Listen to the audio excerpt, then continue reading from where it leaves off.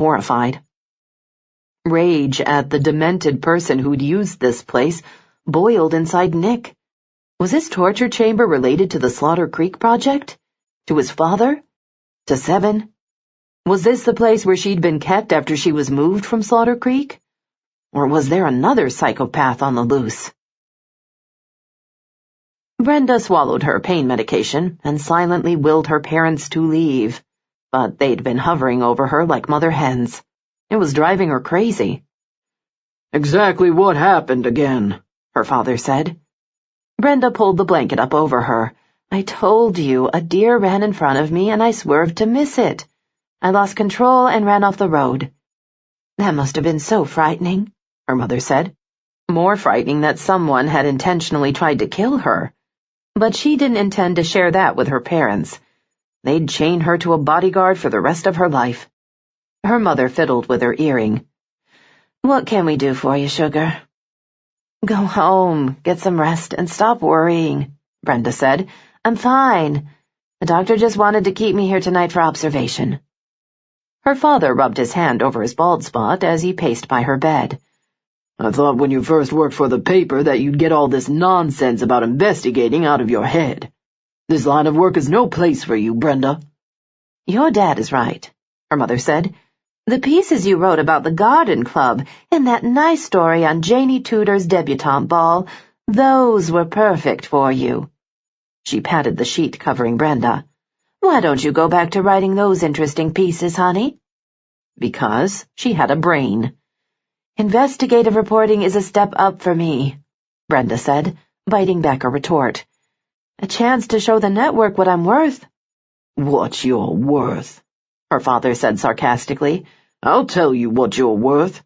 More than that federal agent whose father just about destroyed our community.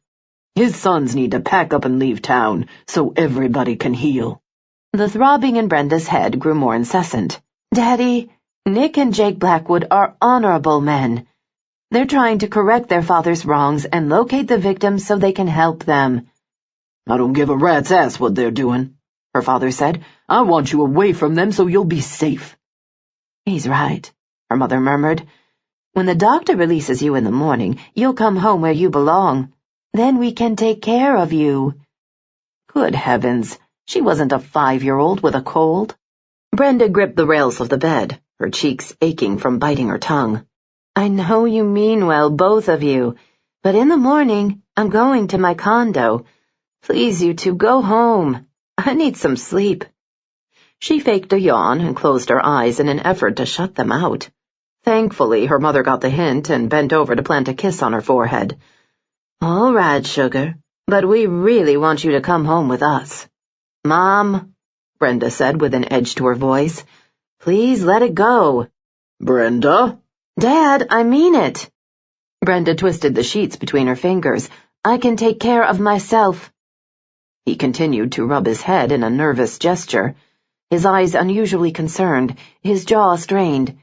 He had always looked so calm when she was young. Now he looked old and worried, as if something deeper was troubling him. The town expressed its shock over the Slaughter Creek Project, and he was probably exhausted from the gossip and anxiety in the community. Then again, maybe there was something he wasn't telling her. "Dad," she said as she looked into his eyes. "What's wrong? Do you know something about Arthur Blackwood or the research project that you haven't shared?" "Of course not." A spark of anger dashed across his face. Then he blew out a breath and took her mother's elbow. "Let's go, Agnes. Brenda needs her rest." Brenda reached for his arm.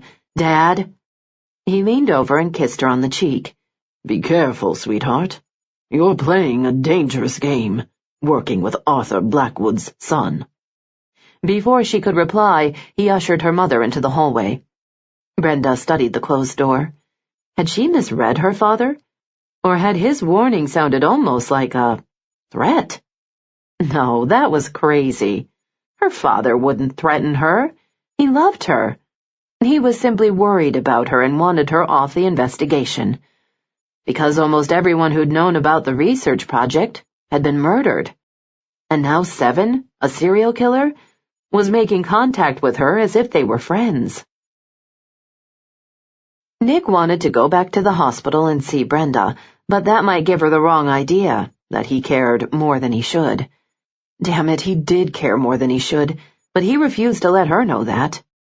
"Call me if they turn up anything," Nick said. "I'm going to visit that rehab facility and see what I can find out." Jake glanced at his watch. "Tonight?" Nick swatted at a fly. "You're right. I'll go first thing in the morning. Surely by then our ME will have an ID on Seven's second victim. And on this poor woman," Jake said, as the CSI team photographed the charred body. Nick wasn't quite as sympathetic. "I hate to say it, but if she had something to do with whoever was shackled and kept here, she probably got what she deserved." The scent of smoke, ash, and burned flesh floated to him in the wind. "Look, Jake, I'll wait here. You have a wife and daughter. Go home to them." Jake's gaze met his. "Times like these, I'm glad I have a family." Nick was more the glass-half-empty type. "And I'm glad I don't. No one to answer to if I don't come home." And no one to worry about getting hurt or losing. Brenda's face flashed in his mind, and relief that she was okay surged through him. Fuck. He had to keep his distance from her. She was getting under his skin in a way that he'd never allowed anyone to. "Thanks. I think I'll take you up on that." Jake shook his hand, then strode back to his squad car. Nick walked past the debris from the fire to the wooden structure housing the stalls, frowning as one of the techs lifted prints from the chains. A female tech sprayed luminol on the chains, and traces of blood glittered in the darkness. "Mercy," she muttered beneath her breath. Whoever was chained obviously cut themselves trying to escape. She used a pair of tweezers to pluck at something caught in the metal. She scraped a sample and held it up to the light. "These look like epithelial cells." "Let me know when you get DNA," Nick said. She nodded, then wiped at her brow with the back of her hand. "There's more blood on the wall of the stall, a significant enough amount to indicate that someone was seriously hurt." Nick examined the section she was referring to. She'd already sprayed the luminol, and she was right. Blood spatter covered half the wall. Nick moved to the next stall, disgusted at the sight of blood on that stall as well. Who the hell had been kept here? And where were they now? Various scenarios pelted him, all disturbing. The perp could have set the fire, then moved the hostages to another facility. If so, why leave the woman to be burned? To keep them from identifying her? Was she a victim, or the psychopath who'd held others captive? Another possibility. The victim or victims had escaped, chained the woman to the pipe, then set the fire and run because she was the monster who'd tortured them. Or the psychopath had murdered the victims and buried them somewhere nearby, then killed the woman and left her in the fire to take the fall. Grimacing, he gripped his flashlight and went to search the property for signs of a grave. Seven scrubbed her arms and hands with the sterile soap to wash away the blood. She'd read somewhere that cutters felt relief when they watched the blood flow from their wrists. But nothing gave her relief, except watching the men die. She searched the news for Brenda's reporting on the story and finally found a short clip. Damn her to hell. She spent only a few minutes at Blind Man's Curve and didn't even describe how they'd found the man. A fiery rage grew inside her. Why wasn't Brenda showing photographs of the bodies? She hadn't mentioned that Jim Logger had been tied up and repeatedly strangled, either. Or that her latest conquest had been dumped in the woods like a piece of trash. Fucking assholes. They deserved everything they'd endured, and worse. Did the police think withholding details from the public would enable them to find her quicker?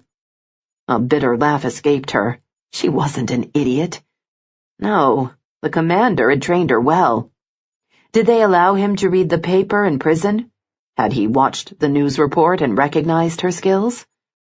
She placed the skin she'd taken in her treasure trove and slipped it inside the wall of the cabin, where she'd carved a nook to hide it. The cops were probably anxious for a suspect. She'd give them one soon. But first, she had to hunt again. She licked her lips, tasting the sweet scent of the man's fear as he took his last breath. Yes, it was time for another man to die. Chapter 17. The next morning, Nick grabbed a cup of coffee at the drive-in donut shop on his way to Angel Mount Rehab. He hadn't slept for thinking about Brenda and her so-called accident. Irritable from lack of sleep, he punched the hospital number to check on her as he wound around the hills. Angel Mount sat on the other side of the mountain. The town had been named after a folk legend about an angel who could be seen in the fog over the ridges on a cold winter's day. Legend claimed that years ago her car had flown over the edge of the overlook, and that you could still hear her screams from the ridge at midnight. Others said that she rose in the mist at dawn, whispering a song about the life ever after, that any time someone died in the valley, you could see her angel wings as she helped guide deserving souls to heaven. The phone buzzed a dozen times before someone finally answered. At least it wasn't one of those aggravating automated machines that sent you through 1,000 disconnected choices. I need Brenda Banks's room, please. Certainly, one moment. The sound of the phone ringing echoed over the line. Once, twice, 3 times. Finally, Brenda picked up. Hello? How do you feel this morning? Like I need to go home so I can sleep. You know they wake you up every hour to check on you. It's ridiculous. Glad you're in a good mood, Nick said wryly. What are you doing? Nick maneuvered a turn, forced to slow when a truck pulled out in front of him. I'm on my way to the Angel Mount Rehab facility. Why are you going there? A man named Darren James worked for the same security company as Logger. I found a card with the address on it in his things. What did he tell you about Logger? Nick debated whether to tell her, but so far she'd kept her word not to disclose information without his permission. Nothing. Darren James is dead. He could hear the sheets rustling in the background. What? I found his body at his place, shot in the temple at close range. I don't understand, Brenda said. If it was 7, why would she shoot him when she strangled her other victims? She didn't kill him, Nick said. It looks like a professional hit. You think this murder has to do with your father and the project? We'll definitely investigate that possibility. Nick slowed into the curve, relieved when the truck in front of him turned down a dirt road. But there's something else Jake found. What? He was looking for abandoned cabins and areas where 7 might be hiding out, and found this place that had recently burned down. There were 3 buildings. The first was a dorm. There were chains next to the metal beds, and a dead woman in the ashes, handcuffed to a metal pipe. Oh my God! Someone murdered her? Nick heard movement and decided she must be out of bed, pacing the room. It looks that way, Nick said, but it gets worse. Worse than leaving someone in a fire to die? Yes. One of the buildings held metal tables and medical equipment, scalpels and shit. There were also stalls with chains covered in blood, and there was blood on the walls. Another room had an underground pit, one where someone had been forced to stay. He paused for a breath. I also found a card from Stark Security. The one where Logger worked? Exactly. Seconds passed. Do you think your father performed experiments at that place too? It's one theory. If things had heated up at the sanitarium, he could have relocated there to avoid detection. A heartbeat of silence stretched between them. Nick. I stayed there half the night with a crime team, Nick said. They collected a shitload of forensics to analyze, and we have the female victim to identify. I'm getting dressed. Pick me up and... No, Brenda, you need to stay in bed. I'm fine, Brenda argued. I want to help. No, you're not fine. Now cut yourself some slack and trust me to do my job. I do trust you, Brenda said softly. That trust did something to him, stirred emotions he didn't want to have. He disconnected the call just as he reached the ridge where Angel Mount was located. A silver angel was perched on the front of the stone building, a fitting mascot, given the facility's name.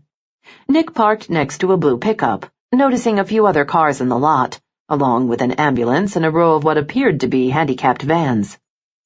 To the left, walking trails wove through a garden area, park benches set along them for resting or relaxing. 3 other buildings were connected to the main one through covered breezeways. Wind swirled dried leaves around Nick's feet as he made his way to the front door. When he entered, a perky blonde sat at a receptionist desk facing him. He glanced past her to what was obviously a therapy area housed with workout machines, bars, and exercise balls. Smaller rooms for individual therapy flanked this space, equipped with tables and relaxation tapes. The whir of machines, voices, and the grunts of a young guy gripping bars as he struggled to walk mingled with chatter from two men in wheelchairs in the far corner. "Hi, I'm Teresa. Can I help you?" the receptionist asked. Nick offered her a smile, then introduced himself and flashed his credentials. "I understand that a man named Darren James came here for therapy." I don't know. I've only been here a couple of weeks, but let me ask Jose. He runs the center." She bounced up from the seat and dashed over to speak with the men in wheelchairs. Nick was surprised when the Hispanic man rolled over to him. "I'm Jose. You're asking about a patient?" "Yes, sir," Nick said. "A man named Darren James. What can you tell me about him?" Jose rubbed a hand over the back of his neck. "I'm afraid I can't discuss my patients with you. Why are you asking about him?" "Because he's dead," Nick said bluntly. Jose's eyes widened. "What happened?" "He was murdered. So anything you can tell me about him might help us find his killer." Jose massaged his thigh. "What do you need to know?" "What brought him here to the rehab facility?" "He had a head injury when he first returned from Afghanistan, and a shattered ankle. But he also had emotional issues." Sounded like Logger. "Did he come for treatment voluntarily?" "The physical therapy, yes. The counseling he balked at." Jose's face grew pinched. "Finally, I convinced him to join one of the support groups for vets. I thought he was doing better, having fewer panic attacks, dealing with his anger issues. He seemed excited about returning to work." "Where did he work?" Nick asked. "Some kind of security company. He said he couldn't talk about it, that he had to sign a confidentiality clause." Nick arched a brow. "Did he have any family?" "No, that was the shame of it. His mother died of cancer while he was deployed. He didn't even get to attend the funeral. That would do hell to a man." Nick removed a photograph of Jim Logger from his pocket and showed it to Jose. "Do you recognize this man?" "Yeah, that's Jim. I believe Darren told him about the job. Got Jim pumped up, thinking about his future." So the two men were connected through both the rehab facility and the security company. Jose's brows furrowed. "Don't tell me Jim's dead too." "I'm afraid so," Nick said quietly. Jose mumbled a shocked word. "Did the same person kill them?" "That's what I'm trying to figure out." Nick removed his phone from the clip at his belt, retrieved the photo of the dead man in the woods, and showed it to Jose. "How about this man? Was he a patient here as well?" The picture was grainy and dark, the man's face a muddy gray, his features distorted. Jose took a few minutes to study it. "I don't recognize him." Hell, he'd hoped to find a common thread between the three men. Then again, there might be one. The security company. Both Logger and James had worked for it, and the company might have serviced that compound where the woman had been burned. Brenda wanted to be working, but the doctor insisted she rest, and her parents had practically forced her to go back to their house for the night. No amount of arguing had convinced them that she would be safe, left alone with a concussion. "You can stay in your old room. It'll be just like it was when you were little," her mother said, as she plumped the pillows on the white iron bed where Brenda had spent her youth. Brenda crawled in bed and played nice, but she felt like a prisoner. "Thanks, Mother. I am tired. I think I'll take a nap." "Of course." Agnes's diamond earrings twinkled in the sunlight streaming through the shears. "Call me if you need anything." In a rare emotional moment, her mother paused and brushed back her hair, tears in her eyes. "I know you're independent, honey, and you don't want me hovering, but I couldn't stand to lose you." She sniffed. "I may not be the best mother, but I've tried." Brenda's throat swelled as déjà vu struck her.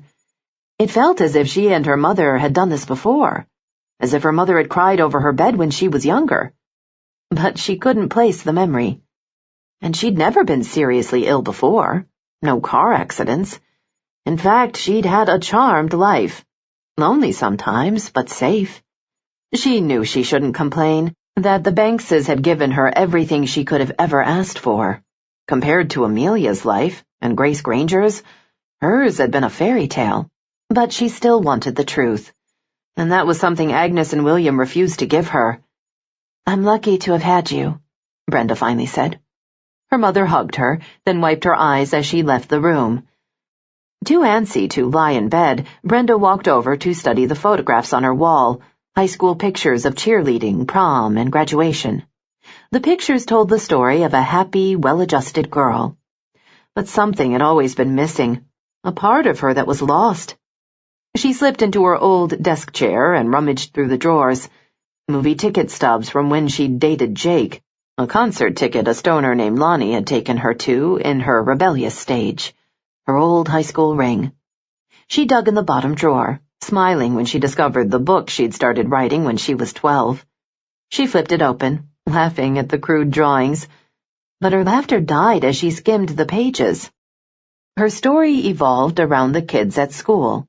Amelia. She'd described how crazy Amelia was, that Amelia had an imaginary friend named Bessie. Little had they known then that Bessie was an alter personality triggered by Arthur Blackwood's mind control techniques. Another page showed a crude sketch of Grace Granger, annotated with Brenda's observations of the troubled girl. Then there was one of Joe Swooney. Regret filled her for the nasty way she'd depicted them, not knowing what she knew now, that they had all been victims of horrific abuse. An idea began to percolate, and she grabbed a notepad and began to sketch out her thoughts. She would do individual pieces on the victims, as she'd planned, and she would title the series The Slaughter Creek 7. Even if she couldn't investigate with Nick this afternoon, she could start on these profiles. She picked up the phone to call Grace Granger's mother. She would start with Grace, and she would finish with 7.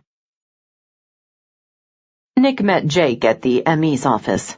Dr. Bullock introduced them to his assistant, a 30-something brunette named Dr. Carrie Culpepper. "I like bugs. She lacks bones," Bullock said with a cheeky grin. Nick simply nodded in response while Jake chuckled. "Since you two keep shoveling the bodies in here, I called in reinforcements," Bullock said.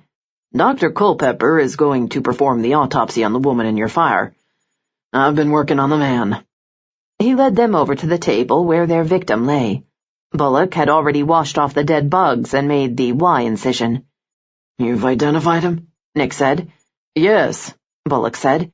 "Since your first victim was in the military, I took a chance that this guy was too, and searched those records. His name was Sergeant Luther Mason." Bullock scowled. 35 years old. Also a man who worked out, although his liver indicates he was a heavy drinker. "Talk screen?" Nick asked. "Rohypnol in his system." Jake cleared his throat. That suggests our victim didn't go with the unsub willingly." "The drug definitely helped him along," Bullock said, "but there's no trace evidence of fluids from the female." He picked up the guy's wrist and pointed to the rope burns. "Just like Lager, he was bound, hands and feet." He rolled the man sideways. But unlike Lager, this guy sustained whip marks on his back. "She's escalating," Nick said, "becoming more violent." "Either that or this kill was more personal," Jake said. "Maybe this guy hurt her before." Bullock nodded. "That fits with the degrading way she left his body in the woods." "Sergeant Mason," Nick said, addressing the dead man, "did you work for the same security company as Lager and James?" And if he had, what had those men done to 7? 7 arranged the dolls in the child-sized chairs around the table. They were beautiful dolls, each with her own hand-painted porcelain face. Each different, unique, just waiting for a little girl to love her. Cora with the dark ringlet curls and baby pink lips and dress made of blue satin. Amber with the golden blonde strands, sea green eyes, and burgundy ball gown. Tamara, with hair as red as leaves in the fall and an emerald necklace that showcased her white wedding gown. Tears blurred Seven's eyes as she placed a china cup in front of each of them. "You're too old for dolls." But now that she was free, she would have them. Images of her childhood taunted her, and she squeezed the teacup so tightly that it shattered. Seven watched the little girl on the street skipping rope and laughing. Her friend, a chubby girl with red hair and freckles, hugged her doll to her. The happy little girls didn't belong in this neighborhood, not where he lived. Oh, he acted like he loved little children, but that was a trap. Love wasn't supposed to hurt like that. What if he hurt one of these little girls? She shivered, her knees knocking together. She was scared, lonely, still hurting from the latest beating by the commander, this one because she'd failed another one of his tests. They were standing at the edge of the schoolyard, where kids were playing tag, riding the teeter-totter, and swinging. She could see more kids inside, building with blocks and painting with their fingers and playing dress-up. One tiny blonde held a baby doll to her. "I want a baby doll like that," Seven said. The commander gripped her hand. "Soldiers don't have dolls." "But I don't want to be a soldier." She stomped her foot. "I wants a doll." He slapped her so hard she stumbled backward. Then he dragged her toward the hole. "Sit in there, and then you'll forget about dolls." "No," Seven cried. "I don't like the dark." But he shoved her in that deep dark hole where all the bad kids went. Then the metal lid clamped shut, and the light went away, and she couldn't breathe or see or hear anything at all. Chapter 18. "Come on, baby girl. We have to get moving." Brenda's chest hurt too bad to move. She didn't like the places Mama took her. The dark alleys where men smelled like smoke, and that stinky brown stuff they had in their brown bags. But Mama dragged her along behind her. "I'm sick," Mama said. "He's got stuff that'll make me feel better." Mama smelled too, like sweat and dirt and some kind of smoke that smelled funny and made her head hurt. "Please, Mama," Brenda said. "I don't feel good." Her head hurted, and she started coughing. Coughing so bad she spit up gunk in her throat. Her legs felt rubbery too, and she was shaking. Cold one minute, burning up the next. "We'll rest after I get my stuff," Mama said in a low voice, because they were walking past one of the police that Mama said was a bad person. The streetlights from the stores were shutting off now, the cars passing by as if they couldn't see them. Mama made sure no one did. They hid behind the corners of the buildings, else the popo, that was what Mama called the police, else the popo runned after them. They would take her away from Mama if they saw her, Mama said. Mama tugged her hand, and Brenda stumbled. Only her feet didn't want to move, especially toward that street. Two big, mean-looking men were huddled around a garbage can they'd lit a fire in. Her legs gave way, and she sank onto the dirty street by a dumpster that stank like rotten food. The world looked fuzzy now, the lights spinning so fast the world looked blurry. She started shaking harder, and the smell was so bad that her stomach started rolling.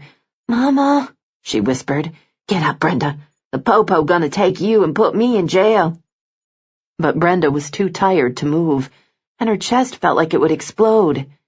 "We'll find something to eat soon as I get my stuff." The mention of food made Brenda's stomach hurt more. She started coughing again, coughing so bad that she throwed up. "Good Lord," Mama said. "Just wait there. I'll be right back. Then we'll find a place for you to lay down." "Don't leave me, Mama," she whispered. But the sound didn't come out, and then her Mama was gone, and she was heaving on the street, choking on her own spit, and feeling like she was going to tumble right over into it. She heard screaming from down in the dark alley, and something that sounded like a balloon pop, then more running. She blinked back the tears running out of her eyes. Then she hunted for her Mama in the dark, but she didn't see her anywhere. More tears leaked down her face. Then the world tilted again, and she fell backward against the dumpster. She wanted to find her Mommy, but her head hurted too much, and her eyes were stinging, and she was coughing again and shaking so hard that her head banged against the metal trash can.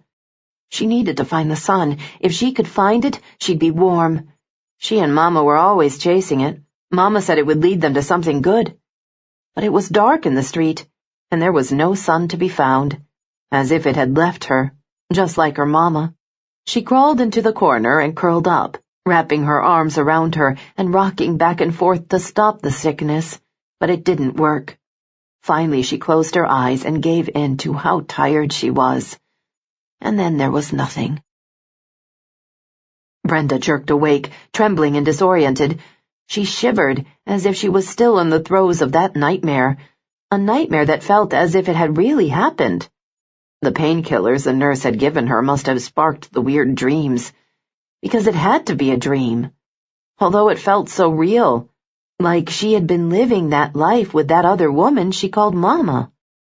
A deep, gut-wrenching loneliness filled her, making her ache all over. As much as she told herself that she hadn't been that little girl, that she'd been raised in the lap of luxury by Agnes and William, she couldn't shake the feeling that maybe she had known that little girl and her mother. A soft knock sounded on the door, and Agnes poked her head in. "You okay, honey? I thought I heard you crying." Brenda shoved her hair from her face. "Just a strange dream." "What happened?" Agnes asked. Brenda sighed. "I dreamed I was with some homeless woman, a junkie. She was dragging me behind her while she went hunting dope." Agnes's face grew pinched, a look she'd tried to eliminate from her facial expressions because she claimed it aged her. "Must be the medication they gave you in the hospital. It'll do strange things to your mind." Brenda nodded and waited until her mother closed the door, then climbed from bed and headed into the bathroom to shower. She couldn't afford to lie in bed all day while Nick investigated without her. A murderer was out there hunting her next victim, and she needed to stop her. Nick called a meeting of the task force to review the details they had uncovered so far. Jake, Deputy Waterstone, Agent Hood, Dr. Bullock, and his assistant, Dr. Culpepper, along with Lieutenant Madison, the lead officer in the crime lab.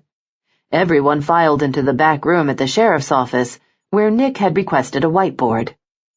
"I thought it might be helpful if we review what we have so far, and see if anyone has a theory or finds connections we've missed. Time is of the essence. Our unsub is probably already looking for her next victim."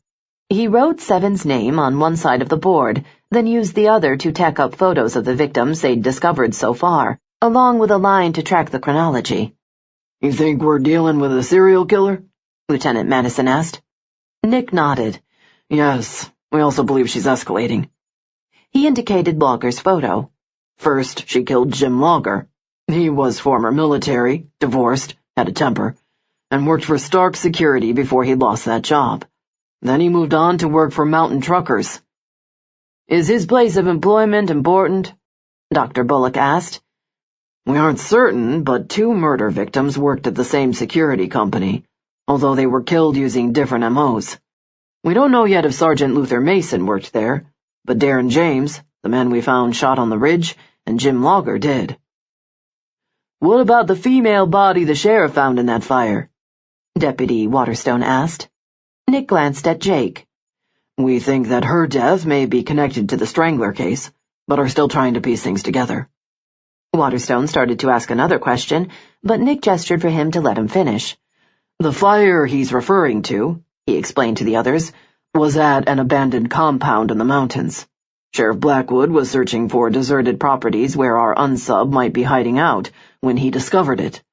Evidence from that scene indicates that at least 2 people were held and tortured at the facility." He pointed at the photographs of the compound. "This building that burned down had bedrooms and a common area. This woman," he gestured toward the photograph of the dead woman who'd been chained to the pipe, "died in the fire." He tapped the next photos of the other 2 outbuildings. "These 2 buildings held medical equipment, as well as a pit that had been dug in the ground, where we believe whoever held these victims punished the captives." "What does this have to do with our serial killer?" Deputy Waterstone asked. Nick rubbed his chin. "We'll hear from Lieutenant Madison about the forensics, but our theory is that this place was an extension of Commander Blackwood's research project, possibly where he kept the two subjects we haven't located yet. One of those we believe to be Seven, the woman we suspect murdered Logger and Mason. Do you think she killed Darren James? Lieutenant Madison asked.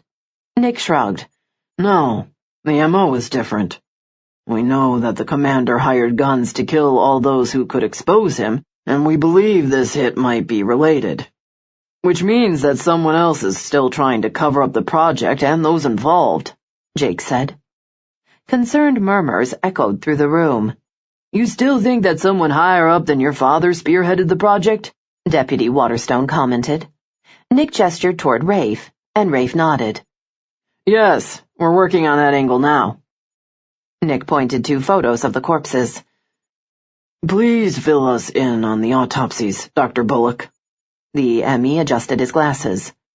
Sergeant Luther Mason died of asphyxiation due to repeated strangulations, just as the first victim, Jim Logger, did.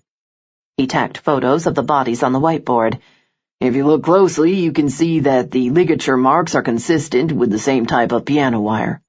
The pressure and length of the wounds also indicate they were inflicted by the same person. We know that the unsub chose to leave the bodies in different locations, and that the second victim was left in the woods, Nick said. He also sustained whip slashes on his back. The S&M might have been consensual, but the drugs in his system indicate he may have been coerced. The manner in which he was left suggests that the unsub is escalating, and that the crime was more personal. That she was angry, either at him or at the circumstances of her life, and that she blames the victim. Which brings us to Darren James, Special Agent Hood said. He was shot at point-blank range, execution style. Definitely not the same killer. Lieutenant Madison spoke up. Actually, about the forensics we found at the compound. The blood spatters we collected in the stalls where victims were held belonged to a male. No female samples? Nick asked, surprised that Seven's blood hadn't been present. He wanted to know her real name. Then again, Amelia claimed the commander had assigned them numbers, not names. So how had Seven come to be involved in the project? Had her family sent her to the sanitarium for treatment, as Grace's, Joe's, and Amelia's families had? Madison shook his head.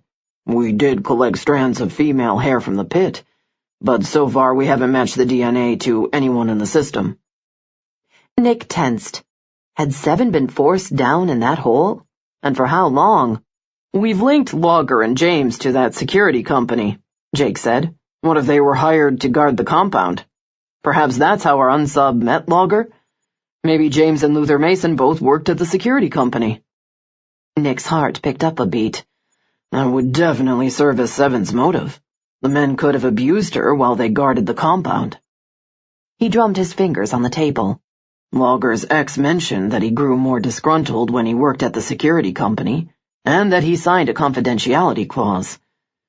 Maybe he was struggling with what they were doing. Nick turned to Dr. Culpepper. What about the woman who died in the fire? Dr. Culpepper gestured to the whiteboard. We identified the burn victim as the 53-year-old Mildred Hoppinger. She pointed at the woman's left temple. She suffered a contusion that was the result of blunt force trauma pre-mortem. So someone knocked her unconscious, then handcuffed her to the pipe and left her to die in the fire, Nick said. Or was she dead before the fire started? Jake asked. The actual cause of death was smoke inhalation, but there's something else, Dr. Culpepper said. All her fingers were broken. Nick chewed the inside of his cheek. All of them. She gave a quick nod. That has to be significant. It doesn't fit Seven's MO, Jake commented. Perhaps she was another Miss Letty, Nick suggested. The commander hired her to guard the captives. Dr. Culpepper nodded. She did serve in the military 25 years ago. How do we know she's not one of the subjects of the experiment? Special Agent Hood asked. Jake listed the names of the subjects they had confirmed so far. Her age? All of the subjects are now in their 20s. This is my working theory right now, Nick said. I think our unsub, 7, was held, along with at least one other subject in this compound. According to the timing of the fire, it's possible that the commander's arrest triggered Seven and the other subject to break out of the compound. He gestured toward the burn victim. They left her to die because she kept them locked up, and because she was an accomplice to the abuse and torture inflicted on them. Deputy Waterstone removed his hat and scraped a hand through his hair. So you're saying that we have two psychos loose, not just one? Nick tasted grit in his mouth as he swallowed. I believe so. At this point, we don't know if 6, the subject unaccounted for, is dangerous. 7 killed Walger and Mason. But a hired hitman killed Darren James, Special Agent Hood said. That would account for the difference in the M.O. Jake stood. Correct. If the commander didn't order the hit, then whoever his accomplice was ordered it. And the bastard still wasn't talking. Then who ran Brenda off the road? Deputy Waterstone asked. The psycho strangler or the hitman? Nick stiffened, the image of Brenda in that hospital bed taunting him. Good question. I don't think it was 7. She's sending messages to Brenda to gain publicity. If another subject escaped with 7, he has no reason to go after Brenda either. But somebody did, Jake said. Maybe because they thought she was getting too close to 7. Nick contemplated that suggestion. That was possible. But Brenda had shared everything she'd learned with him, hadn't she? Unless she knew something about 7 from her stay at the sanitarium, something she was hiding. 7 had known he would come. She knew his weaknesses, his penchant for tawdry affairs, solicitous women, his secret desires. Desire he kept well hidden from the press.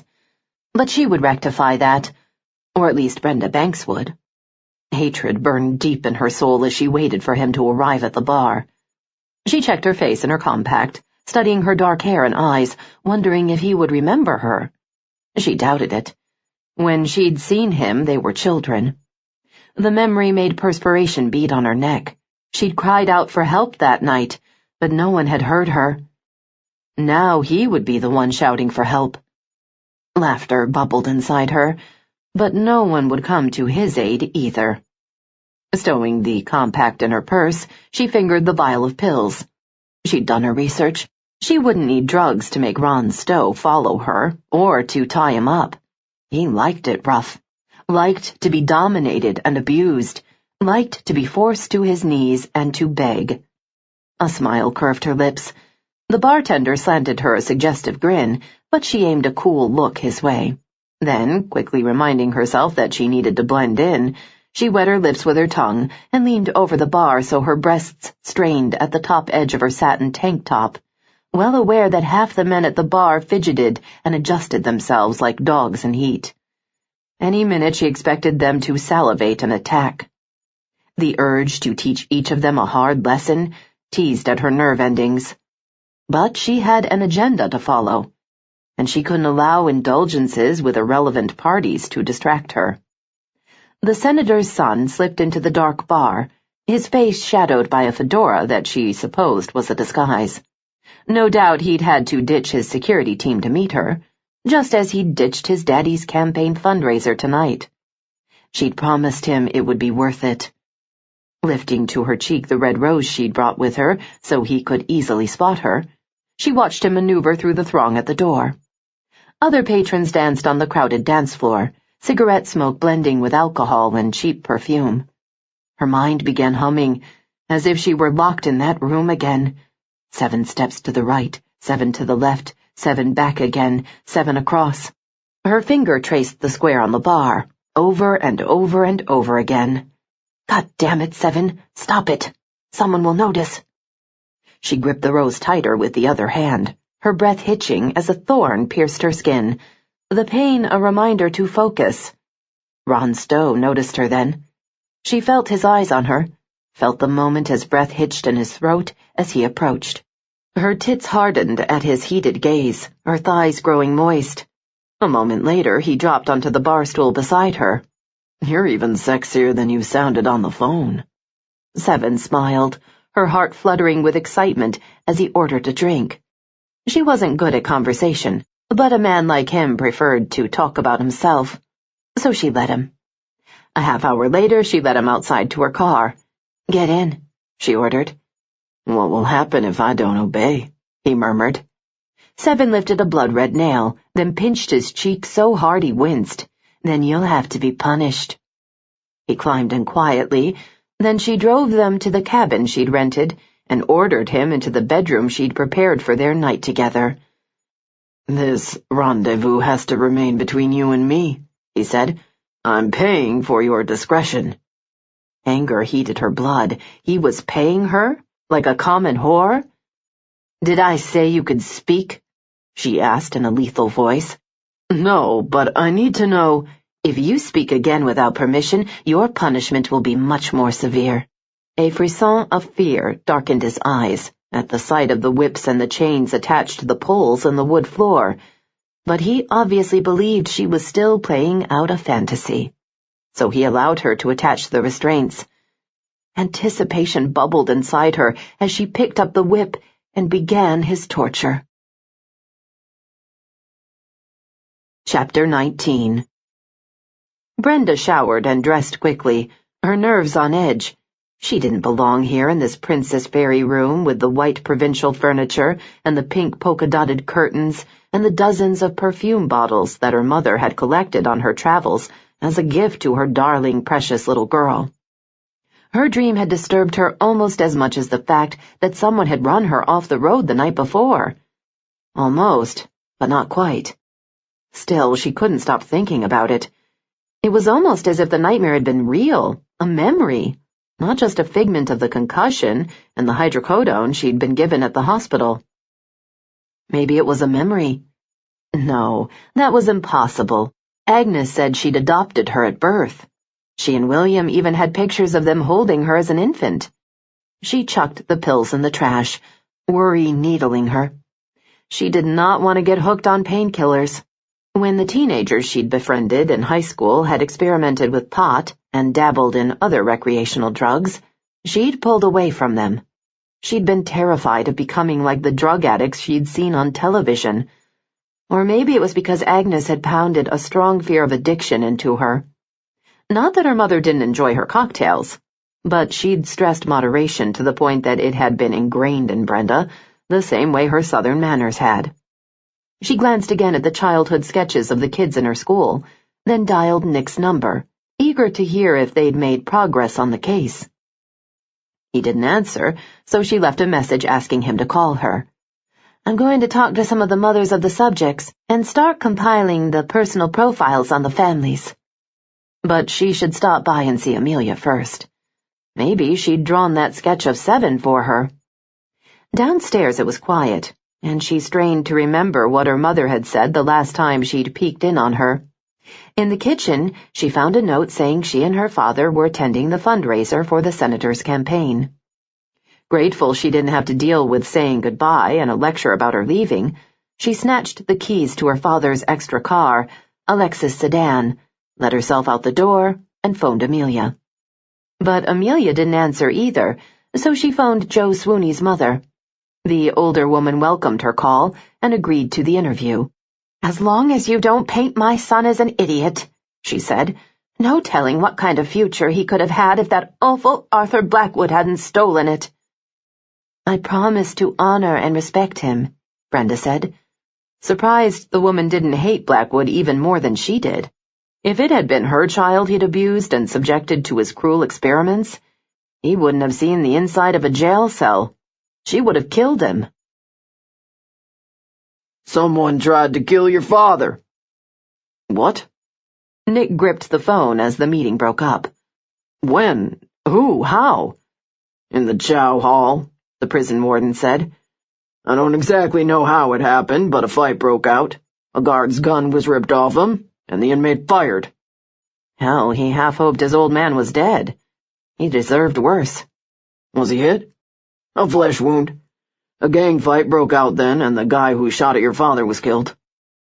Something about the scenario nagged at Nick. Stabbings and gunfights were the norm in maximum security prisons. But if this inmate had targeted Blackwood because of his Slaughter Creek crimes, someone might have put him up to it. Not that most of the town didn't hate his father, or have reason to want him dead. "We isolated him for now and are looking into the matter," the warden said. "Did the commander have any interaction with this inmate? An altercation, maybe?" "Not that I know of, but of course we'll investigate the situation." "Has he received any mail or visitors?" "We're still examining the mail, same as before. Hate mail, love letters. People are so fucked up." "Give me all the information you can on this inmate," Nick said. "I want to know everyone and anyone he had contact with in the last 3 months. Check his snail mail, phone calls, and visitors. If someone paid him to kill my father, I want to know who the hell it was." "All right," the warden said, "but you know your father isn't exactly popular in here. He's ranked with the worst." The pedophiles, Nick thought, because his father was a child predator. Now that someone wanted to silence him, maybe his father would finally talk. Nick hung up, then explained the situation to Jake and Agent Hood. "You think whoever was behind the project is afraid Blackwood will talk?" Agent Hood asked. Nick hissed. "Maybe. They certainly went to a lot of trouble to keep it quiet before." "I'll follow through on his mail and the visitor log," Hood offered. "I'll question the inmate's cellmate," Jake said. "Maybe someone inside the prison knows what's going on." "We'll go together," Nick said as he jangled his keys. "Hopefully, now that his own ass is on the line, the commander'll talk." But Nick remembered the cold lessons his father had taught him about surviving interrogation tactics when he was a child, and he doubted it. Still, they had to try.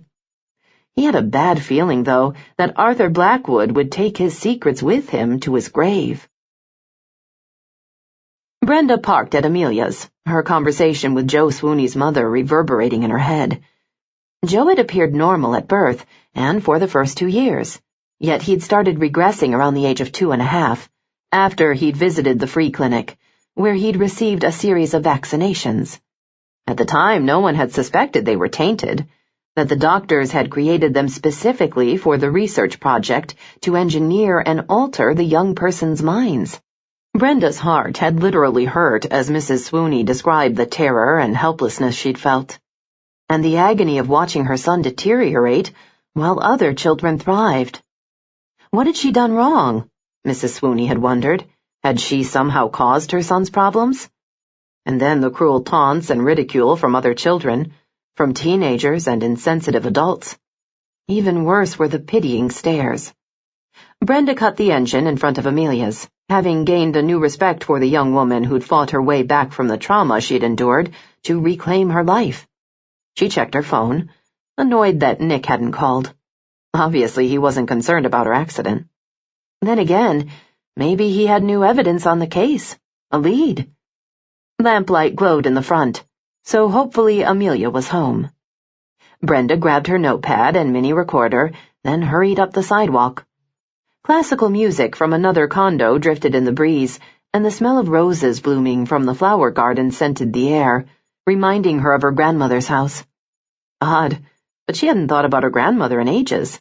Agnes's mother had been harsh and rigid the few times she and her mother had visited, so much that finally Agnes had stopped going to see her.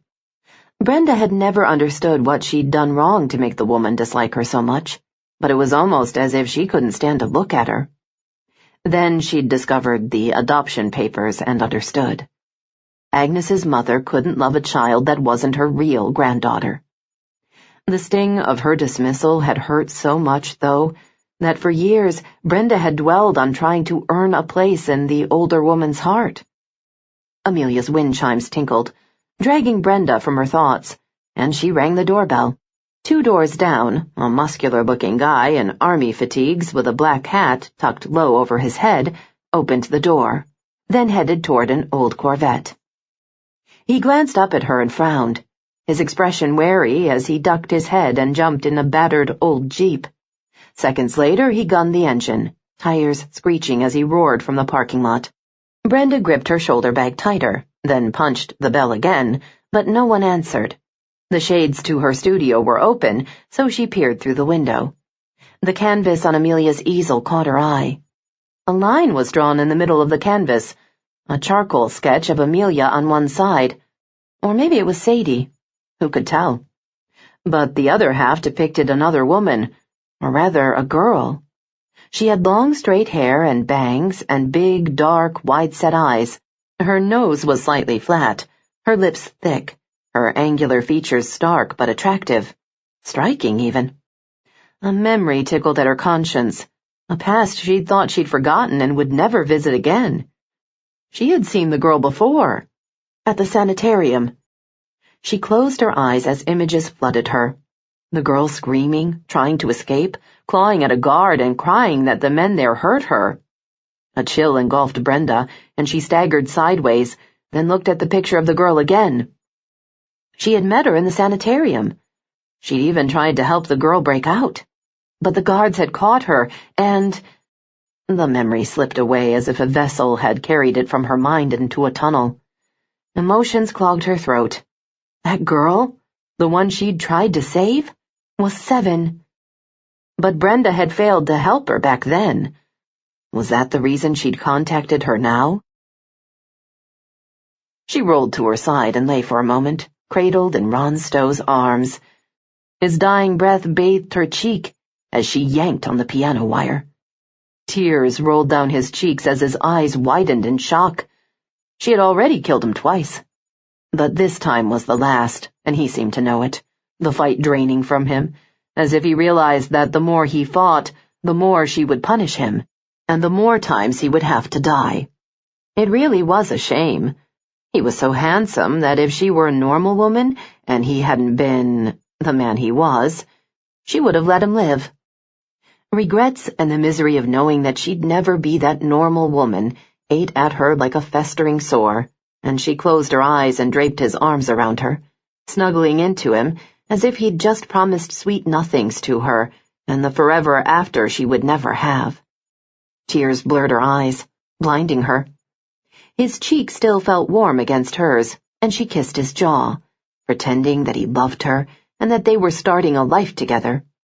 But the blood from his cheek smeared against her own, and his hand felt cold and was growing stiff, reminding her that forever after and love and family would never happen for her. She had been born bad. Hadn't the commander pounded that into her brain enough times for her to accept it? Back to the hole. His voice tore through the haze of her fantasies, and she felt like that little girl who'd wanted dolls and dresses, and to play with the other little girls when they jumped rope in the street, and to have Christmases with real trees and ornaments and presents and hugs from people who loved you. But there was no love for girls like her. No forgiveness or holidays or light. Only shadows and punishments and darkness. Great gulping sobs racked her, the body next to her growing stiffer and colder with every second, just as she imagined her mother's body had done before she'd left her with the commander.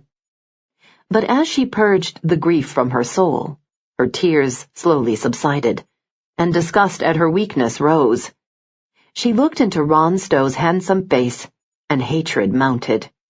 He could have helped her, just as Nick and Jake Blackwood and Brenda Banks and all the others who'd stood by and done nothing could have.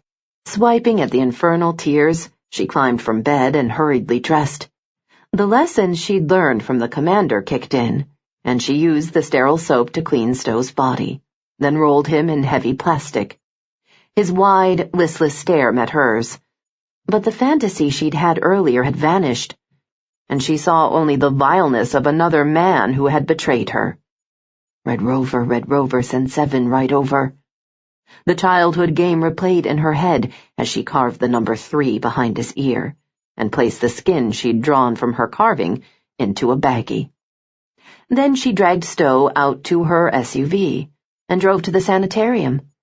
She knew the guards' schedule when they made their rounds, knew visiting hours had long come and gone, knew that half the safety lights in the parking lot didn't work, and that the shift change for employees was still 3 hours away, that the security cameras in the south side of the parking lot were broken. Angry at herself for her emotional outpouring, she made quick work of dumping the naked body. She checked to make sure no one was watching, then propped him against the sign for the hospital. Let the residents of Slaughter Creek wake and see what their children had become because of them. Chapter 20. Brenda tossed and turned all night, images of the sketch Amelia had drawn of Seven taunting her. She tried to piece together the disjointed memories of her short stay at the sanitarium, but they were clouded with fear.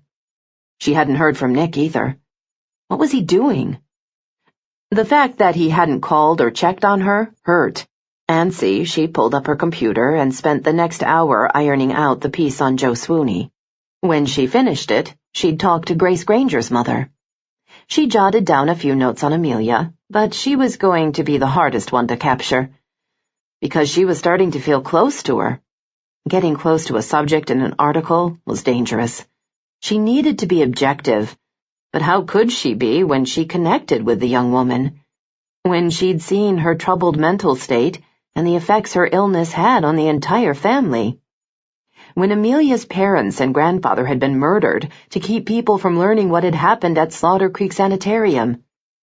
Maybe Brenda couldn't be detached, but she would still write Amelia's story. Helping the town to understand Amelia would soften criticism and prevent more gossip. She started the piece twice, but couldn't find the right opening line. Frustrated, she studied the childhood journal of the kids at school that she'd found at her parents' house. An opening line teased at her mind. Who am I? No, she scratched that out and wrote, Searching for Amelia. The quest for the truth about her identity fit Amelia and the other victims, and it was a topic most individuals could understand. She certainly could. Hadn't she been struggling to find her own identity all her life? To feel like she belonged? Amelia's psyche had split into 3 personalities, a manifestation of the abuse the research experiment had inflicted on her. She spent the next half hour writing what she knew of Amelia's life, and realized she needed to talk to Sadie to verify the details. She also needed her approval, since Sadie guarded Amelia like a mother bear protecting her cub. If Brenda had a sister, she would protect her too. Her cell phone buzzed, and she automatically tensed. It was barely morning. It couldn't be good. She reached across the bed and snagged her phone from the nightstand, tensing as she read the text. There once was a girl who was mad, because nobody cared she was sad, so she took them to bed and made them all dead, so everyone would know they were bad. Nick's head had just hit the pillow when his phone trilled. He had set the ringtone to alert him who was calling, and the bluesy jazz tune indicated it was Brenda. Blues and jazz because the music sounded sultry and sexy, just like her. He glanced at the clock. 5 a.m. It couldn't be good news. The ringtone started again. Or maybe she was just pissed that he hadn't returned her calls. But hell, he was doing his job. And he hadn't liked the desperate worry that had clawed at his gut when he'd heard about her accident. Better to distance himself. The phone trilled again, and he reached for it. It's Nick. I just received another text from Seven. What does it say? The idea of sleep fled as Brenda read him the limerick. It sounds like she's killed again. But she didn't tell you where she left the body? No. Brenda sighed. Not a clue. Nick's phone beeped that he had another call. Hang on, Brenda. Jake's calling. He didn't give her time to reply. He hit the connect button. Sorry to wake you, Jake said. You didn't. I was on the phone with Brenda. She heard from the unsub? Yes, how did you know? The director of the sanitarium just called. A body was dumped outside the building at the welcome sign. Jesus. It's bad, Nick. We have an ID this time. Cold dread curdled in Nick's belly. Who is it? The senator's son. Ron Stowe. Nick released a string of expletives. Brenda knows him. She does? Yeah. Nick sighed. Have the senator and his wife been notified? I called them before I phoned you. I was afraid someone at the mental hospital would spread the word before he and his wife heard. All right, I'll meet you at the crime scene. They disconnected, and he clicked back to Brenda. Jake found the body? Yes, Brenda. I hate to tell you this, but the victim was Ron Stowe. Brenda gasped. Oh my God, Nick. Are you sure? Yes, Jake's already informed the parents. Nick yanked on a shirt, his jeans, socks, and boots. Ron was supposed to be at his father's campaign fundraiser last night, Brenda said in a strained whisper. Looks like he didn't make it, Nick mumbled. Come and pick me up. I'm going with you. Brenda. If you don't, I'll drive myself. He pulled at his chin. She shouldn't be driving after her accident. Fine. I'll be there in a few minutes. Nick grabbed his weapon and jacket and rushed outside. The chill of the morning air hit him, but it invigorated his sleep-deprived brain. During the short drive to Brenda's, he debated on how to extract her from the investigation. But the moment he arrived and saw her dressed and ready to go, bruised face and all, he realized that any attempt would be futile. Brenda deserved this story. Seven had chosen her to cover the murders. The pre-dawn lights streaked her face in shadows, her complexion pale, making the bruises look even more stark. Brenda, you should stay home and rest, he said, as she opened the car door. She shot him a look of disbelief. Your unsub wants to see me covering this story, and I'm going to do it. Look, he said, the urge to stroke her cheek hitting him. Damn it. He didn't like the fact that someone had hurt her. He liked even less that he cared that someone had hurt her. I admire you for standing up for yourself, for chasing the story and wanting to help. But it's dangerous. Someone's already tried to kill you. We don't know that, she said. Seriously, the driver of that car could have been drunk. Or a bunch of out-of-control joyriding teenagers. You don't believe that, and neither do I. Brenda rubbed at her forehead, reminding him that she'd had a slight concussion the day before. Brenda, please go back inside and go to bed. I can't, Nick. Her voice cracked. I have to see this story through. Nick's gaze met hers. How well did you know Stowe? A fine sheen of tears glittered in her eyes, making him wonder if they'd been closer than he realized. He didn't like that idea either. We met at my parents' dinner party the other night. She wiped at her eyes. I don't understand why Seven chose him. He never worked at that security company. Good point, Nick said. He dragged his gaze from her battered face before he could pull her into his arms and comfort her. But as he drove, her question plagued him. He'd seen photographs of the senator and his son. Ron Stowe was a ladies' man, a politician's son. And she was right. He'd never worked for the security company where Logger and Darren James had been employed, which meant they might be wrong about the victimology. Either that or Seven was all over the place with her M.O., and she was choosing victims at random, which would make it more difficult to find her. Brenda battled her emotions as they drove toward the sanitarium. If she'd attended the fundraiser with Ron, would he still be alive? Her phone buzzed, making her jump, but it was her boss, so she answered it. I'm on my way to the crime scene now. I already called Lewis. He's meeting me there.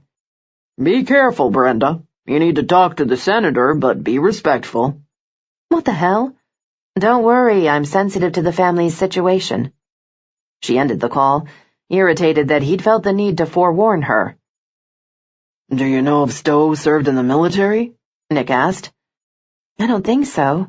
I've researched the family and there's no record that he did, although his father served in the Marines years ago.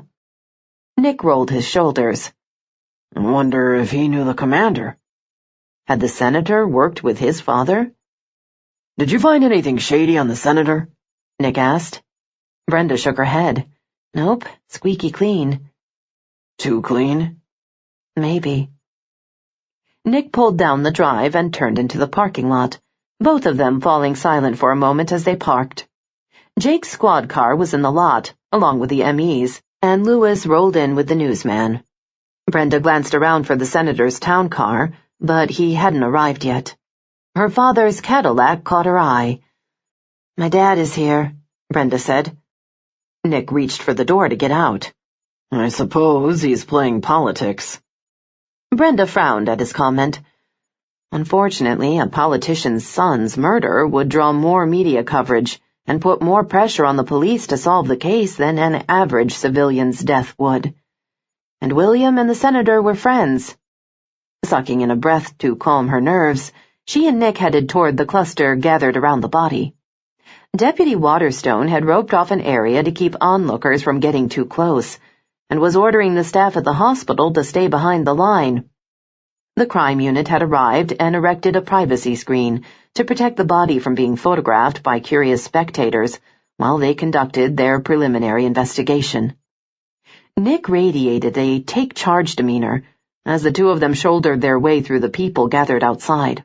2 crime techs were snapping pictures, while 2 others canvassed the crowd for witnesses. Jake stood in a conversation with Brenda's father.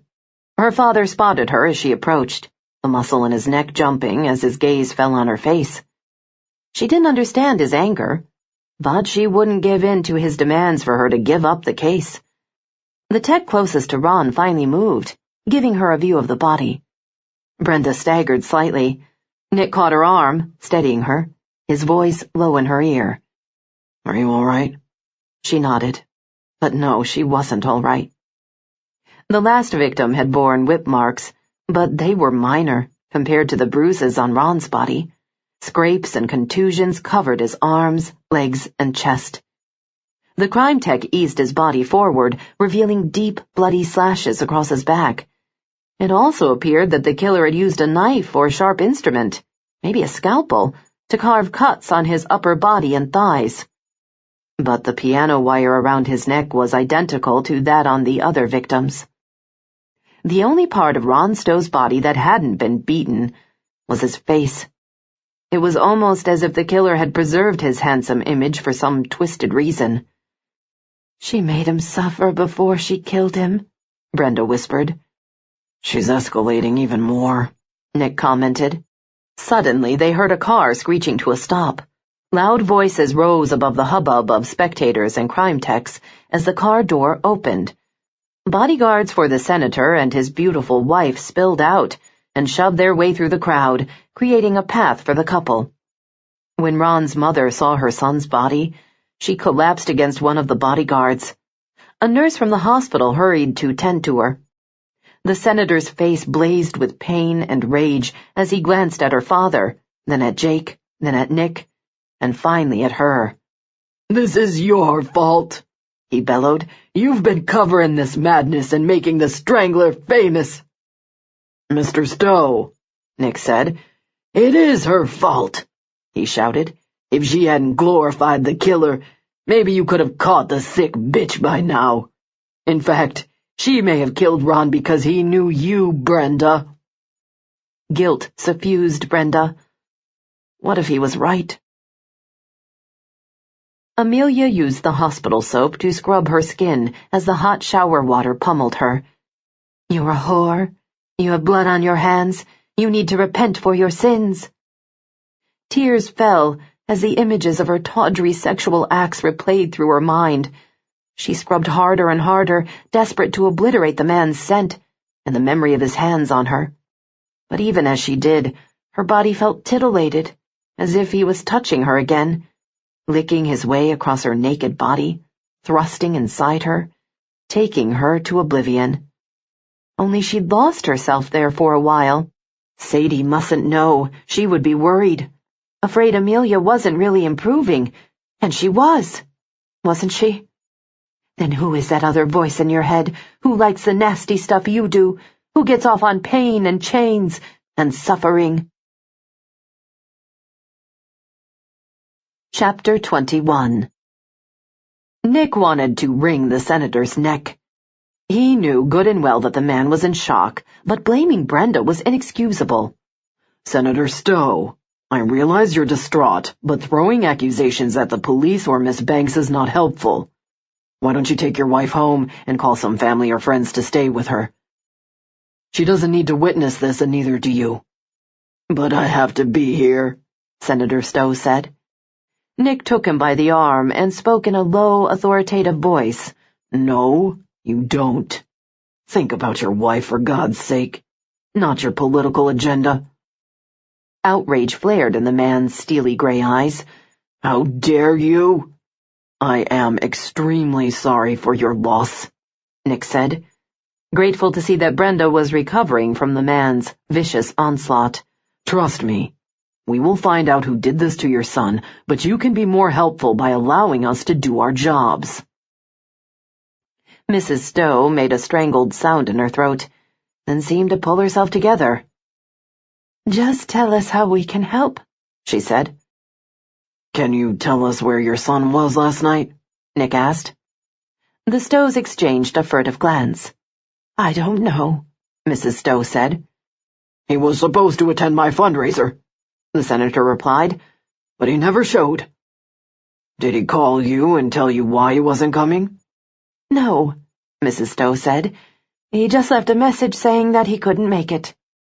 "Was it unusual for him to miss a function like that?" Nick asked. Another exchanged look between the couple. "No," the senator finally said. "He liked politics, but he liked his personal life more." Mrs. Stowe wiped at her eyes. "And we didn't pry." Brenda's father approached, his brows furrowed. "I'm so sorry, Stan."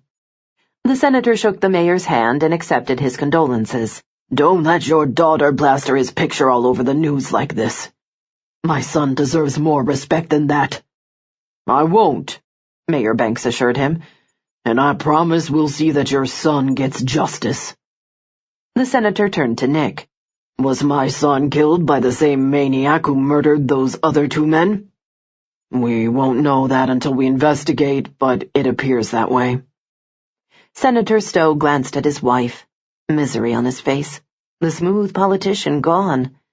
But rage flared in his eyes when he looked at Brenda. Nick's heart stuttered at the pain on Brenda's face. This was not her fault, and he'd make damn well sure she knew it before it was over. But for now, he had to do his job. And that meant asking questions the Stowes might not want to answer. Brenda struggled to don a professional expression as Lewis walked toward her with a camera, but her father's disapproving scowl was almost more than she could bear. At least Nick had made an attempt to defend her. "Brenda, what do you know about Ron's death?" her father asked in a hushed voice. Brenda clenched and unclenched her hands in an effort to calm herself. "Nothing." "Don't lie to me. Your mother told me that you were supposed to go with Ron to the fundraiser last night. But we were all there, and neither of you showed up." Good Lord. Had Ron told them she was coming as his date? She had considered the invitation just so she could cover the event, but her boss had assigned someone else to do the job, wanting her to focus on the murders. Who knew they might cross at some point? "Dad, Ron did ask me, but I told him no. I have no idea where he was last night." "You weren't with him?" "For God's sake, you know that I was resting from the accident." Uncertainty drew her father's mouth downward. "I know we left you in bed late in the afternoon, but you were gone when we arrived home last night." Anger mushroomed inside Brenda. The last thing she'd expected was for her own father to interrogate her. "I went home to sleep in my own bed." Lewis wove through the small crowd, his camera on his shoulder. "Now I have work to do." "Your work almost got you killed," her father said. "And look what it did to Ron Stowe." Brenda was seething inside. "My job didn't get him killed, Dad," Brenda said, "but I am going to help find out who murdered him." She motioned to Lewis. "Why don't we start with an interview with the town's mayor? That is, if you can be objective and not crucify me in front of the camera." "What should I say, Brenda? The sheriff and that agent haven't given me any information." "Just tell the people what they want to hear, Dad. You've always been good at glossing over the truth." Another glint of anger registered before he tamped it back down and straightened his collar. "All right, let's do it." Brenda strategically led him over to a shade tree, positioning the interview to showcase the sanitarium in the background. "Mayor Banks," Brenda began, "we're here for another breaking story. Unfortunately, Slaughter Creek has seen another murder. This time, we sadly report that it's Senator Stowe's son, Ron, who has been killed. His body was left in front of Slaughter Creek Sanitarium." "Yes," her father said, his voice grave. "It is tragic, and we are all saddened by his loss. Ron Stowe was an advocate for the senator as well as a gifted and talented spokesperson himself. The senator and I are personal friends, and he had aspirations that his son was going to follow in his footsteps." Brenda swallowed against the lump in her throat. "Mayor, with the recent revelations about Arthur Blackwood's arrest, and now 4 murders in our town in the last 2 weeks, what would you like to say to the residents of Slaughter Creek?" He rubbed a hand over his bald spot. A dead giveaway he was ticked off at her. "I would like to encourage residents to please be cautious, to report any suspicious activity or person to the police, and if you know anything about Ron Stowe's murder or any of the other victims, to come forward." He paused and cleared his throat.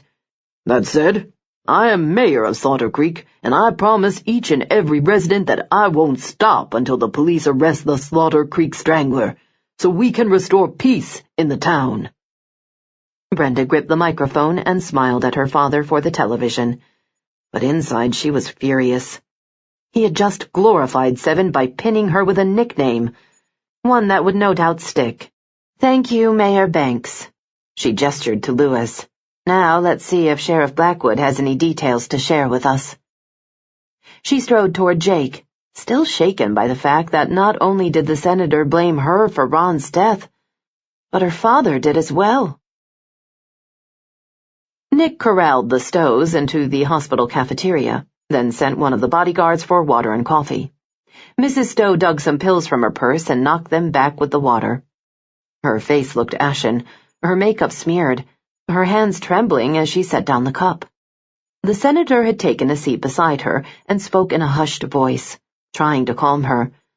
But it was obvious they were both suffering from shock and grief, and a good dose of anger. Who could blame them? He should have caught this unsub before now. He gave them a minute to console each other while he sipped his coffee.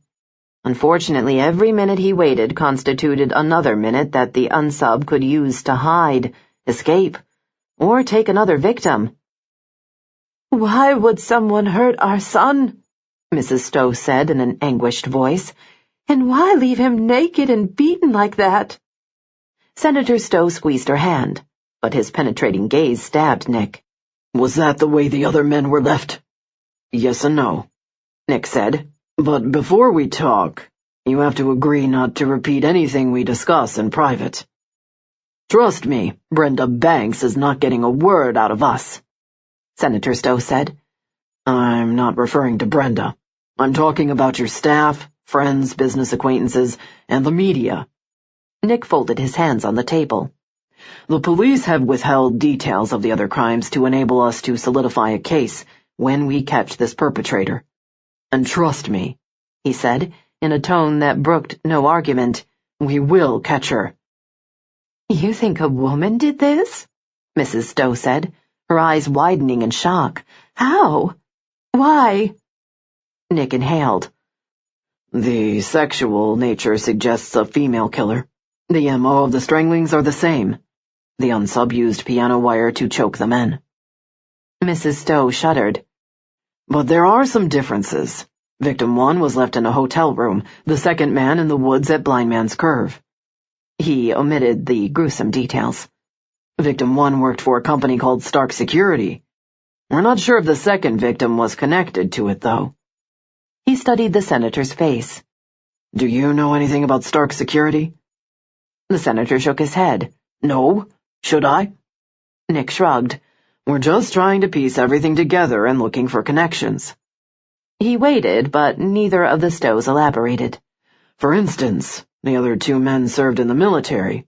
Did your son?" "No," Mrs. Stowe said.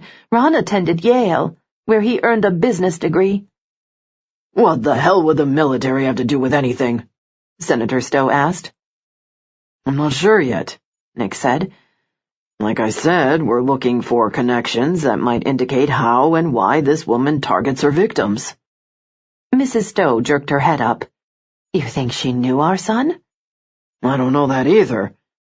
Why don't you tell me about Ron?" "He was a good boy," Mrs. Stowe said, wiping at her tears. "He was smart and educated," Senator Stowe said, his tone defensive, as if he sensed Nick was digging for dirt. "What about enemies? Did he have any?" "Everyone loved our son," Mrs. Stowe said. Nick aimed an inquisitive look toward the senator. "What about you? Any enemies?" The senator's nostrils flared. "All politicians have enemies, but none that would kill my son to get back at me." Nick wasn't convinced. "What about threats?" Nick asked. "Any specific emails or mail that stuck out?" They both shook their heads. "We'll need to look at all of your correspondence, as well as your son's, including phone calls, emails, texts," Nick said. "And I'll need access to your son's computer." "What good will sifting through his life do?" Senator Stowe asked, his voice strained. "If we see commonalities with the other victims, maybe we can narrow down our search." The senator glared at Nick. "It sounds to me like you're going to make this about Ron's personal life." "My intentions aren't to malign your son or your reputation," Nick said. "But it's imperative we study his actions to find his killer." The senator started to protest again, but his wife laid her hand over his and cut him off. "All right," Mrs. Stowe said. "Whatever you need, do it." "Was your son dating anyone?" Nick asked. Mrs. Stowe shrugged, but the senator gave a non-committal reply. "He's a single man. He dates." "Has he mentioned anyone specifically?" "No." Mrs. Stowe sipped her coffee. "In fact, he dates around. But I thought it would be nice if he settled down. I'm friends with Agnes Banks, so she set him up with her daughter." Nick forced himself to breathe. Had Brenda been interested? "And?" "They seemed to get along, but apparently he asked her to attend the fundraiser last night and she turned him down. He could have asked someone else later. I don't know." Nick nodded. "Maybe we'll find something in his computer or phone to tell us where he was last night." The senator folded his fists on the table. "Men have needs. If you print anything about what you find out, I'll sue you, the TBI, and the police department." That pissed Nick off. "If you want me to find out who killed your son, I will have to dig into his life. And if it gets dirty, Senator, you'll just have to live with it. But instead of blaming Brenda Banks, look at your own past. It's possible that the killer may have murdered your son to exact revenge against you." Brenda felt helpless as she watched Jake and the crime techs work the crime scene. 2 techs, having combed the trash cans outside, were heading inside to see if the killer had discarded Ron's clothing or phone on the premises. She doubted it. 7 had probably killed Ron at another location, then brought his body here. The shock should be wearing off, but seeing the man she'd met at her parents' house murdered in such a vile manner stirred rage at the killer, who'd sent her texts as if they were playing a game. She reminded herself that 7 was a victim as well, that the abuse she'd endured as a subject of a diabolical experiment had altered her behavior and emotions and turned her into a sociopath. But whatever the cause, she was still a dangerous psychopath, and she needed to be stopped. She was taking lives, cruelly and without remorse. The bottom line, Ron Stowe didn't deserve the brutal beating and degradation she'd inflicted on him. Nick and the Stowes exited the sanitarium, the senator's bodyguards hovering close by, scanning the parking lot for trouble. Brenda tracked the crowd. It made her feel marginally better to know that Nick would make sure every person present at the scene had been interviewed. Lewis nudged her and turned the camera toward the Stowes as they crossed the grass to the area where their son's body had been left. Thankfully, Nick blocked the couple from getting close, or seeing inside the protective screen the police had erected. Lewis trained his camera on the couple as they paused beside Jake. Brenda sucked in a breath. She had to do her job. But now wasn't the time to confront the Stowes, not when the senator had already accused her of causing his son's death. They spoke to Jake for a moment, then her father gave Mrs. Stowe a hug and shook the senator's hand. no doubt assuring him that he'd make certain their son's killer was caught. A couple of people still lurking by the crime scene tape darted toward the senator. "What are you going to do to stop this crime spree? Did your son know the other men who were killed?" Jake rushed to block them while the bodyguards surrounded the Stows. Lewis hurried toward them with his camera. The senator paused in front of it. Brenda realized he intended to address the public, so she gripped her microphone. "Senator, I know that I speak for everyone in Slaughter Creek when I express my sincere condolences for your loss. Would you like to make a statement?" His eyes seared her with contempt, but he nodded, his grief-stricken face solemn as he spoke. "My wife and I are devastated at our son's death and need time to grieve and make arrangements for his funeral." He paused, voice choking. "No parent should have to bury his child," Brenda said sympathetically. He swallowed hard. "No, Ron was a good man who didn't deserve to be murdered." He cast a scathing look toward Jake and Nick, while his wife hung back, looking faint. Then he looked straight into the camera, his face determined. "I don't know who you are or why you killed my son, and I don't care. But I promise you that I won't stop until you're rotting in prison." Then he took his wife's arm and led her back toward their town car, his bodyguards fending off questions from the crowd. Nick strode toward her. "Come on, I'm heading to Stowe's apartment to search his things. I'll drop you at home." "I'll go with you," Brenda said. "No way." Nick motioned to Jake that he was leaving. "I have to do this by the book, Brenda, especially with the senator's attitude toward you." "I promise I won't get in the way or touch anything, Nick. I just need to do something to help." Nick lowered his voice. "Brenda, for all we know, Stowe's home might be the crime scene." Bile inched up her throat as she imagined what that might look like. A bloodbath, probably. Nick helped her into the car, closed the door, then went to the driver's side and got in. "Go home, or to your office if you have one. Do all the research you can on Ron Stowe while I search his apartment. Maybe you'll find something in his background to indicate the reason Seven chose him as a victim." Brenda nodded. Yes, she was good at research, and dividing the tasks would help them work more efficiently. After all, Seven was growing more violent, taking more risks, and the clock was ticking. Seven watched the scene unfolding from the window in the sanitarium. When she'd left this place, she'd vowed never to return. She smiled. Now it was fitting that she be an observer to the drama below. How many times had she stood by a window here and hoped someone would come for her, that they would look up and see her crying in the window, that they'd rescue her. But no one had. Then the commander had taken her to another horror. Laughter bubbled in her throat. The only thing that would make the moment sweeter was if it were the commander's body lying down there for all of Slaughter Creek to see. It would be, in the end. But first, she had to finish with the others.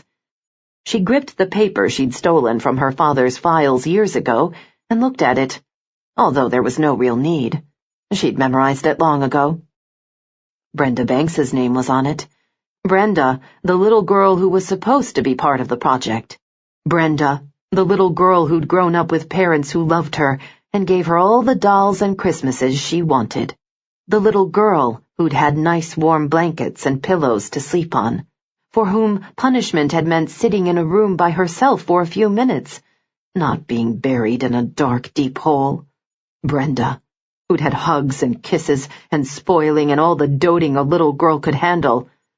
Yes, she would take care of the others who'd hurt her. Then she'd take care of Brenda. Chapter 22.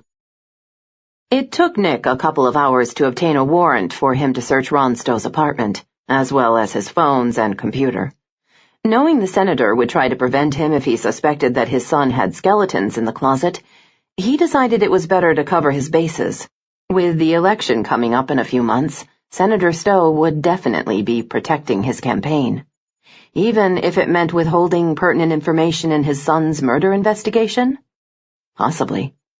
Nick flashed his badge to the security detail at the gated community where Stowe lived, then parked in front of the multi-million-dollar high-rise condo and walked up to the entrance.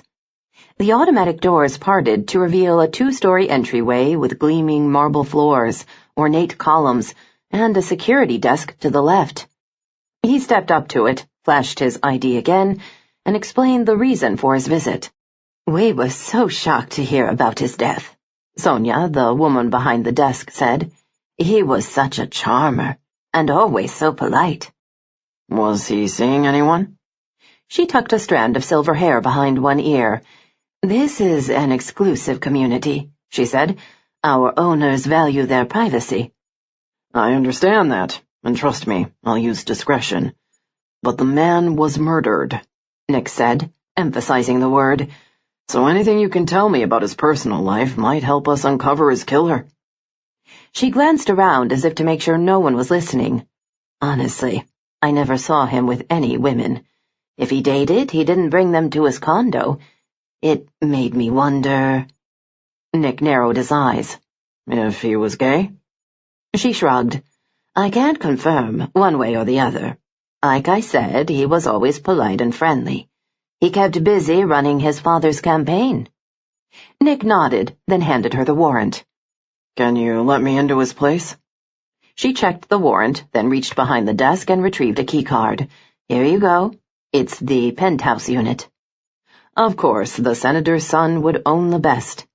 He had probably thought his exclusive address would protect him from harm.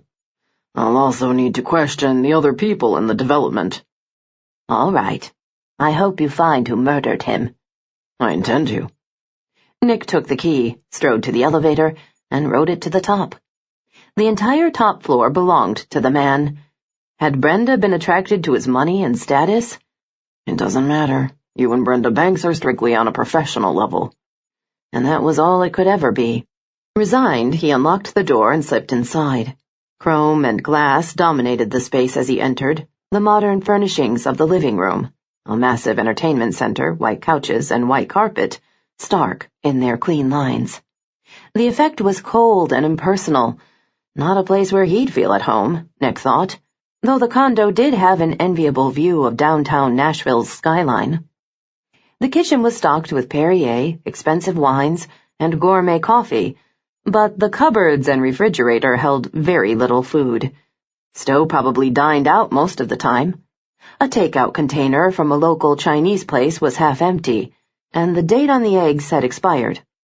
Searching the kitchen desk, he found an organized tray of assorted bills. He rifled through them but detected nothing out of the ordinary. Next, he headed into the bedroom. The king bed was covered in a gray satin comforter, the neatly organized closet filled with designer suits, with separate bins for sweaters, and casual shirts still encased in plastic from the dry cleaners. Nick rummaged through his dresser, but found only socks and underwear organized in built-in compartments. He then checked beneath the bed, but there was nothing hidden there either. He searched for a cell phone, but obviously Stowe had had it with him. The killer must have either kept it or disposed of it. Hopefully their tech department was savvy enough to trace the number and any incoming or outgoing calls. He returned to the living room and searched through Stowe's video collection, looking for S&M or porn, but finding only political dramas, documentaries, and an occasional science fiction movie. Finally, he crossed to the man's office on the other side of the living room. Political posters, charts of campaign strategies, and a wall calendar detailing future plans scheduled for his father's campaign covered one wall. If Stowe was in charge of the campaign, why had he skipped the fundraiser? Because he'd had a more enticing offer? Nick booted up Stowe's computer and spent the next hour examining his emails. The large majority focused on work, social events for the campaign, meetings to discuss campaign strategies, everything he would expect.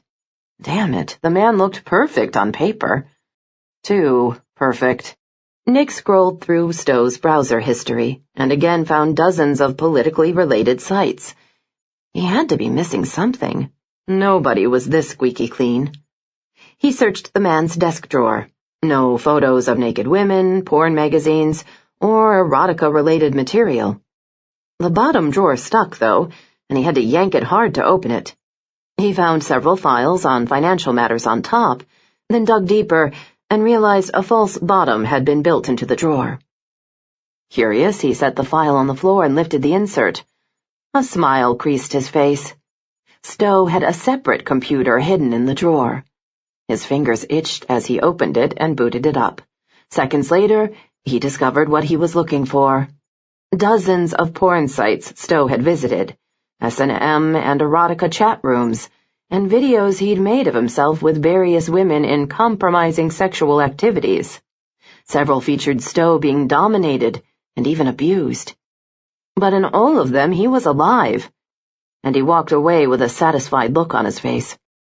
Had he taped himself with the killer, or had she taped the two of them and then kept a video of their sexual escapades and his murder? He studied the faces of the women, who enjoyed controlling and dominating their sex partner. Whips were involved, as was punishment and humiliation, in ways that made Nick's skin crawl. Although none of these depicted autoerotic asphyxiation, in one video, a brunette was strangling Ron with a silk scarf.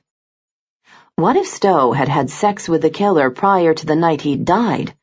Her face could be on one of these tapes. And if Stowe realized she was the Slaughter Creek Strangler, could that have been her motivation to kill him?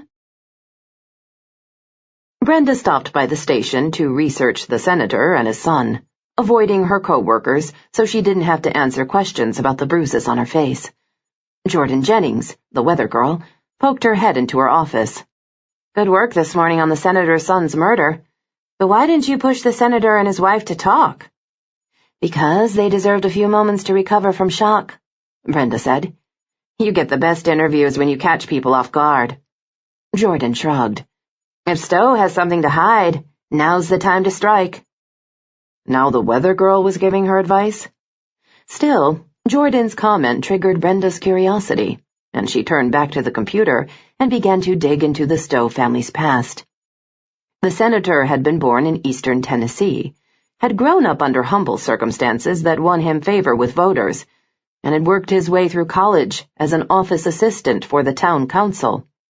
After graduation, the senator had served for 8 years in the Marines, where he worked on a tactical unit during the Cold War. His wife had been raised in the lap of luxury by a blue-blooded family in Knoxville, had earned a business degree, and had been working at the mayor's office, where she met Stan Stowe when she was 31. Brenda kept looking, but she couldn't find anything on the senator's military career, except that he had received several commendations for valor and been honorably discharged. When he'd left the service, he returned to politics, first by running for town council in his hometown, where he met his wife. She utilized her degree to help organize fundraisers for his first campaign as mayor of his town, and he'd risen up the chain from there. His record looked pristine. No arrest or skeletons in his closet.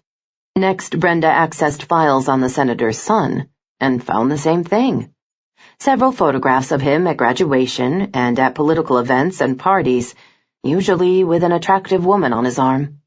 But there was nothing incriminating or negative, nothing the senator wouldn't want the press to find. Which made her more suspicious. Everyone made mistakes, but Ron Stowe didn't have so much as a parking fine or speeding ticket. Something about the dates of the senator's military stint tickled her mind, though. Determined to verify her suspicions, she pulled up the file she'd organized on Arthur Blackwood. They had served in the Marines at the same time. Nick stared at the photo of the senator and his father that he'd found in the archives of fundraisers.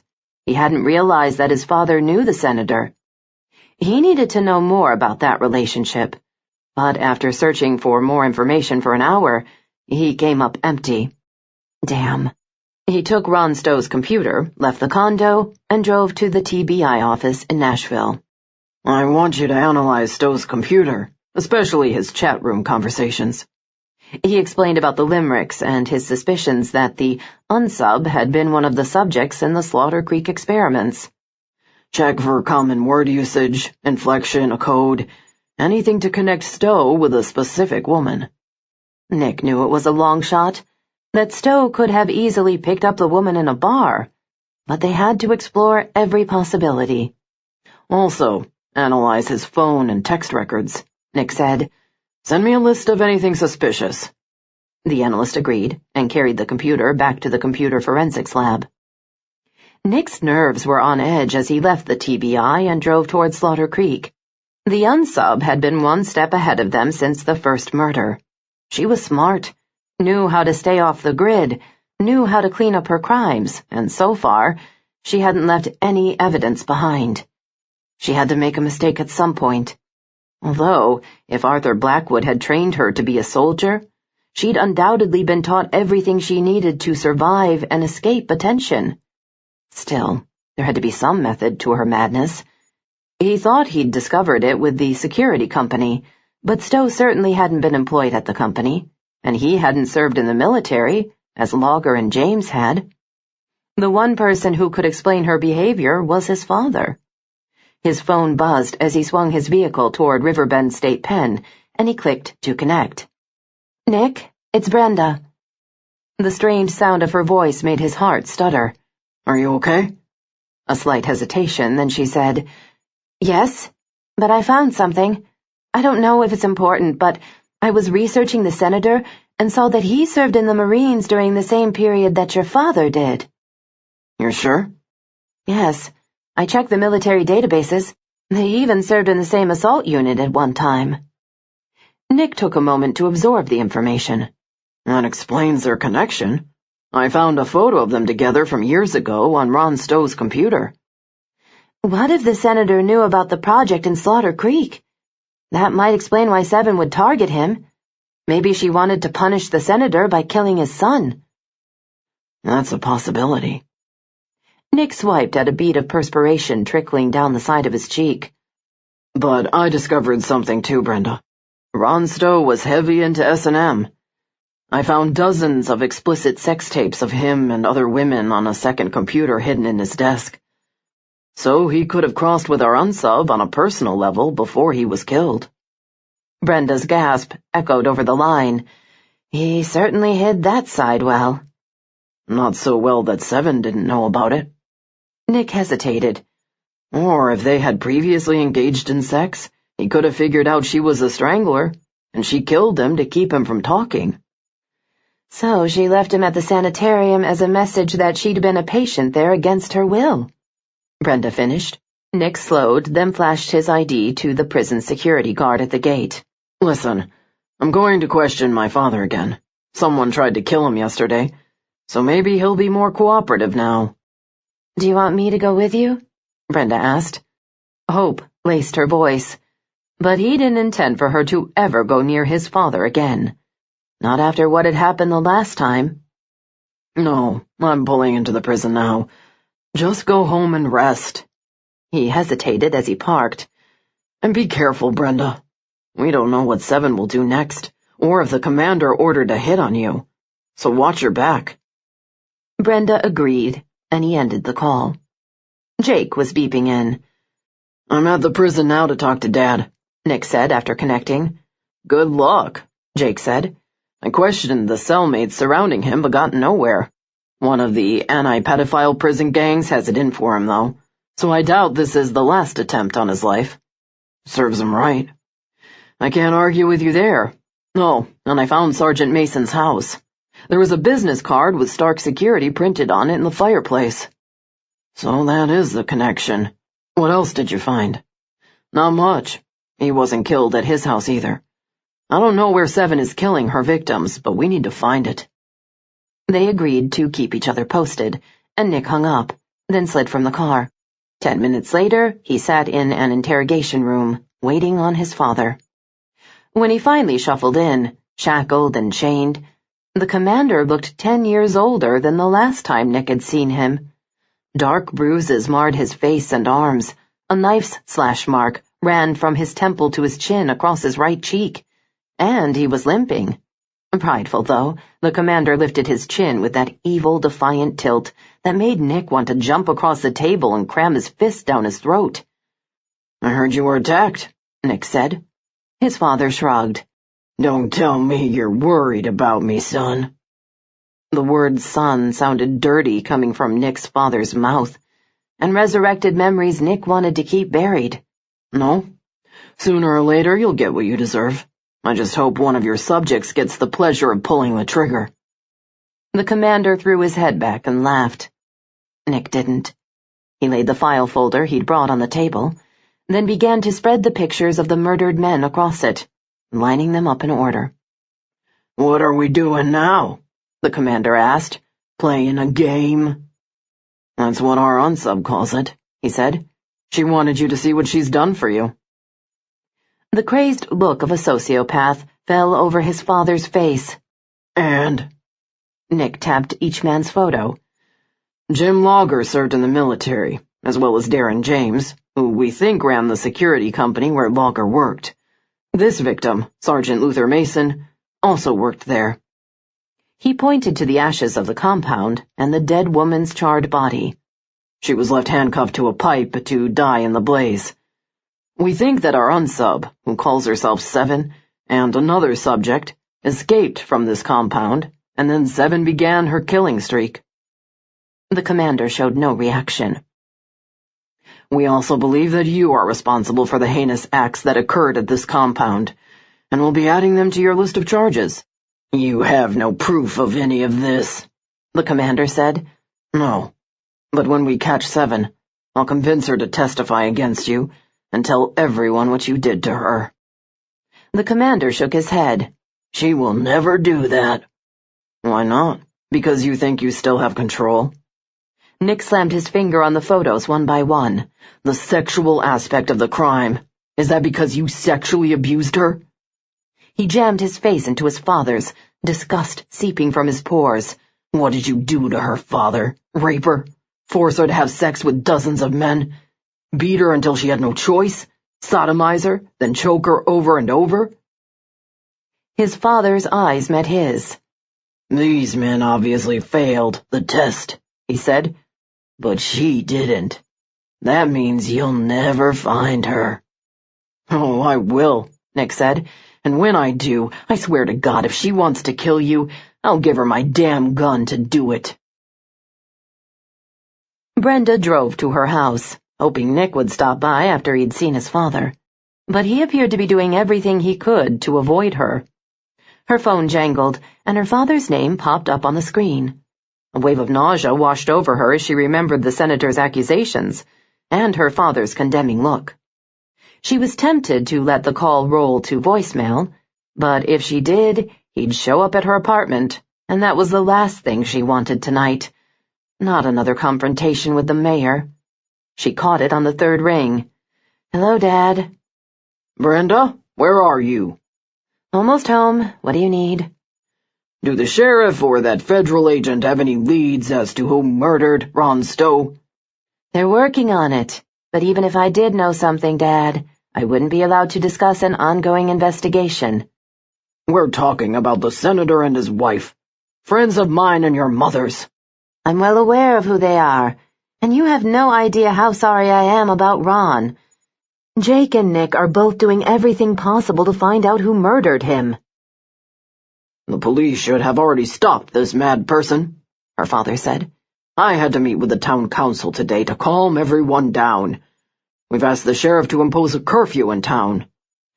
That's probably a good idea, Brenda said, although she doubted it would help. Seven wasn't targeting children or random people in Slaughter Creek. She obviously had a plan. If only Brenda could figure out exactly what it was. I want you off this story, her father said. It's too damn dangerous. Dad, I'm not quitting my job. If anything, I intend to work harder to help Jake and Nick solve this case so Ron gets justice. Now I'm home and I'm tired. I'll talk to you later. She hung up before he could launch into another tirade. Exhausted from the day and worried that Seven might already be stalking her next victim, she parked and let herself in. But as soon as she did, she sensed that something was wrong. A faint hint of something strong, like hospital soap, scented the air, and her curtain shears had been pulled back. She froze, then reached inside her purse for her derringer, pulling it out as she listened for sounds of an intruder. But she heard no voices or footsteps, only the whistle of the wind seeping through the open window in the kitchen. The window that overlooked the backyard and patio. The window she'd left shut. Gripping her gun at her side, she inched inside, checking the den, then her office space. Nothing amiss. But when she crept into her bedroom, her heart accelerated. Something was lying on the pillow on her bed. A roll of piano wire. The kind of wire the killer had used to strangle her victims. And something else. Something in a plastic bag. Swallowing back a scream, she inched closer, peering down at the bag and its contents. Dear God, it looked like slices of skin. The skin Seven had taken from her victims. Brenda turned to run, but suddenly something hard slammed against her head and she went down, the world tilting until there was nothing left at all but the darkness. Chapter 23. Nick needed to purge his anger over his father. Why he'd thought Arthur Blackwood would ever give up the killer, he didn't know. The man was a monster who had no compassion or feelings for anyone, including his two sons. Ancient feelings of betrayal and anger festered inside him, threatening to explode. His cell phone trilled, causing him to jump. God damn it, he had to get a grip. He saw it was Jake, so he jerked the phone up. Hello? Nick, you won't believe this, but I just received an anonymous call saying that Brenda is our killer. Nick scratched his head. What in the hell are you talking about? I know, it sounds crazy. Was it a female who called? Hard to tell. The voice had been altered by a computer. Nick's stomach rolled. What exactly did the caller say? That Brenda had been in Slaughter Creek Sanitarium as a patient at one time. Jesus, that was true. That she killed the senator's son. I don't believe that, Nick said, although his mind raced over the past few weeks' events. The killer was one of the commander's subjects. Brenda wasn't part of the experiment. But... Jake hesitated. I checked, and Brenda was in the hospital at one time, Nick. She's also the right age. What if she was part of the experiment, but she didn't exhibit the same overt side effects as the other subjects? She could have sent those texts to herself. Nick turned his car around and headed the opposite direction toward Brenda's. There had to be another explanation. I still don't believe it. The Bankses would never have allowed their daughter to be used like the others. Maybe they didn't know, Jake muttered. Nick contemplated that possibility. Jake cleared his throat. You know, some criminals insinuate themselves into investigations just for the thrill of watching the police chase their tails. And to throw off the cops. It's not possible, Jake. We've known Brenda half our lives. Find out what's going on, Jake said. Why Brenda was at the sanitarium. He knew the reason, but he didn't want to share that with Jake. Not yet. But he would if he had to. I'll go talk to her, Nick said. He hung up, agitated, as he sped around the mountain. Every phone call and conversation he'd had with Brenda repeated itself in his head. Brenda's shocked reaction to the murders. She'd nearly been sick when they'd found Mason's body in the woods. And she had known Ron Stowe. She'd also insisted on coming with him to the crime scenes and to see his father. And the commander had tried to choke her. Why had he jumped her? Because she was one of his subjects? Disbelief made him grit his teeth. He had been with Brenda. He knew her. Except, he'd thought earlier that the killer had been one step ahead of them since the first murder. Was it possible that he'd been blinded by his feelings for Brenda? That his lust for her had prevented him from seeing that she was using him to keep abreast of the investigation? Had she known his father in the sanitarium? Hell, she could have insisted on meeting with him to reconnect. And what about the Bankses? Wouldn't they have known something was wrong? She was adopted. Good God, she could have been part of the experiment before Agnes and William Banks took her into their home and raised her as their own. He punched the number for the forensics lab and asked to speak to the computer analyst. There's a special agent, Nick Blackwood. Did you find anything on Stowe's computer? Yes. 3 of the women in the tapes are high-priced call girls. They work through a service called Maiden Delights. So Stowe was paying for sex. Send me and Sheriff Blackwood a list of their names, as well as the contact information for the site. It's on its way. How about Stowe's emails and social media sites? He scoured several porn sites and chat rooms for sexual sadists. His username was Honeybear. Nick frowned. Can you cross-reference names of women on those sites, and at Maiden Delights with anyone he may have had contact with in a work situation? Look for employees and volunteers, especially ones who've just come on board. That'll take a while. I'll get back to you. Thanks. Nick hung up just as he veered into the parking lot at Brenda's development and threw the car into a space. He texted Jake that the analyst was sending over some names for them to check out, then opened his door, jumped out, and jogged up to Brenda's condo. His stomach clenched when he found the front door ajar. Brenda? He reached for his gun as he crept inside. The shears fluttering in the den drew his eyes to the open patio doors. He ran a quick visual check of the living area and kitchen. But no one was inside.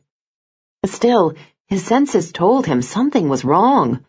Where the hell was Brenda? He slowly inched his way toward the bedroom and found her lying on the floor unconscious. Dear God, he hoped she was alive. Brenda stirred, the sound of a voice drifting through the fog in her brain. Nick? I'm here, he said softly. Then she realized that she was on the floor and he was kneeling beside her. Wake up, sweetheart. She twisted her head and felt him gently stroking her cheek. Just lie still. I'll call a medic. No, I'm okay, Brenda said, blinking to bring him into focus. Her memory returned abruptly, and she jerked at his shirt. Someone was here, she whispered. She left something on the bed. He glanced sideways, and she tried to sit up, but she was so dizzy she swayed. He scooped her into his arms and eased her onto the chaise in the corner. Did you see who broke in? Nick asked. No, I just saw the open window. Smelled something. Then she hit me.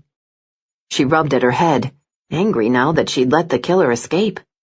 Nick's feet pounded as he crossed the room to the bed. What the fuck? It's piano wire and a baggie. With skin she took from the victims. Her trophies, Nick finished in a disgusted tone. Tension vibrated in the air, electric with questions and Brenda's own fear. Nick removed gloves from his pocket and pulled them on before picking up the baggie. I need to send this to the lab. Maybe the killer's DNA is on it. She hoped so. She wanted to stop this madness now. Her head throbbed, but she massaged the knot, her mind beginning to process what had happened. If Seven was here, Nick, why didn't she just kill me? Nick turned and faced her, his face cast in shadows, the angles and planes harsh in the dim light. Good question. Brenda frowned at his impersonal tone. Why would she leave me her trophies? Do you think that means she's finished? No. He walked over to her, then stood, his hands on his hips. Are you sure you didn't see anyone when you arrived? Brenda nodded. I don't understand. First she contacts me with these limericks, and now she brings me this creepy stuff and knocks me unconscious. Nick dropped the baggie onto her dresser, flipped on a light, his gaze troubled. Did your attacker say anything? Brenda searched her brain. No, at least not that I remember. She stood and walked over to Nick. He was still staring at the baggie of skin, his jaw rigid. Maybe she's angry that I haven't printed anything about the numbers she's carving into the victims? The heat kicked on, whirring softly in the silence. That's possible. What other explanation could there be? She gripped his arm. If she wanted to kill me, she could have. Nick's voice dropped a decibel. Maybe she has other plans. Like what? Brenda cried, frustrated. Her head was pounding like a jackhammer. Then the truth dawned. You think she's planning to frame me for the murders? Nick's eyes darkened, then he gave a slow nod. Jake received a call earlier suggesting that you might be the unsub. Brenda's heart began to pound. Does Jake think I killed those men? The second it took Nick to answer made Brenda feel sick. Surely Nick didn't believe that she was capable of murdering a man in cold blood. Nick looked into Brenda's tormented eyes and knew she couldn't be the demented woman who'd committed these serial murders. Not Brenda. She was tough, smart, obstinate, and infuriating at times, but she didn't appear devious, and she certainly didn't behave like a sociopath. Sociopaths can look like normal people. Just look at the famous ones who've blended into the crowd. He walked to the window and glanced across the backwooded area. Was he allowing his lust for Brenda to cloud his judgment? Brenda's footsteps sounded behind him. Then he heard her hiss of outrage. Nick, you don't really believe I'm the Slaughter Creek Strangler, do you?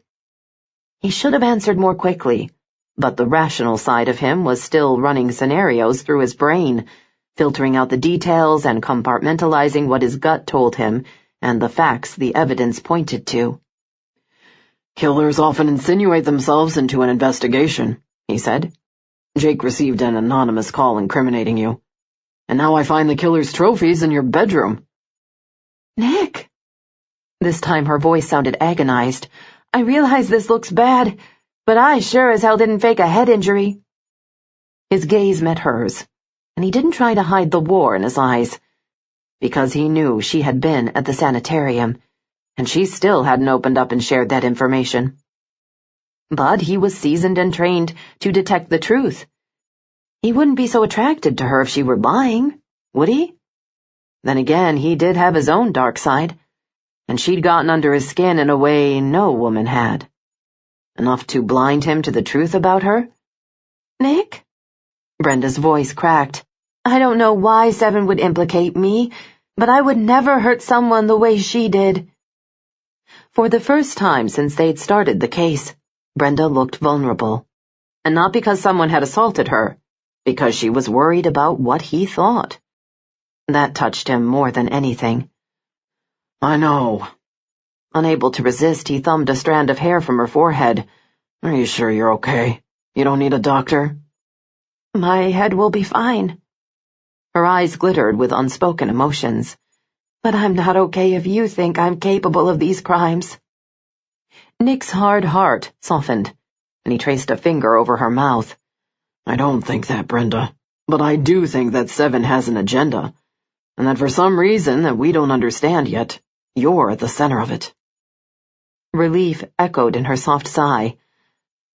I agree, but I don't understand the reason, she whispered. If I did, I'd tell you, Nick. I respect you and your devotion to the job. Nick's lungs constricted.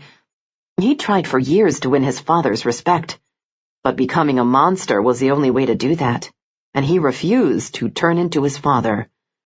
You don't really know me, he said, his voice thick as images of his military missions bombarded him.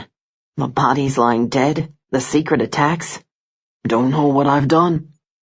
Brenda lifted her hand and pressed it against his cheek. I know everything that's important. Heat built inside Nick, the urge to kiss her blinding him to any rational thought. He had wanted Brenda as a teenager, and even more desperately since they'd been working together. How could he not steal this one moment?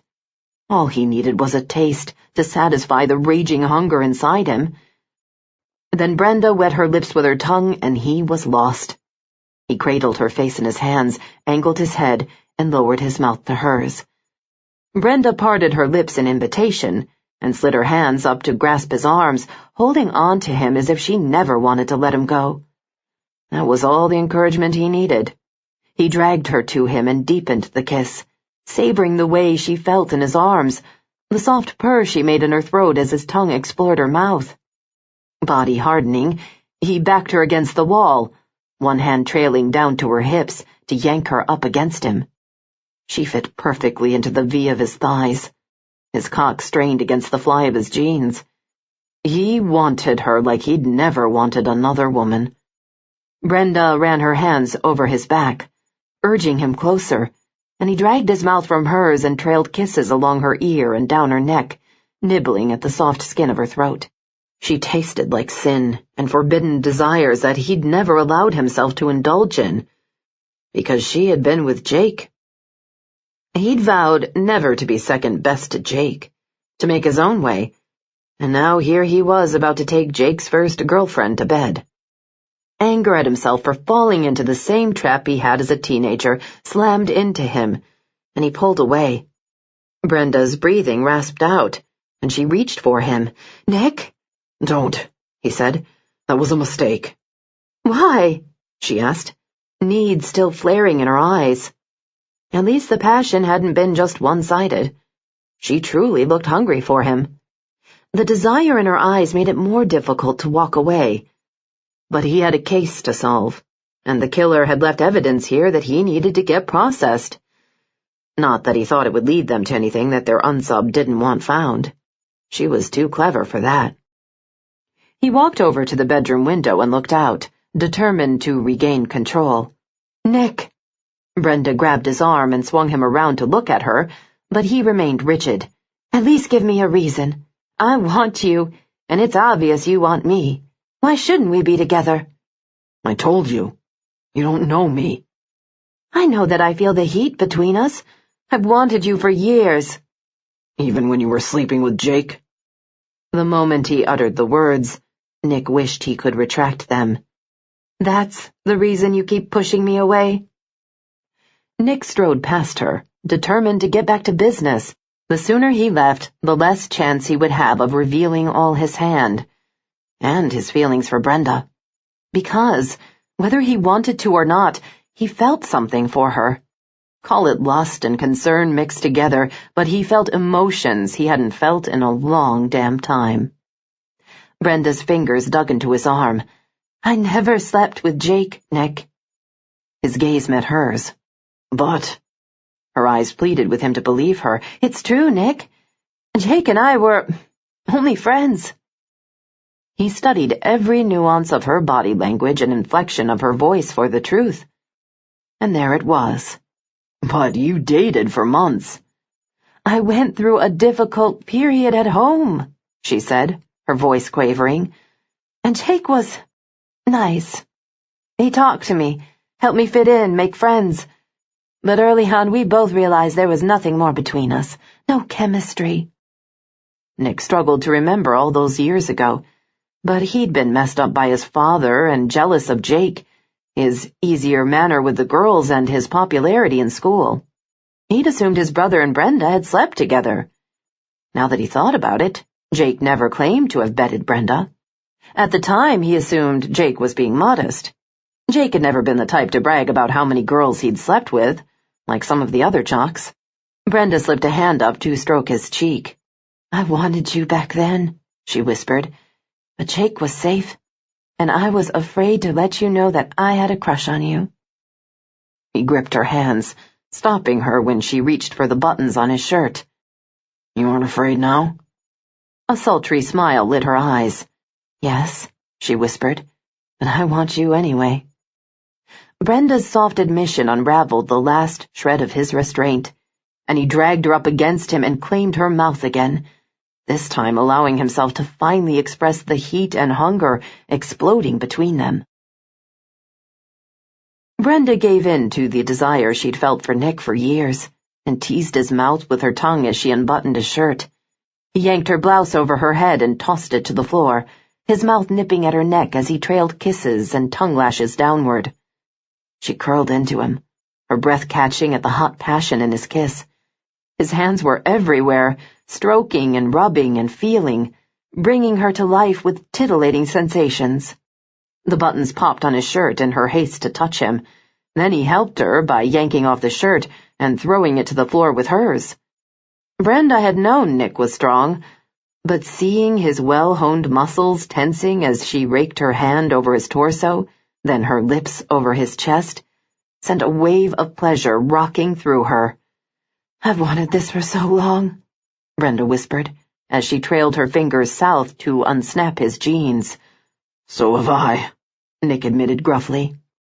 The hushed sound of his voice against her breasts nearly drove her to her knees. She shucked her jeans and his followed, his perusal sending 1,000 mind-numbing sensations across her body.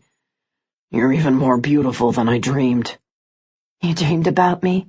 Brenda said, as she gripped his hips and pulled him to her. His eyes darkened with a raw need that tore at her heart and made her kiss him again. God, she was falling in love with this man.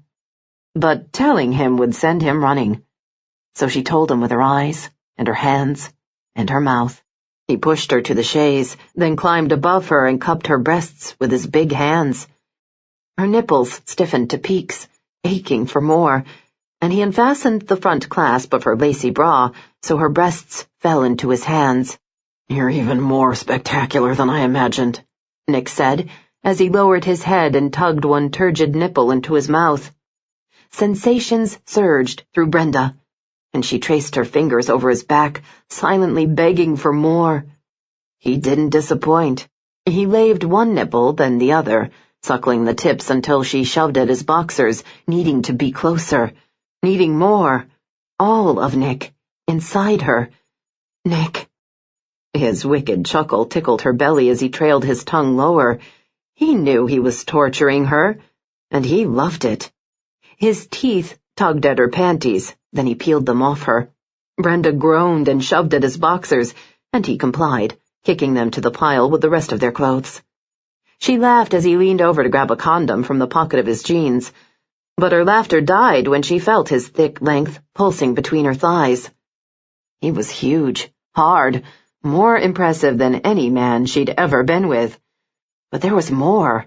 It was his strong, tough, masculine body that made him even more exciting. She wrapped her fingers around the head of his cock and stroked him, her body yearning for completion. But Nick shook his head with a lecherous grin, dipped lower, and placed his mouth on her aching, damp center.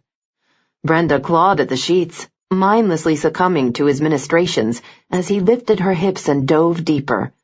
One tongue swirl against her clit and she came apart, moaning as sensation after sensation splintered through her. "I need you, Nick," she moaned. He drew her sensitive nub into his mouth, sucking her until she cried out his name. "Please." She dug her hands into his hair, pleasure rocking through her as he rose above her, wrapped his hand around his thick length, and teased her with it. She kissed him fiercely, tasting herself on his lips as he thrust inside her. Brenda moaned again as his big cock filled her. She had never felt anyone so big, so powerful, so all-consuming. With a soft groan he pulled out, leaving her shaking and hungry for more. "Nick, please." His dark gaze latched onto hers, a sexy grin on his face. "Tell me you want me, that you want more." "I want you," she whispered hoarsely. "I want more, please, Nick. I want more." The sound of Brenda's whispered moans and pleas nearly made Nick come. But he wanted to last, wanted her to know he'd claimed her, wanted her to remember what it felt like to have him inside her. He teased her sweet, slick folds again, then gripped her hips, angled her for his taking, then rammed his cock inside her. Brenda's body spasmed around him, her shudders exciting him more, and he pulled out, then thrust into her again, building a frantic rhythm as his own hunger took over and drove him to drive deeper and faster. Deeper and faster, deeper and faster until she cried out again with another orgasm. He pulled out one last time, his heart racing as she grabbed his sex and guided it back inside her. He was so hard and aching that his control snapped, and he built the rhythm again, pounding inside her over and over, filling her, until his own release spilled from him. Even then he wanted her again. The thought terrified him. He'd never needed a woman so intensely, never felt such emotions pummeling him, never wanted to hold a woman forever. But that was what Brenda did to him. Inhaling to calm his raging emotions, he kissed her again, then rolled her to her side and pulled her into his embrace. Whatever happened, he intended to enjoy himself tonight. Tomorrow morning they would face 7, and the fact that, for some reason, She'd left damning evidence of the murders in Brenda's apartment. Chapter 24. Brenda silently admitted to herself the truth. She was in love with Nick. She had been all her life. That was the reason she'd never been able to love another man these past few years. The words teetered on the tip of her tongue, but she bit them back. Nick was not ready to hear a confession of love. She wasn't sure she was ready to declare her feelings either. His labored breathing rattled in the air, making her smile, and she stroked circles on his chest. He had scars on his body that she hadn't expected. Scars that could have come from his military service, or, knowing his father, they could have come from him. She touched a jagged red line that rippled from his thigh all the way down his calf. He had burn scars on his calf as well. What happened? Nick instantly tensed and rolled away to get up, but she tugged his arm. Don't pull away, Nick. It's just you and me. He shot her a dark look, his gaze meeting hers. You don't really want to know about my ugly scars. Brenda kissed him tenderly. Yes, I do. Nick heaved a weary sigh, his big body stretching out beside her again. She settled next to him, giving him time to decide how much he wanted to confide in her. I picked up a few scars from my stint in the service, he said. I was shot in the abdomen and in the chest. He indicated the puckered ridge of both old wounds. But you survived, she said softly. I was trained to be tough, to kill, to survive no matter what. By the military? He shrugged, pulling her closer. She wrapped her arm around his waist and laid her head on his shoulder.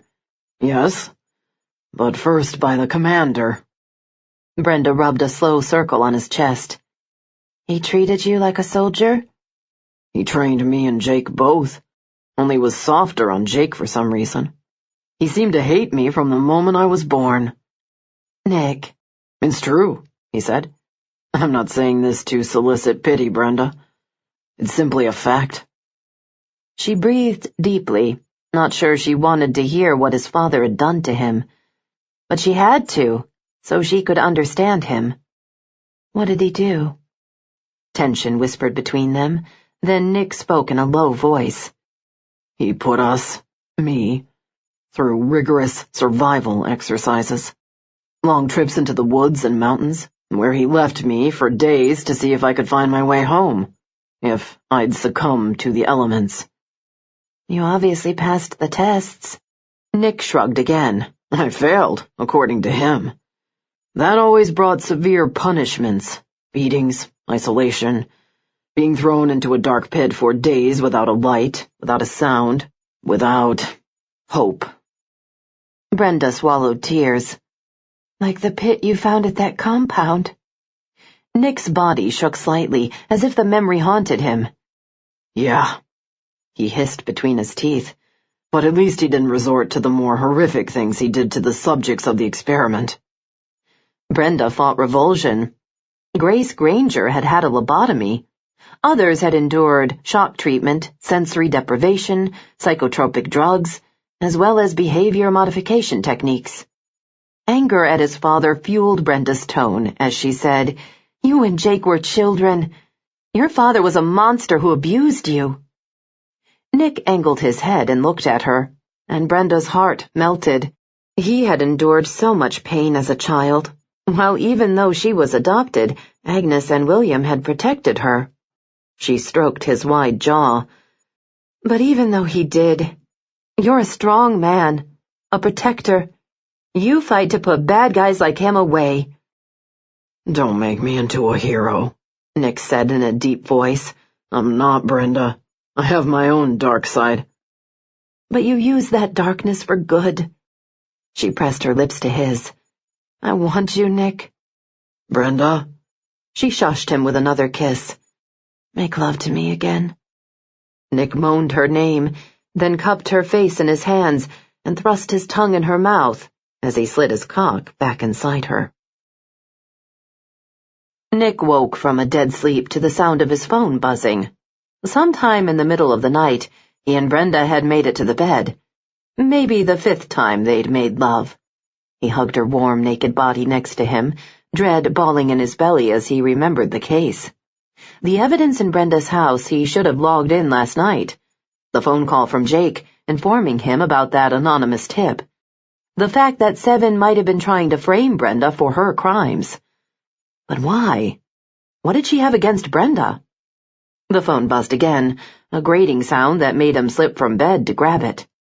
Still Brenda's voluptuous naked body sprawled on the sheets tempted him to chuck the call and go back to her. But Dr. Bullock's name flashed on the caller ID screen, and he punched connect. Special Agent Blackwood. This is Dr. Bullock. I have you on a three-way with the sheriff. Nick and Jake exchanged hellos. What's going on? Nick asked. Dr. Bullock spoke up. I have some interesting results from Ron Stowe's autopsy. What did you find? Jake asked. A hesitation, and Nick heard Bullock moving around. There were 2 blood samples that I extracted from his body. Nick's pulse jumped. 2? Yes, Bullock said. The first belonged to the victim. But the killer must have drawn her own blood because the second type belongs to a female. Meaning they had DNA. Finally a break. Have you identified her? Yes and no, Bullock said. I've run it through every database I have, and there's no match in the system. Then it'll only help us if we find her and then run the match, Jake said. That's not entirely true, Bullock said. The blood does have genetic markers that link it to 2 people in our system. Nick scraped a hand through his hair, his agitation mounting.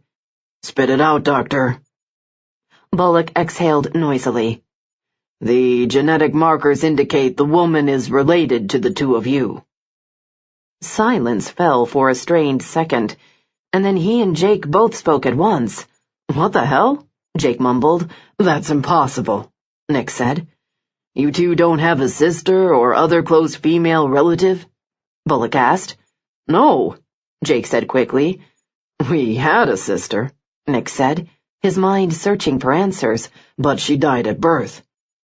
I don't have the explanation, only the facts. Science doesn't lie, Bullock said. This blood definitely belonged to a female, and it matches your blood, as well as the commander's. Nick's head rolled. The commander could have had another child, Jake said, obviously thinking out loud. Perhaps with another woman. Nick had never considered that possibility.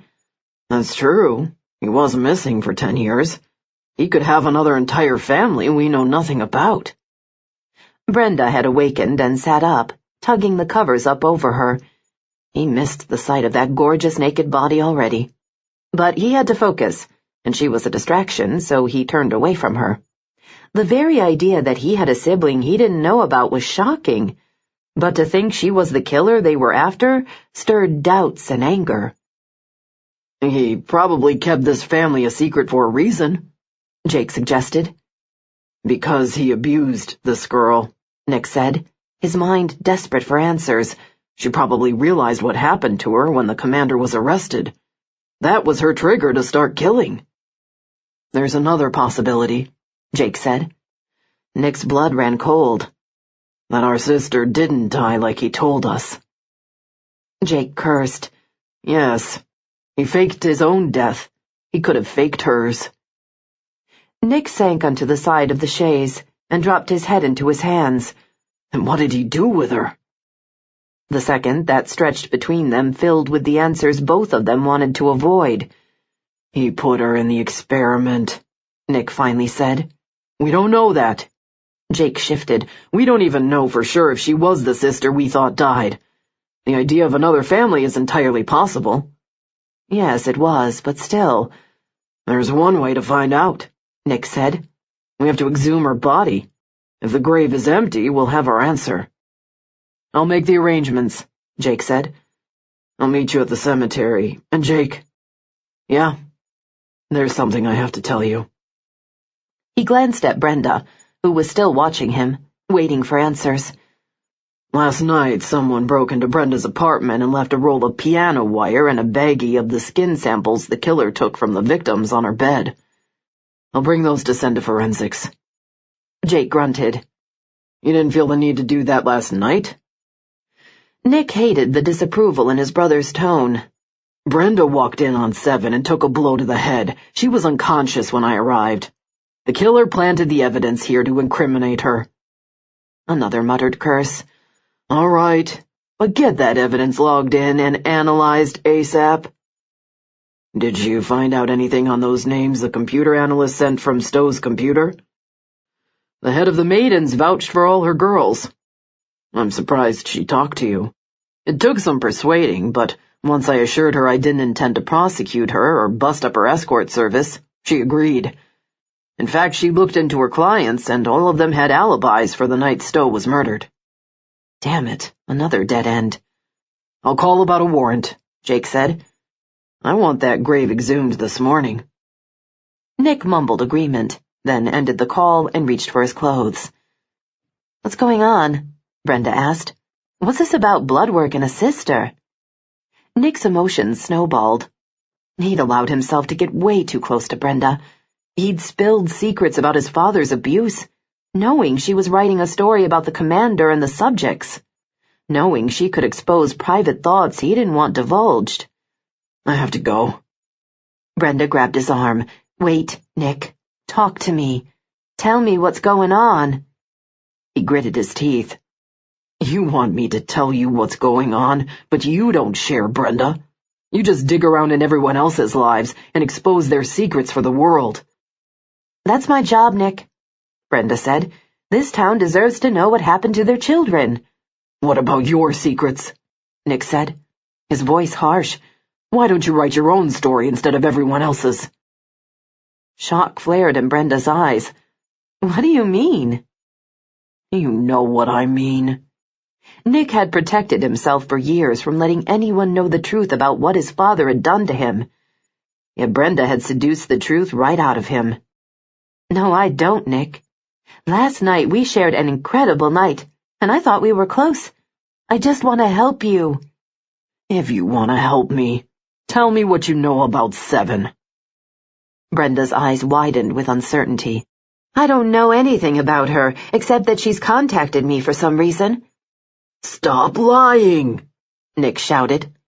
Brenda took a step back. I'm not. Yes, you are. Nick clutched her arms and shook her. You were at the sanitarium. For God's sake, you met her there, didn't you? Anguish robbed Brenda's breath at the condemnation in Nick's tone. She shook her head in denial, but the screams of the teenager needing help taunted her. She hadn't shared that memory with Nick, nor had she told him about her stay in the hospital. So how had he known? Realization dawned, and hurt spiraled through her. You investigated me, didn't you? Nick's mouth compressed into a straight line. Brenda? You did, didn't you? She pushed her tangled hair from her face. Hair tangled from his hands and their night of frenzied lovemaking. He'd taken her on the chaise, the bed, the floor, in the shower. She'd given him everything she had, including her heart. But Nick had never trusted her. Instead, he'd dug up dirt in case he needed leverage against her. What were you going to do with what you found, Nick? Blackmail me with it if I decided to reveal something you didn't like? Nick started to respond, but clamped his mouth closed. She had her answer. I think you'd better leave. She gestured to the disgusting baggie and piano wire. And take that with you. What was she going to tell her boss? She had to finish the story. But she couldn't work yet. Not when Nick's masculine scent still clung to her body and sheets and when she wanted him again, even though he'd betrayed her. So she shoved him toward the door, struggling to hold back the tears until she'd slammed it shut and locked it behind him. Nick's stomach knotted into a fist as he drove to the cemetery. He had hurt Brenda. Fuck. He hadn't meant to reveal that he knew anything about her past, but the shock of Bullock's phone call, the anonymous tip the night before, the evidence 7 had left at Brenda's, and the fact that he'd just slept with her and poured out his soul had triggered him to lash out at her. She hadn't deserved it. He wanted to go back in and apologize and pull her back into bed with him. for the two of them to forget this case and concentrate on making love again. But that wasn't who he was. He was a lawman. He had to chase the leads wherever they took him. Dr. Bullock and Jake were waiting for him at the graveyard when he arrived, Jake's face as grim as his. "It took some time to get the paperwork in order," Jake said, "but under the circumstances, the judge readily agreed." A team was in place to exhume the grave, had already placed a tent around it for privacy purposes. The extra coffin was waiting in the hearse in case they needed to transport the remains to the medical examiner's office for an autopsy. "I requested the medical records on Mom and the baby," Nick said, "but apparently they couldn't be found." "What a surprise," Jake muttered, as he gestured for the team to begin digging. Nick and Jake grew quiet, each of them turning inward as the gravity of the situation settled in. All their lives, they believed they'd lost their mother in childbirth, and that the baby hadn't made it either. A little girl that they'd never met or known. And now she might be alive. "There is a coffin," one of the workers said a few minutes later, his shovel hitting stone. "Let's pull it up," Nick said. Jake crossed his arms, his anger as palpable. Had their father lied to them all these years? Was their baby sister really alive? Chapter 25. Brenda scrubbed herself in the shower, desperate to erase Nick's scent from her skin. She was such a fool. She'd fallen in love with him, and he'd dug into her private past. Tears blurred her vision, and she doubled over as a sob escaped her. He knew that she'd been at the sanitarium, knew her deepest, darkest secret, that she'd had a breakdown, an identity crisis. She soaped and rinsed her hair, closing her eyes as the tears fell. Was that the reason he'd questioned her about that phone call tip? Had he thought that she was so emotionally unstable that she'd actually resort to murder? No. Memories of him kissing her flooded her. Surely he hadn't made love to her with those doubts in his mind? No, he hadn't made love to her. Any emotions were all in her mind. To him, he'd simply had sex. Maybe he used women all the time. The shower water was turning cold, so she flipped it off, grabbed a towel, and dried off. She yanked on her robe, then combed her hair and stared at her face in the mirror. Bruises from the accident still discolored her cheeks. Her eyes were puffy and red from crying, and she looked haunted. As she calmed, the conversation she'd overheard between Nick and his brother echoed in her head. Nick had been talking to Jake about his sister. But his sister was dead. Or at least they'd thought so. Did they now have reason to believe that wasn't true? Why did Seven contact you? Originally, she thought it was to gain publicity for the crimes. But had she planned to frame Brenda all along? And if so, why? Her head was swimming. Her reasons must have to do with that sanitarium. For years, Brenda had tried so hard to block out her stay there, but she needed to remember. Maybe Seven thought Brenda had abandoned her, like everyone else in her life had. Was she exacting revenge against her by setting her up for the murders? Nick stared at the empty grave in shock. Jake squatted down to examine the small coffin. "Fucking unbelievable." "But why?" Nick asked. "And what the hell did he do to her?" "Good question," Jake said, as the ME shook his head in disbelief. "He could have given her up for adoption when Mom died." "Because he didn't know how to raise a girl?" Nick said aloud. "Hell, he didn't know how to raise us," Jake said. A million scenarios ran through Nick's head, none of them pleasant. "I hope he did give her to a nice family." "I don't believe that, and neither do you," Jake said. "The blood work tells the story." Nick nodded, then raked a hand across the mounds of twigs and debris that had blown across their mother's grave. A bone-deep ache stole his breath. If he lied about our sister, maybe he lied about Mom, too. Jake shaded his eyes with his hand. "At this point, we can't believe anything he said. We'll have to exhume her grave to find out." Nick agreed. Grateful Jake had had the foresight to obtain a warrant for both graves in advance. Memories of his childhood years tortured him, though, as he watched the gravedigger start working on his mother's grave. All those times his father had abused him, verbally and physically. If his mother was alive, had she known and allowed it to happen? He'd assumed that his father had hidden the episodes from her when he was little. In fact, he had only been 2 when she died, and barely remembered anything about her, except her sweet smell, like some kind of perfumed powder, and her tender, soft voice as she sang lullabies to him before bedtime. He remembered talk about a new baby, and one night touching her big belly and feeling a movement as the baby kicked. But the next night he woke to her screaming and remembered blood, and his father had rushed her to the hospital. When his father returned, he was alone. The wind had been howling that night, the screen door slapping against the frame as the commander told them their mother and the baby were gone. After that, the commander became a monster. Now the ominous sound of the shovel scraping away dirt and rock reverberated in the tension-filled air as the men heaved dirt off the grave and threw it into a pile to the side. Jake stepped aside to phone Sadie, while Nick watched. He couldn't wrap his head around the idea that his mother might be alive. If she was, where'd she been? With his sister? Somehow, he couldn't imagine the woman with the sweet scent and soft voice standing by and allowing her husband to abuse her children as the commander had. He couldn't imagine any mother allowing that kind of abuse. Yet he knew that it happened. He'd seen it on the job, heard stories that still shocked him, made him wonder if there was any good left in the world. The wind swirled dead leaves around his feet. Then voices shouted as the steel casket came into view.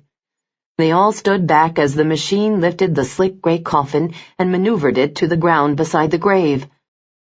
Jake returned, his gaze meeting Nick's, full of unspoken questions, as the men pried the lid of the coffin open. Brenda needed to talk to her source at the hospital. Maybe she could fill in the missing pieces in Brenda's memory.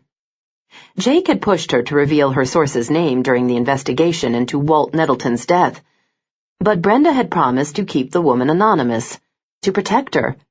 She dialed the number from memory. If she'd programmed the name into her contact list, anyone, especially the police, could have gained access to it, and Brenda refused to endanger her. The phone rang a half-dozen times, then rolled to voicemail, and she left a message. "The Slaughter Creek Strangler killed the senator's son. I think she's trying to frame me. Please call me." The clock struck 10, and she frowned. Ron Stowe's funeral was at 2 o'clock. She had hours before then. Taking a chance that her source might be at work, she quickly dressed for the funeral in a black dress, then, deciding that Ron would have liked a little color, added a red scarf. She grabbed her phone and purse and drove to the sanitarium. A storm was brewing outside, the wind hurling debris across the winding road as she climbed the mountain. Headlights from an oncoming car nearly blinded her, and she braked, hugging the side of the road, her earlier accident flashing through her mind. The car raced on, leaving the deserted stretch of road pitch dark. When her parents admitted Brenda to the hospital for treatment, she'd been angry and resentful. She'd also been plagued with awful dreams about who her real mother could have been. Sometimes she imagined that a rich teenage actress had given birth to her and was now famous and living in Hollywood. Other times, she thought maybe her mother had been raped and couldn't stand the sight of her. And sometimes she imagined that her mother had wanted her desperately, but that she'd died and was watching her from heaven. But then there was the reoccurring dream about the homeless crackhead. "Come on, baby girl," a voice inside her head whispered. "Just crawl in this alley and we'll hide for a while. We'll find something to eat when the restaurant closes down."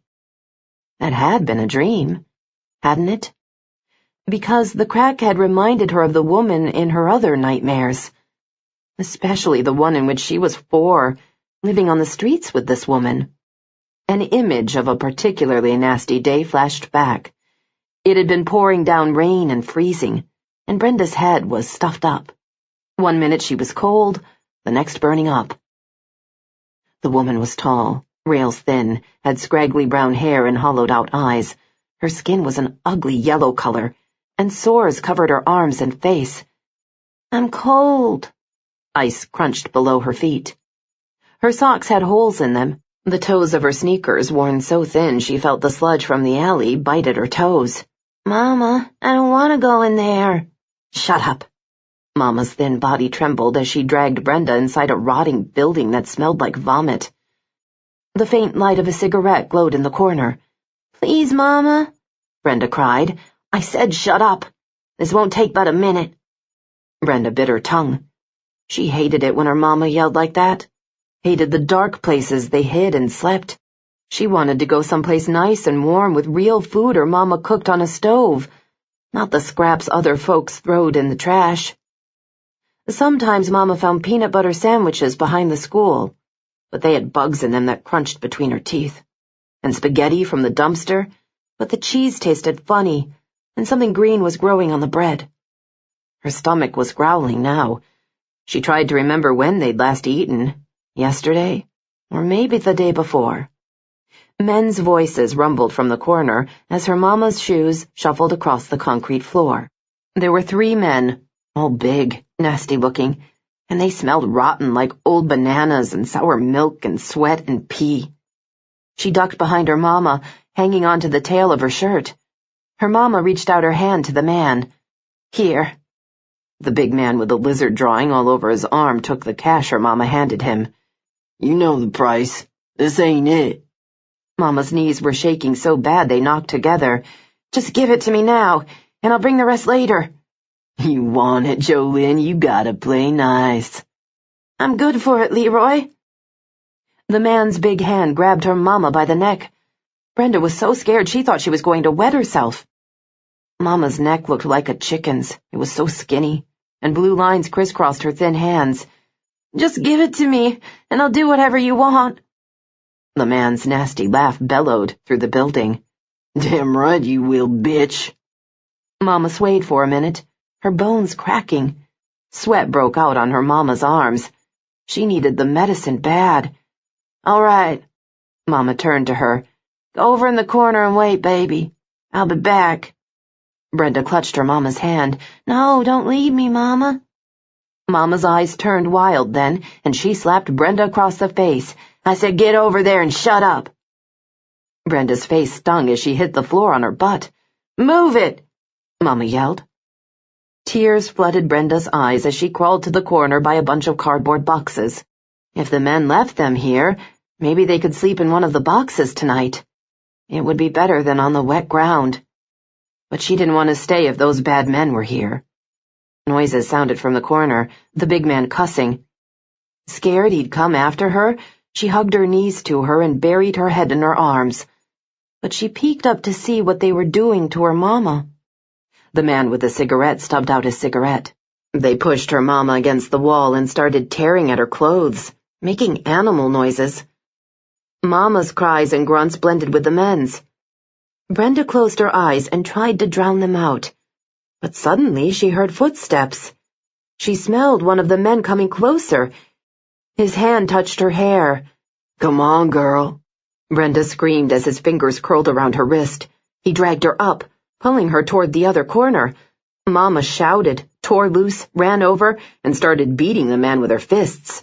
"Run, Brenda, run!" Mama shouted. Brenda kicked and screamed, then finally sank her teeth into his big hairy fist. He tasted gross, but she bit him harder, and he bellowed, then let go of her. The sanitarium slipped into view, tearing Brenda from the disturbing images. But a bad feeling seeped through her. Maybe that hadn't been a dream. She parked at the sanitarium, reminding herself that she'd come on a mission. The trees rustled with the wind as she walked up to the front. The stone turrets and gray mausoleum structure triggered other memories, ones that bordered on her memory banks, but were still out of reach, as if obscured by a thick, dark fog. Once in the building, she walked to the nurse's desk and checked to see if her source was on duty. She was, so Brenda rode the elevator to the second floor. A bustling hubbub of carts and voices greeted her as the elevator doors opened, and the pungent odor of alcohol, medicine, and fear permeated the air, making her stomach cramp. She turned, tempted to leave, desperate to escape this place. But she couldn't. She needed answers. She needed to see the basement, where the experiments had been conducted. After Arthur Blackwood's arrest, the police had sealed off the basement as a crime scene, and a forensic team had spent hours investigating and searching for evidence. Now she spotted the person she'd come to see. Maisie. The nurse motioned for Brenda to follow her to the break room. "I want to see the basement," Brenda said. Worry deepened the grooves around Maisie's age-lined eyes. Then she gestured for her to follow her. "I guess it's time you did." The bones in the coffin looked stark against the satin lining. Jake raked a hand through his hair. "Well, he didn't lie about Mom." Nick released a sigh. "It appears that way, but I want an autopsy to verify that these are her remains." He struggled to wipe emotion from his voice. "And to verify cause of death." Jake's face paled. "What are you suggesting? That she didn't die in childbirth?" Nick shrugged. "After all of Dad's lies, he could have killed her." Seven carefully cut out the photograph of the senator's son from the article on the front page of the newspaper, then added it to the collage on her wall. The other men who'd paid were there as well. Brenda Banks's photograph was situated in the center. Even though the men had hurt her, had kept her prisoner so the commander could continue his torture, she hated Brenda more than the men. Because the commander had spared Brenda, had saved her, when he had used her in his experiments as if she were nothing more than a lab rat. The anguished face of the senator and his wife mocked her from the paper, and she took the scissors and slashed at the image, slicing straight across the senator's face. Sweat dampened her palms as she mutilated his eyes and chin and nose until there was nothing left but tiny pieces of yellowed paper that she dusted off the table into the trash. Pinpricks of joy mingled with rage, inciting her to mentally scroll down her list. Brenda had to pay for leaving her there all those years, for being who she was. Then she would deal with the commander. Chapter 26. Brenda's nerves tingled as Maisie led her down to the basement. The dusty concrete walls echoed with the screams of children. Or maybe that was all in Brenda's head, put there by what she'd learned. "You knew what they were doing, Maisie?" Brenda asked. The older woman shook her head. "No, not exactly. I got suspicious later, but Mr. Blackwood always had answers to cover things up. And Dr. Sanderson and Dr. Coker were always so generous donating their time at the free clinic that I never dreamed they'd hurt a child. But they did." Brenda touched the old gurneys that were pushed against the wall, disturbed at the sight of the restraints attached to the beds. The scent of chemicals, blood, and body wastes still permeated the air, the floor discolored with stains that had come from God only knew what. "I didn't know about the basement until the sheriff and his brother found out what was happening here," Maisie continued. "Why did you decide to call me?" Brenda asked. "Grace Granger," Maisie said. "I was in her room the night we thought she was coming out of her coma. She said some things that made me think back." "What kinds of things?" Brenda asked. Maisie scratched her head. "About being taken to the basement?" Maisie said. "I don't know if it was the coma, but it was like she suddenly remembered being here as a little girl and was describing things in detail.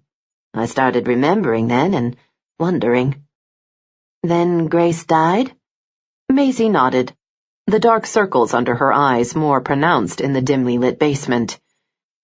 "Do you remember being down here?" Maisie asked. Brenda glanced at Maisie, a snippet of a memory assaulting Brenda. She was 4 years old, hiding in the corner, her hands pressed over her ears. Noises. The carts clanging, the instruments scraping against metal, voices. The cries. "Yes, I was here," Brenda said, her heart hammering. "I don't understand why, though." She slowly turned in a wide circle, her body trembling as she was launched back to that day. A loud scream, a woman's voice, then sobs louder than she'd ever heard before. "Take her! Get rid of her! I don't want her anymore!" Brenda lay limp on a bed, like a rag doll. Her body ached all over. Her head and stomach hurt. What had happened? Why was Mama screaming? Where were they? Clang, clang, more rattling. A terrible smell like medicine. A man's deep voice ordering them to stick a needle in her. She tried to fight it, kicked and yelled. She hated needles, but they stuck it in her anyway, and she started to cry. Then it was dark, so dark she could barely see. Her eyes felt heavy. Her stomach twisted like she was going to throw up. The room was cold and she cried for her mama. But no one was there. Except in her mind there were men reaching for her, pulling her down with their dirty hands, tearing at her clothes. No! She screamed and kicked. She didn't want them to take off her clothes. Then she looked down and realized she had on some kind of gown. She was in a bed. A real bed. But this bed had metal bars on the side, and it smelled stinky. Someone was crying, screaming. Was it her? She rolled sideways. She had to get away. She grabbed the metal bar and slid down from the bed. It was a long drop to the floor, and she hit it and fell on her bottom. Her foot hurt, but she rubbed at it and stood. Then she sneaked to the door and peeked outside. A chubby lady in a white uniform rushed by. More noises down the hall. A man in a white coat. She must be in a hospital. Was Mama here? Had she come here to get her medicine? Maybe that was Mama crying down the hall. She pushed open the door and snuck into the hall, then followed the sound. 2 steps. 3. She was dizzy and stumbled. She reached for the wall, but it was cold and slimy. Tears pushed at her eyes, but she swiped them away. Crying didn't do no good. Mama told her that. She had to find her now, but it was dark all around her. Just a little thin light streamed from down the hall. If she could make it to the light, maybe she'd find Mama and get out. She stumbled again, then dragged herself up and walked to the end of the hall. The door was cracked. That was where the light was coming from. There were steps, too. She held onto the rail and inched down the first step, but her stomach quivered when she heard another cry. This time it didn't sound like her Mama. It was another little girl. Were they hurting her? Trembling with fear, she started to turn around and run back up the steps. Then she saw the girl. She had long dark hair and big dark eyes. "Help me," the little girl cried. "Please help me." Brenda couldn't swallow. What were they doing down here in the dark? Then she saw the tall man standing over the girl. His hair was black, his ears big. He had something shiny in his hand, and something else shiny on his finger. A ring. Gold. It had a black middle with some letter on it. The girl screamed again. Brenda turned to run for help, but big arms snatched her up. Then everything disappeared as she was pitched into the dark. "Brenda, are you okay?" Brenda stumbled and found herself hugging the wall, her breath coming out in sharp, uneven pants. She was confused. She'd been admitted to the hospital as a teenager, not as a young child. Or had she been here when she was little as well? "I was here," she said. "I have to find out the dates." Maisie rubbed Brenda's back. "We could check records." Brenda nodded. "Then let's check them. I have to find out what happened back then. I think the woman who's strangling men in Slaughter Creek was here at the same time I was." Seven must have recognized her from the news story and reached out to her, hoping she wouldn't let her down this time, as she had back then. Nick finished his cup of coffee and tossed the styrofoam cup into the trash as he paced outside the ME's office. It had taken forever to move his mother's body to the morgue, and now he was waiting on the ME to confirm that the bones belonged to his mother. He and Jake had considered interrogating their father again, but they decided to go armed with all the information they could gather when they did. He sucked in a sharp breath, wondering where Brenda was. She'd been so upset this morning, misunderstanding everything. He slid his phone from his pocket to call her, but Dr. Bullock poked his head out of the door. "Come on in, Agent Blackwood." Nick shoved his phone into his pocket and followed the medical examiner. Dr. Culpepper, the forensic anthropologist Dr. Bullock had called in, stood over the bones on the table. For a moment, Nick couldn't breathe. The remains had once belonged to the woman who'd given birth to him. The woman who'd changed his diapers, cuddled him when he was a baby, and rocked him to sleep. Dr. Culpepper peered through her goggles. "We haven't confirmed her identity yet," she said. "I've requested dental records to verify. They're being faxed over." Nick nodded. "What can you tell me?" "Judging from the skull and hip bones, I can confirm that this body belonged to a female, late 20s. The bones indicate that she sustained a fractured arm and that she was anemic when she died. Also, she gave birth more than once." A fax machine made a noise, and Dr. Bullock went to check it. "My father said my mother died in childbirth," Nick said. "Is that true?" Dr. Bullock cleared his throat. "Come here, Agent Blackwood. The computer is running a comparison of your mother's dental records to the teeth we found with the bones." Nick stepped over beside the medical examiner and watched as the computer presented various images, comparing angles and different teeth. "This program makes identification fast and accurate," Dr. Bullock explained. "I had to fight the county to buy it. Good thing, with all the trouble we've had in Slaughter Creek lately." And all due to his father. A noise sounded, and a positive match showed on the screen. The ache in Nick's chest held tight. He hated to admit it, but some part of him had latched onto the hope that his mother might still be alive. God, he wished his father had died instead. "So my mother was buried in that grave, but my sister survived," Nick said. And now she was on a killing spree. The forensic specialist made a low noise in her throat. "You probably want to look at this, Agent Blackwood." The anxiety in his belly intensified as he walked over to stand beside her. Emotions he didn't want to feel rose, but he swallowed them back, forcing himself to remain in professional mode instead of struggling to remember the face that had gone with these bones. "Look at these markings on her skull.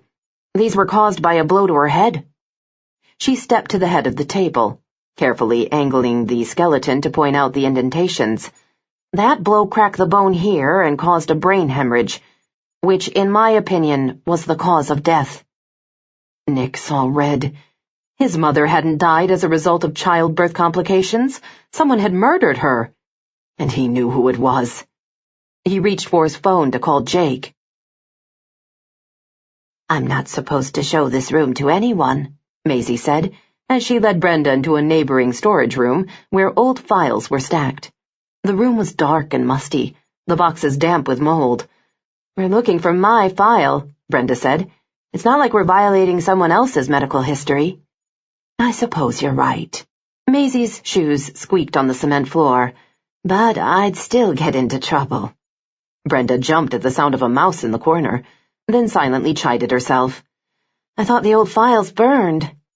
"The ones from the free clinic did, and some of the hospital files were lost in another fire," Maisie said, "but some were saved and moved in here." Maisie gestured toward the third row, and they began examining the dates and years on the sides of the file boxes. "Why haven't the police seen them?" Brenda asked. "Because no one told them about these files." Maisie's face paled. "I suppose I should do that." Brenda nodded. "The files need to be examined," she said. "We might discover the names of other victims in here." She visually scrolled down the dates on the boxes on the next shelf, wiping away dust to read the year. She stood on tiptoe and dragged the first box off the shelf, then the other two, and set them on the floor. Maisie took one, and Brenda grabbed another, wiping dust from the top as she lifted the lid. File folders were crammed into the box in alphabetical order. Dust motes swirled in the air as they plowed through each file. "There's nothing under the name Banks," Maisie said. Realization dawned. "That's because I was adopted," Brenda said. "Look for a little girl around 4 who was brought in for an injury." "That's odd. This has always been a psychiatric hospital," Maisie said, yanking out a file and thumbing through it. I can't explain, Brenda said, desperate to sort out the truth. I just know I was here, that I was hurt, and that my real mother might have been here too. Maybe for rehab. Maisie's eyebrow twitched as she examined another folder.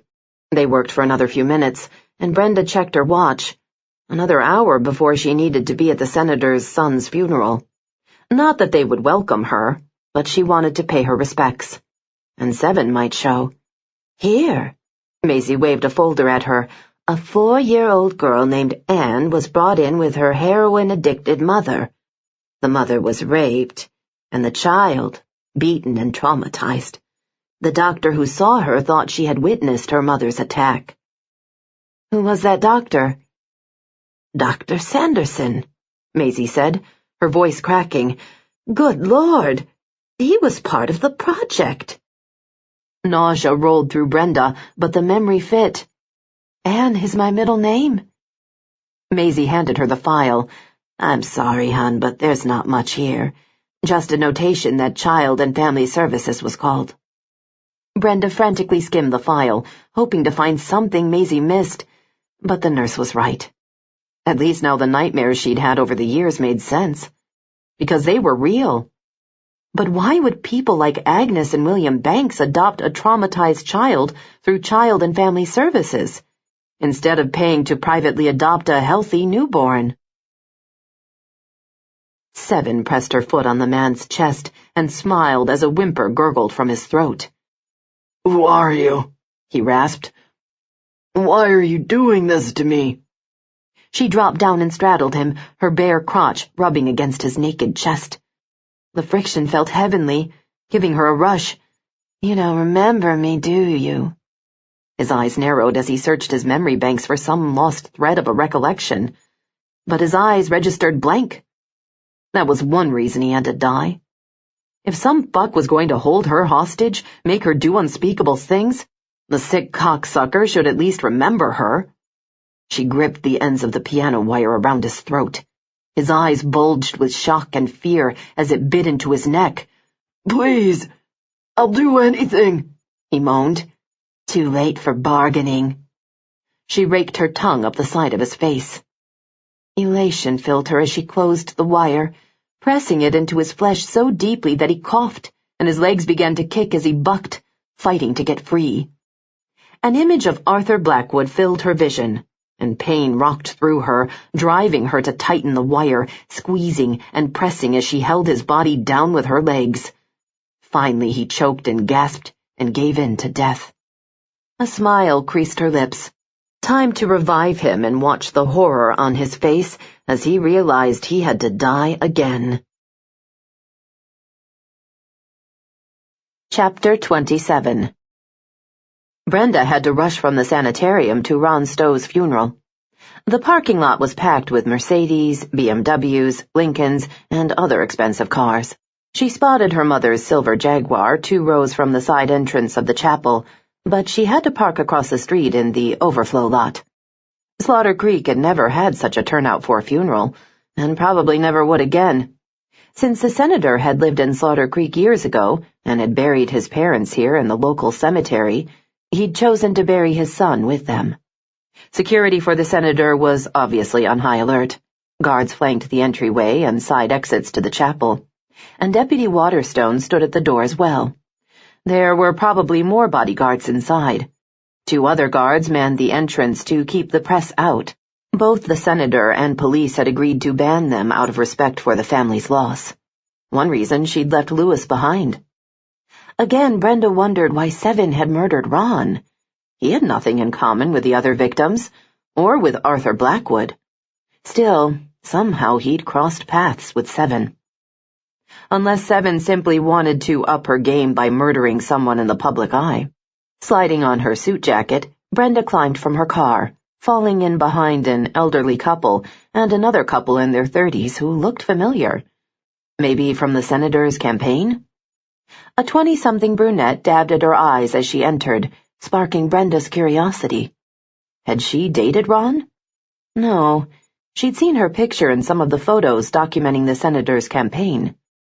Organ music flowed from the chapel, the bodyguards studying each individual in case the killer showed up and attacked the senator or his wife during the service. Brenda's heart picked up a beat.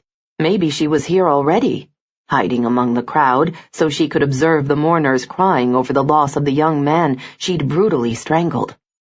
Senses alert, she discreetly used her cell phone and snapped photographs of all the young women in the crowded chapel. 4 blondes, 2 more brunettes, a woman with striking red hair, another with a short, spiky brown cut. Someone nudged her from behind, and she shifted, but realized it was a white-haired woman with a cane who'd lost her balance.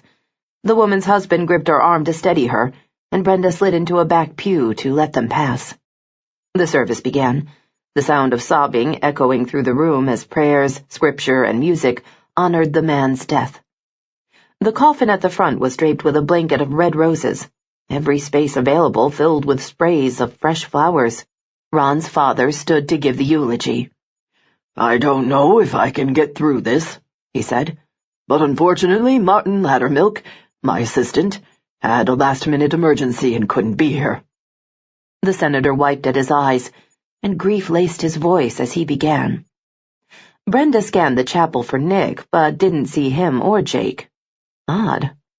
The senator's speech was eloquent, emotional, touching. There wasn't a dry eye in the chapel.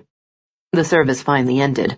The pallbearers lifted the coffin, and the Stows rose and followed behind, hands clasped, heads bowed in grief. Brenda's parents went next, obviously hovering close for support. Her father's eyebrows narrowed into a frown as he passed her. A pang of regret sliced at her, but she swallowed back the guilt, determined to remain alert and study the crowd for 7. Would she recognize her if she saw her? Fellow mourners rose, and the chapel emptied, hushed voices and sniffles trailing outside. Car doors slammed as people departed, a small crowd gathering in the cemetery for the graveside service. Senator Stowe cradled his wife's arm and helped her into one of the lawn chairs set up beneath the funeral home tent, a few close friends taking seats, while another small cluster of the senator's constituents stood respectfully by. Brenda remained on the periphery, once again scrutinizing the women. Driven by the wind, a cluster of faded plastic flowers from another grave skittered across the grass, and tree limbs bowed as if a ghost had just passed. Brenda turned to search the trees, in case 7 was hiding there, but shadows flickered, the skies casting a dismal gray across the woods and making it difficult to see through the dense copse. Brenda's phone buzzed, and people turned to glare at her. Instantly hitting the button to mute it, she walked a few feet away to check the message. "If you want my story, meet me at the old 4-H camp. 7. She scanned the crowd to see if anyone was using a cell phone, but all heads were bowed in prayer. Gathering her coat around her, she headed to her car, walking slowly, as her heels kept sinking into the soft, wet ground. As she climbed into the driver's seat, Brenda punched Nick's number to tell him about the message, but his phone rang a half-dozen times with no answer. She left him a voicemail asking him to call her, then sped from the parking lot. If she could convince 7 to turn herself in, maybe the Stows and her parents could forgive her for Ron's death. Nick studied the layout of Martin Laddermilk's house as he got out of his sedan and climbed the steps to the Georgian home. Panicking when he couldn't reach Laddermilk before his son's funeral, Stowe had called Jake. But Amelia was also missing, and Sadie was frantic, so Jake was searching for her, leaving him to check out this call. He rang the doorbell a dozen times, scanning the immaculately kept grounds in case a gardener or worker was around. The security gate and location of the estate provided privacy and spoke of old money, just as the statuesque Georgian home did. But Nick was unimpressed. He'd watched Laddermilk's interviews during the senator's campaign, and he thought something about the man was seedy. Maybe it was that pencil-thin mustache, or the glint of deception in his eyes. Satisfied no one was going to answer, he turned the doorknob, but it was locked. He took out his tiny lock-picking device and pried open the door, surprised that the house's alarm system didn't launch into a pealing tirade. Because someone had already disarmed it? The scent of an expensive cigar filled the air, mixed with the odor of some kind of cleaner, and he drew his gun and inched inside. "GBI, Mr. Laddermilk?" Nick called. "If you're here, please show yourself." Silence met his voice, his words echoing through the two-story foyer. The place was decorated like a showcase, with glistening marble floors, expensive artwork, vases, and antique gilded mirrors. Nick swept from room to room, identifying himself and calling the man's name. Photographs of a family adorned one wall in a study overflowing with books, several photographs of Laddermilk with the senator at various functions arranged on a bookcase. One in particular drew his eye, 3 men smiling at the camera, Laddermilk, the senator, and Mayor Banks. They had all chosen the political route, and obviously ran in the same circles. Of the 3, Stowe looked the most distinguished, with his charismatic, Kennedy-esque face. Laddermilk was short and stocky with small, round, wire-rimmed glasses. Definitely the sidekick, not the star of the show. And Brenda's father, he was slimmer in the photo, his round face and pudgy body less astute-looking, signs of early baldness already evident in his thinning hair. "Laddermilk," he shouted, as he cleared the kitchen and living area, then started up the winding staircase to the second floor. Storm clouds darkened the sky outside, but a faint stream of sunlight bled through the 10-foot window, illuminating Nick's path as he checked the first bedroom suite. It appeared unlived in. No clothes in the bedroom, no toiletries in the bath. Judging from the photos downstairs, Laddermilk's children were grown and must be living on their own. He'd read that the man's wife died of a heart attack 2 years ago. Nick's boots melted into the thick plush carpet as he inched down the hall to the master suite. He halted in the doorway, his gut clenching at the sight before him. Laddermilk's naked body was tied to the bed, just as they'd found Jim Logger's. A piece of piano wire wound around his neck, his eyes gaping wide in death. 7 had struck again, and now it seemed she was targeting people close to the senator. Would he be next? Brenda Googled directions for the old 4-H camp, then programmed it into her GPS. A faint memory of attending one of the summer sessions when she'd won first place for her potato head doll surfaced, making her smile as she wound through the dark mountain roads.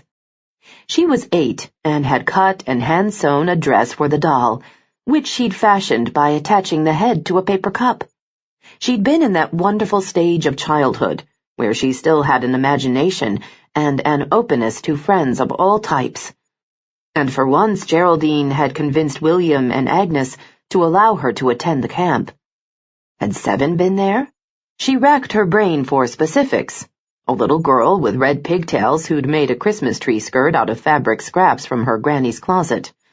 A skinny, quiet girl who'd baked cookies, then decorated them like faces of famous African-American women.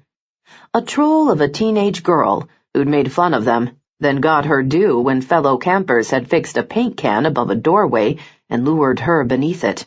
It had taken the girl days to wash the orange paint from her blonde strands. The road leading to the camp was long and winding, surrounded by thick rows of pines, oaks, and cypresses. The buildings that housed the 4-H'ers were nestled into the side of the mountain to offer seclusion, as well as camping, hiking, swimming, and other nature-related activities. Brenda retrieved a copy of the sketch Amelia had given her, her rendition of 7, and mentally tried to match the face of the lonely-looking child in the drawing to girls she'd met at the 4-H camp, but nothing fit. The forest folded her into its depths as she climbed the hills to the peak where the main part of the camp had been built. Her nerves vibrated with hope that she was finally going to meet the girl she'd left behind at the hospital. Somehow, she had to convince her to stop taking lives. Slivers of light fought their way through the leaves, dappling the inky darkness as she rolled into the center of the camp. She searched for a car and finally spotted a dark blue Jeep perched at the overhang of the ridge, teetering there as if one wheel had already slid over the edge. She checked her purse for her weapon, praying she wouldn't need it, but knowing she'd use it if necessary to protect herself. The car door screeched open as she swung her feet around to get out. Gravel crunched beneath her shoes. The last remnants of snowdrifts were beginning to melt, creating a muddy sludge, the scent of spring blending with the smell of damp earth. She scanned the perimeter, praying Seven didn't jump from the shadows and attack her. There were at least 20 bunkhouses for campers and acres of land donated to the camp for activities. Acres where Seven could hide. Somewhere in the woods, animals skittered, and the sound of a gunshot blasted. A hunter? Was it hunting season? Jittery with anticipation, Brenda checked her phone again, suddenly wishing she'd waited until Nick had returned her call. But he'd obviously written her off, now that she'd served her purpose. Still, her text should have made him realize that she was still his best link to Seven. Inhaling to fortify her courage, she had just decided to try Nick again when she heard piano music wafting from the main lodge at the top of the ridge. She froze. Seven had killed her victims using piano wire. She must have brought Brenda here to explain the reason. Brenda's shoes slipped in the icy sludge as she strode toward the lodge, and she wished she'd changed into boots. The bunkhouses looked run down and in need of repairs, making her wonder when 4-H had stopped using the camp. Had they chosen another location for their summer retreats? She stumbled over an uneven patch and slid, windmilling her arms to keep her balance and barely righting herself before she hit the ground. The music grew louder as she approached, the tune a macabre number that she recognized from The Phantom of the Opera. She almost turned and ran back to the car, but she was too close now. She wanted answers. So she opened the door, the music pounding louder as she stepped inside, the walls vibrating with the bleak intensity of the tune. The lodge looked dismal and deserted inside, the only light seeping in from the fog-coated windows. The wood floors were dusty and squeaked as she pivoted to search for Seven. Assuming she was playing the piano, Brenda walked toward it, but a board behind her creaked, and suddenly she felt the barrel of a gun stab her back. "Hello, Brenda," a low, throaty female voice murmured. Brenda stiffened, forcing herself not to react. She really didn't want a bullet in her back. She took a deep breath, bolstering her courage. "Surely you didn't ask me to come so you could kill me?" A bitter laugh rent the air. Maybe. A knot of fear clogged Brenda's throat. She thought about Nick and how they'd left things, how she still wanted him, even though he'd been prying in her past. "No, I don't think you did. I think you wanted to see me again." Brenda slowly turned to face her. "That you want me to hear your side of the story?" The woman's face was steeped in the shadows, her clothing all black, a dark hoodie over her head, but a thin stream of light filtered through a hole in the ceiling, and Brenda nearly gasped at the wild look of insanity in her eyes. "That is what you want," Brenda said quietly. "You want to tell me your story, so everyone will know what happened to you." Seven's slow smile sent a frisson of alarm up Brenda's spine. "All in good time." She shoved a phone at Brenda. "First, call the Blackwood brothers. I might as well explain it to everyone at the same time." Brenda's hand felt clammy as she lifted the phone. "Are you going to turn yourself in?" Another laugh, this one harsh and sinister. "No, I'm going to finish what I've begun." Brenda's mind raced. Seven wanted her to lure Nick and Jake into a trap. Then she would kill them all.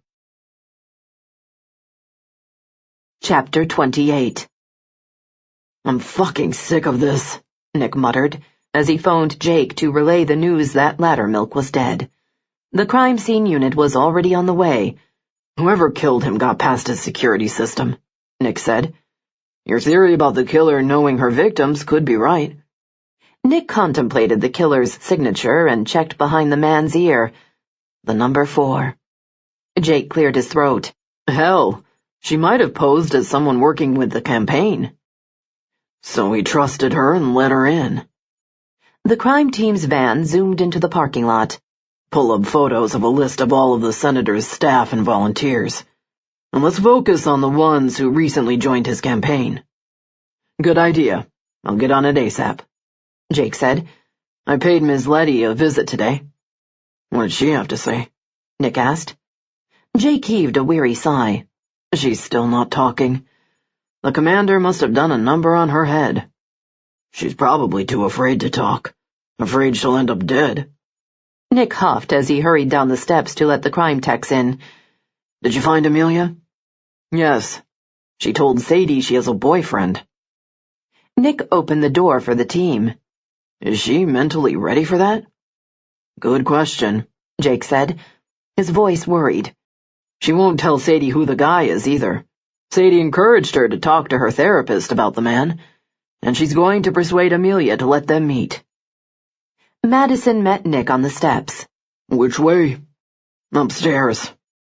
Nick's phone was buzzing again, and he checked the number. Brenda. He led the team inside, hoping they'd find evidence this time. But other than that blood droplet, Seven had left only breadcrumbs, teasing them with the fact that, so far, she had escaped detection. His phone went silent, and he pointed out the master bedroom as they reached the top of the stairs. In the master suite. His phone started up again. Brenda. He punched connect and stepped into the hall as the techs went to work. Brenda, I'm in the middle of something. What's going on? Hell, maybe she knew Laddermilk was dead and was on the way with a news van. Nick, please don't hang up, Brenda said in a strained voice. I'm with Seven. Nick froze. Seven had Brenda? Brenda clutched the phone, desperately searching for a way to warn Nick that he was walking into a trap. But the odds were that he already knew that.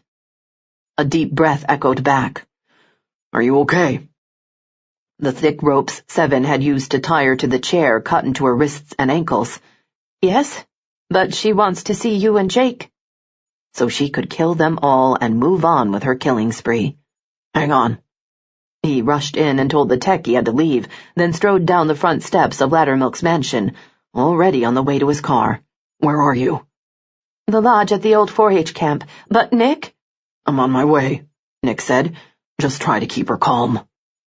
Brenda started to speak again, but Seven grabbed the phone from her hand and disconnected the call.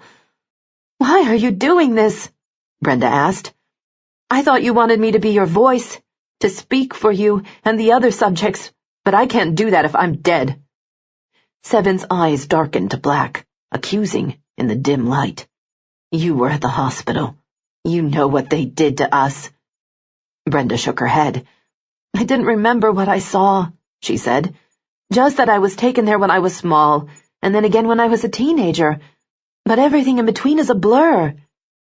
You wrote a news story about the experiments, Seven snarled as she circled Brenda. You painted Jake and Nick Blackwood as heroes, but they aren't. No one is. No one saved us back then. Because the families were in the dark, Brenda said, desperate to help Seven understand that the people of Slaughter Creek hadn't intentionally abandoned her. They were all snowed by the doctors because they were giving free services. Then there you were, and you were special, Seven whispered in a voice laced with pain and accusation, as if Brenda had betrayed her. Brenda dug one finger beneath the rope around her wrist, struggling to untie it. What do you mean I was special? Dark pools of anguish lined Seven's face.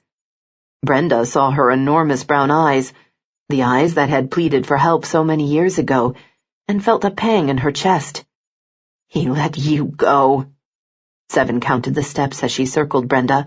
7 to the right, 7 back, 7 more. Brenda's fingers paused in her work. I don't understand, she finally said. What do you mean he let me go? Seven waved the knife blade in front of Brenda's eyes, then pressed it to her own arm and punctured the skin, watching as blood pooled on the surface. Brenda noted old scars, fresh ones.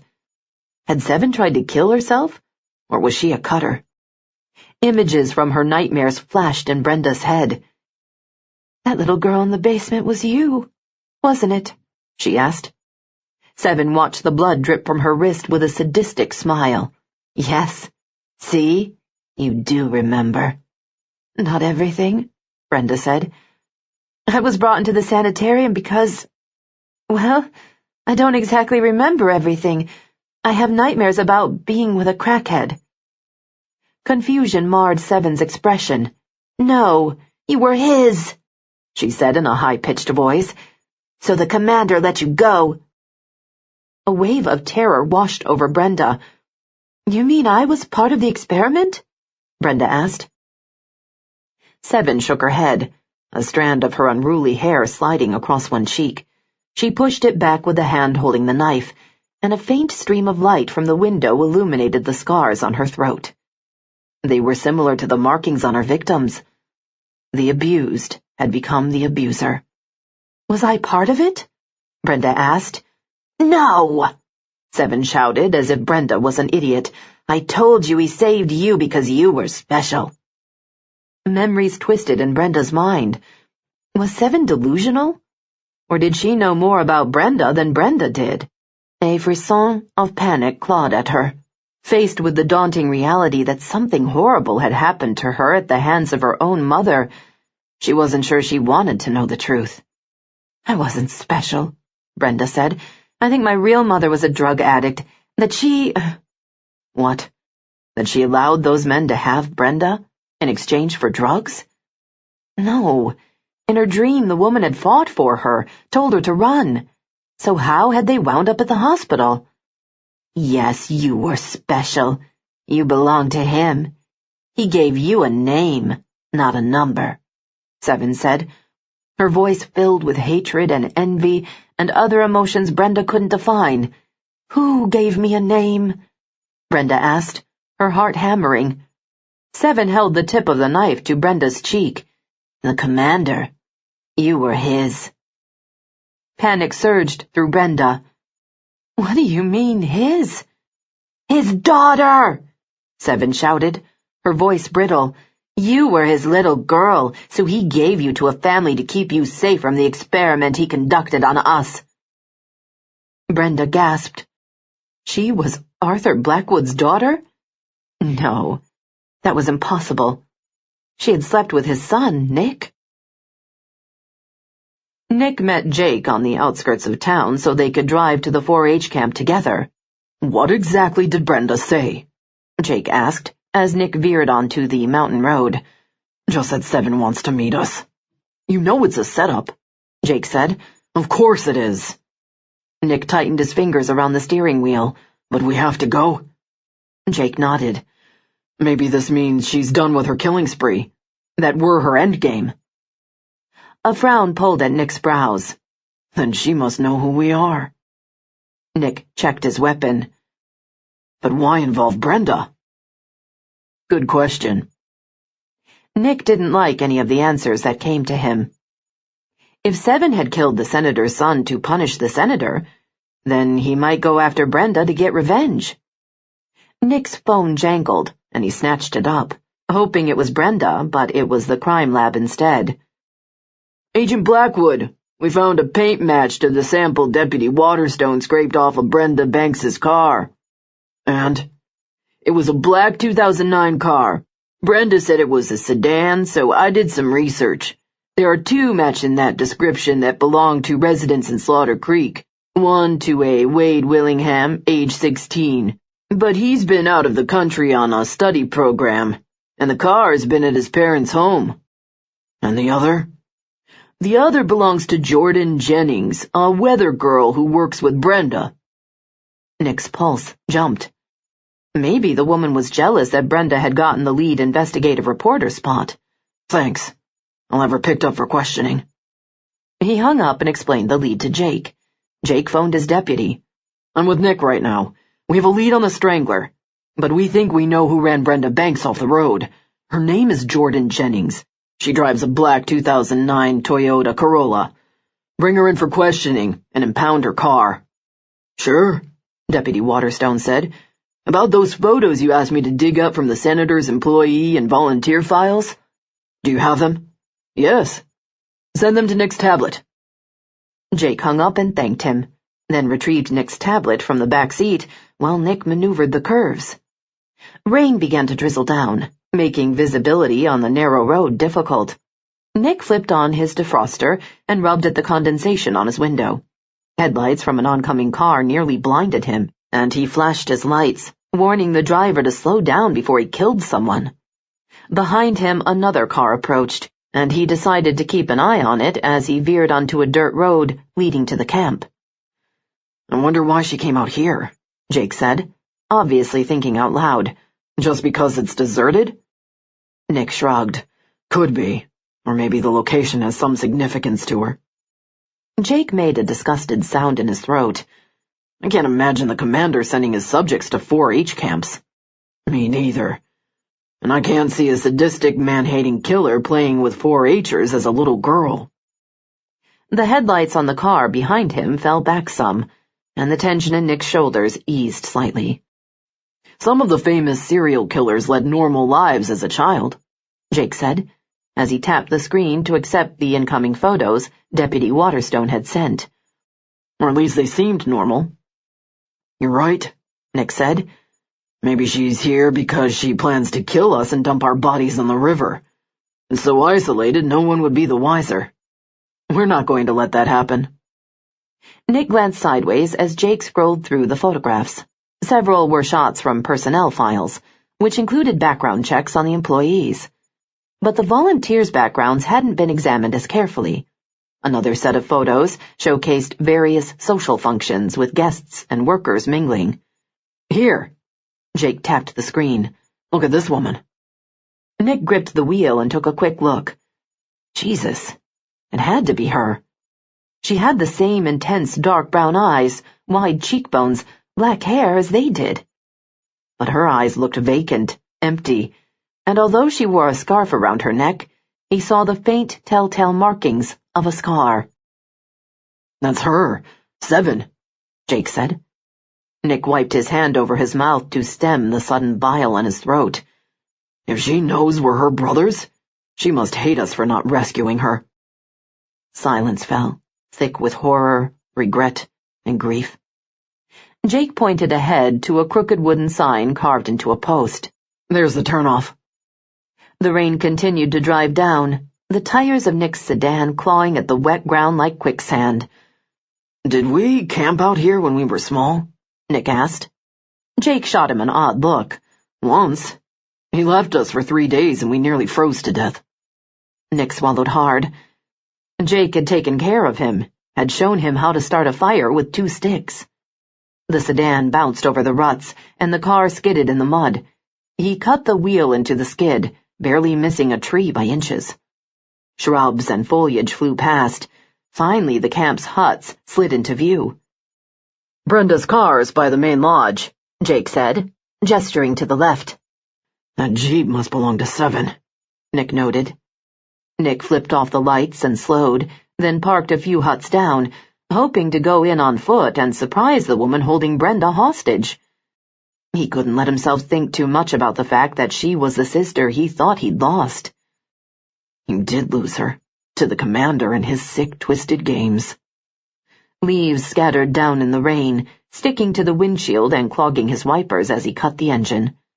Nick eased open the car door and stuck one foot out, his hand reaching for his weapon as he scanned the property. 7 could be holding Brenda in any of the cabins. We should divide up, Jake said. I'll check out the huts and you head toward the lodge. Nick nodded brusquely, although he wondered for a brief second if they should stick together.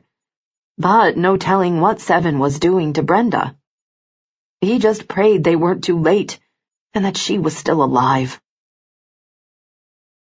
Brenda's fingers ached from trying to untie the ropes cutting into her wrists. Why do you think that Arthur Blackwood is my father? 7 toyed with the piano wire she'd wrapped around Brenda's neck. I heard them talking about you, she said. The commander, and the bald, chubby man he gave you to. The bald, chubby man, her adopted father, William Banks. They were arguing. The bald man said he would adopt you and keep you safe, 7 said in a shrill voice, that he'd raise you as his own. A dozen different memories teased Brenda's mind as 7 pinched the wire into Brenda's neck, but none of them involved her adopted father knowing Arthur Blackwood. But if I was his daughter, why don't I remember being with him? And who was that woman I was looking for in the hospital? I don't know, Seven said again, as if Brenda was an idiot. But I heard them arguing, and the mayor told him he didn't need to keep you, that he and his wife would take care of you. Brenda shook her head in denial. It's true. He and the senator and the commander were all friends, Seven said. If Seven was telling the truth, then her father, William Banks, had known about the experiments. Had he stood by, watched, and allowed those horrible things to happen to the innocent children of Slaughter Creek? God, she felt queasy. Maybe you misunderstood. She had to have misunderstood. Seven ground the wire tighter into Brenda's neck. That's the reason you killed the senator's son? Brenda asked, mentally piecing together the fragments of the past few days. Seven released a bitter laugh, her eyes wild, demented. The senator should die, but killing his precious son hurt him more than losing his own life. Cruel, but true. Brenda had to keep Seven talking. Surely Nick and Jake would be here soon. So what now? Brenda asked. You kill me, then Nick and Jake, and then you're finished? An odd expression darkened Seven's eyes, as if she didn't know how to answer that question. Maybe she didn't plan on ending her killing spree at all. Seven didn't have time to answer, though. A board creaked, and they both swung around as Nick walked into the room.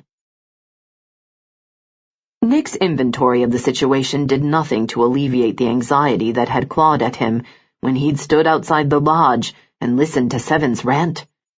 That damn piano wire was wound a little too tightly around Brenda's neck for comfort. Seven's gaze shot to the door behind Nick, then around the room. Where's your brother? Nick studied his sister. Yet she was a stranger. A killer who had ruthlessly taken several men's lives. Her hair was just as dark as his, her eyes as deep a muddy brown. A harshness slashed her features that indicated she'd suffered at their father's hands. It's just me, he said, keeping one eye on Brenda, whose face looked pale in the murky light. I don't believe you. Seven lifted the knife in her hand and placed it against Brenda's neck. A drop of blood trickled down Brenda's throat. Nick, Brenda said in a choked whisper, I'm sorry. You're wrong, Seven, he said, knotting his fists at the sight of that blood. You have it all wrong. Challenge glinted Seven's eyes. What are you talking about? Brenda is not the commander's daughter. Brenda gasped. Nick? He saw the anguish in her eyes. You aren't, he said to her. You may be adopted, but Arthur Blackwood is not your father. Seven took a step toward him, waving the knife, the tip red with Brenda's blood, a reminder that this woman could snap at any time. You're lying. I heard them talking, arguing about using her in the experiment. You misunderstood, he said sharply. The mayor and senator knew my father, but Brenda isn't his child. Yes, she is, Seven cried. No, Brenda isn't the commander's little girl, Seven. You are. Behind Seven, Brenda's eyes widened in shock. What? Seven's voice rasped a denial, but he saw the wheels turning in her head. We found your blood on Ronstow's body, Nick said. We tested it, and you're related to me and Jake. He moved toward her, hoping to slip the knife from her hand. We thought our sister had died at birth, but we just exhumed the grave and the coffin was empty. Seven's hand trembled. He kept me so he could torture me. I know what a monster he is. Everyone in town knows, Nick said softly. It's over, Seven. Just give me the knife, and I'll see that you get the psychiatric counseling you need. Nick reached for the knife, but suddenly a shot rang out. He ducked against the wall, his gun at the ready. Where in the hell had that come from? Brenda's chair rattled as she struggled to free herself. Seven ran for the door. Nick started after her, but another shot blasted, the bullet zinging past his face. Brenda leaned sideways to dodge the bullet, and the chair fell to the floor. Then he saw the blood pooling beneath her. Damn it! She'd been shot. Chapter 29. Panic flared in Nick's chest at the sight of the blood seeping from Brenda's abdomen. Her face looked gray, but her eyes blazed with courage as he yanked out his pocket knife and cut the ropes tying her to the chair. "Brenda?" She clutched his arm. "I'm fine. Go after her." Except she wasn't fine, and they both knew it. He punched 911 and got an operator. "This is Special Agent Nick Blackwood. I need an ambulance at the old 4-H camp. A woman has been shot." He gave her the address, and she told him to stay on the line, but footsteps clattered, a back door slammed, and Nick realized the shooter had gone out the back. He had to catch the bastard, so he left the phone beside Brenda. "Hang in there, Brenda. An ambulance is on its way." Where the hell was Jake? He gave Brenda a quick kiss, then jumped up and ran toward the back. Jake bumped into him on his way out and was rubbing the back of his head. "Some bastard cold-cocked me by one of the huts. He shot Brenda and went out the back. Go after him." "How about Brenda?" "I'll stay with her. An ambulance is on its way." A car engine rumbled somewhere to the right. Nick tossed Jake his keys. Seven's Jeep was already gone. "I'll issue an APB for Seven's Jeep," Jake yelled as he darted to the car. A second later, he jumped in and sped off, gravel spewing behind him. Nick cursed and ran back inside, his heart hammered with fear as he crossed the room to Brenda. She lay on her side, the pool of blood growing larger. He yanked off his jacket and shirt, then his t-shirt, balled it up, and pressed it to her abdomen. "Did you catch her?" Brenda whispered. "No, she's gone. Jake's chasing the shooter." He pulled his shirt and jacket back on, then smoothed a strand of hair from Brenda's face and gently unwound the piano wire from her neck. Grooves where the wire had cut into her throat looked raw, and she gasped for air as he peeled it away. Brenda moaned, and he gathered her in his arms. "Just rest, sweetheart. The medics will be here soon." He pressed his shirt more firmly into her abdomen, but blood was soaking through fast. Way too fast. If the ambulance didn't get there soon, she might not survive. Brenda fought to remain conscious. She couldn't believe they'd gotten so close to Seven and that she'd escaped. "Nick, you don't have to stay with me," she whispered. "Go find Seven." Nick pressed a finger to her lips to shush her. "I'm not leaving you, Brenda." The pain in her stomach had turned to a dull throb. Or maybe it was because she was so weak. Nick stroked her hair, and she couldn't help but close her eyes. She was so tired. Her limbs felt heavy, her head so dizzy that the last few minutes blurred in her mind. Who was shooting? "I don't know." Anger hardened his voice. "Jake said a man cold-cocked him outside by one of the bunkhouses." Brenda's legs were starting to feel numb. Was he shooting at us or Seven? A heartbeat passed. "Us. Probably one of the commander's hired guns. He must have followed you out here." "I didn't see anyone," Brenda said, her throat raw. "Nick?" He continued to stroke her face, gently brushing her hair away from her cheek. "What?" "If I don't make it—" "Shh," Nick said, cutting off her sentence. "Don't talk like that. We both know you're too stubborn to let a gunshot wound get you." A smile tried to fight its way onto her face, but failed. Brenda's eyes felt glued together. She tightened her grip on Nick's arm. She wanted to hold on to him. She wanted to live and finish the story and ask her parents what really happened at the sanitarium. Ask them about the drug-addicted homeless woman. Ask her father if he'd known about the experiments. The thought made her ill, and she moaned as the world began to slip away. "Brenda," Nick said softly, "hold on. The ambulance will be here soon." He dropped a kiss into her hair, and Brenda relaxed in his arms and fell into the beckoning darkness. Nick cradled Brenda to him, rocking her back and forth, emotions pummeling him. She couldn't die. Not now. Not here like this. Not when they hadn't settled anything between them. Not when he thought that he loved her. He kissed her hair, holding her tight, determined to assure her he was there. The seconds ticked into minutes that felt like days as he waited on the ambulance. Finally, a siren's wail blasted the air, and Nick released a breath he'd been holding. They would get her to the hospital, and she'd be fine. She had to be. He eased her down on the floor, wadded his jacket up to serve as a pillow, then raced outside to meet the medics. The ambulance lights twirled against the night sky, then the vehicle roared to a stop. "In here!" he shouted.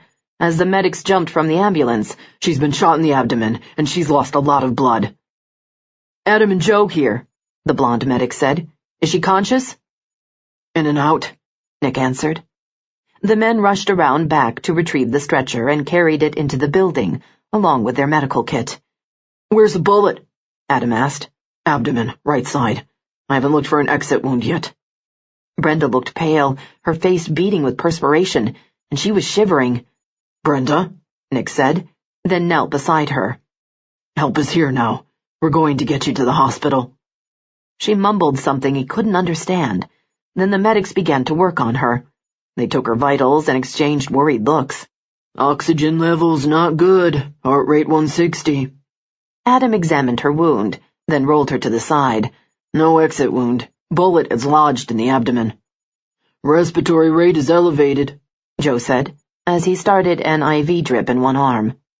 Adam removed blood stoppers from the medical kit and pressed them onto the wound, then secured them with tape while Joe made quick work of attaching wires to her chest to monitor her heart. "Blood pressure low, 88/40. Let's start another IV with lactated ringers," Adam said. "We need to maintain volume." Seconds later, they strapped Brenda to the stretcher and carried her to the ambulance. Nick followed, then grabbed Brenda's hand and kissed it. "Stay tough, Brenda. I'll meet you at the hospital." "We're transporting her to the Level 1 trauma hospital," Adam said, as he climbed in the back with her, and Joe headed to the driver's side. "I'll follow in her car," Nick said. The medics nodded, and he jogged over to Brenda's car. Thankfully, the keys were still in the ignition, and her purse on the seat. The ambulance peeled away from the camp, siren wailing, lights flashing. Nick fired up the engine and followed them. By the time they reached the main road leading to the hospital, he decided to call her parents. The mayor answered on the third ring. "Brenda?" "No, it's Special Agent Blackwood. Brenda's been shot, Mayor," Nick said. "She's on her way to the hospital now." "Dear Jesus," the mayor mumbled. "Is she all right?" Nick's stomach clenched as he remembered all the blood. "I don't know. You'd better meet us." "We'll be there as soon as possible." They hung up, and Nick tried to focus on staying positive as he sped over the bumpy dirt road, then turned onto the main highway. The ambulance driver kept the siren going and flew around cars as they pulled to the shoulder to let the ambulance pass. 20 minutes later, he veered to the right into the hospital. The ambulance raced to a stop at the emergency entrance, and he threw Brenda's car into a parking space and jumped out. By the time he'd reached the entrance, the medics were wheeling Brenda inside. He took her hand in his and hurried along beside the gurney as they pushed her to an ER room. Nick rushed to the door, but a nurse blocked his way. "I'm sorry, sir, you'll have to wait outside." He gritted his teeth. He wanted to be with Brenda, make sure she made it. She had to make it. He started to argue, and a heavy-set guard motioned for him to step away. Hating being helpless, he paced the waiting room and studied the clock, his panic increasing as each minute rolled by. An elderly couple glared at him as if he was getting on their nerves, but he didn't care. 10 minutes later, the Bankses rushed in, both ashen-faced. "Where is she?" Brenda's mother asked. "They're prepping her for surgery." The mayor's cheeks bulged with fury. "What happened?" Nick grimaced. "She received a call from the Slaughter Creek Strangler and went to meet her." Mrs. Banks's legs buckled, and her husband helped her into a chair. "We warned her not to pursue that case." The mayor shook his finger at him. "She got into this because of you." Guilt suffused Nick. They were right. If Brenda hadn't been so upset with him, maybe she wouldn't have gone to meet Seven on her own. A vein bulged in the mayor's forehead. "Tell me you at least caught the person who shot her." Nick heaved a frustrated breath. Jake went after him. I stayed with Brenda to wait on the ambulance. A doctor in surgical scrubs approached. Are you the Banks family? Mrs. Banks jumped up, and the mayor rushed toward the man. Yes, how is our daughter? She's in serious condition, he said. We're going to perform surgery to remove the bullet, which appears to be lodged in her kidney. I'll need you to sign some permission forms. Nick's phone buzzed, and he stepped aside to answer it while the Bankses handled the paperwork. I caught the shooter, Jake said. Thank God. Nick pulled a hand down his chin. Did he tell you who hired him? Not yet. I'm on my way to the jail with him now. Nick could meet Jake at the jail. But he wanted to stay with Brenda, even though her family didn't want him here. He didn't even know if Brenda wanted him here. Seven's diatribe with Brenda echoed in his head. She'd said something about his father and the mayor. He relayed the conversation to Jake. I'm going to see what the mayor has to say. You think he knew about the Slaughter Creek experiments? I don't know, but he sure as hell tried to dissuade Brenda from investigating the story.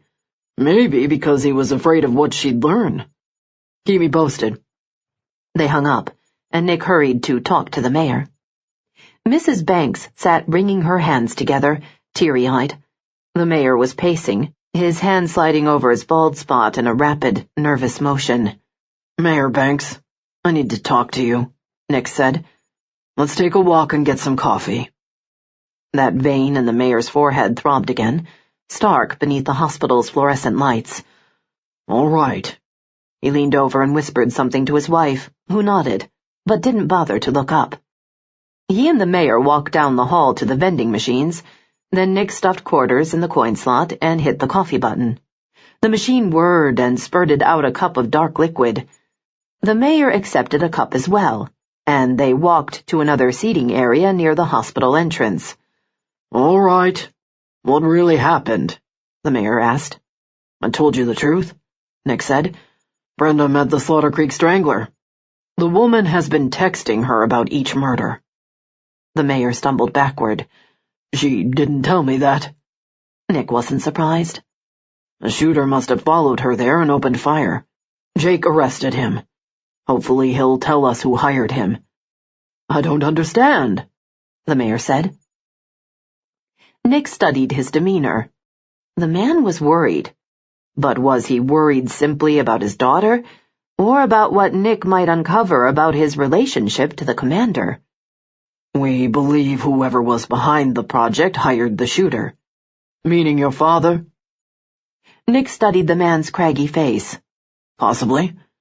But we also think someone with more authority oversaw it.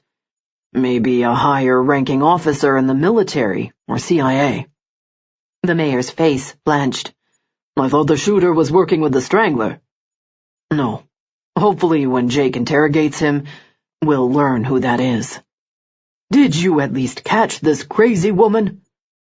I'm afraid not. Nick shook his head. But before she escaped, she revealed some interesting things pertaining to her motive. Mayor Banks swirled his coffee, then took a sip, his mouth working side to side. Get to the point, Blackwood. The Strangler calls herself Seven. She was part of the commander's experiment. In fact, she's his daughter. The mayor's shocked gaze flew to his. Arthur Blackwood had a daughter. Nick nodded. My brother and I were told our sister died at birth, but we know differently now. He explained about the empty coffin. But Seven was confused. For some reason, she thought Brenda was the commander's daughter. That he gave her to you to raise to save her from the experiments. The man's eyebrows drew together. Where in the hell did she get that idea? Apparently, she heard you and the commander talking at the sanitarium when Brenda was little. Nick paused, weighing his words. Did you know what the commander was doing back then, Mayor Banks? Chapter 30. You listened to me, Mayor Banks said. I did know your father back then through the town council, but whatever that maniac woman thinks she heard is a lie. I was not involved in those experiments. Nick cocked his head to the side. He didn't believe that. Really? Yes, the mayor said, and yes, we adopted Brenda, but that's a family matter. You and Senator Stowe and the commander served in the military together on the same assault unit, Nick said. I saw a photograph of you together at a fundraiser for the sanitarium 20 years ago. The mayor's face blanched. A breath later, he said, Yes, we served together, and the senator may have been in on the experiment, but I wasn't. His chubby cheeks deflated, as if he were wrestling with defeat. I admit that I suspected he might be up to something, but he never confided in me. When you arrested Arthur and revealed that he was conducting an experiment, it all made sense. That's the reason I tried to persuade Brenda to drop the story. I wanted her to stay the hell away from your father.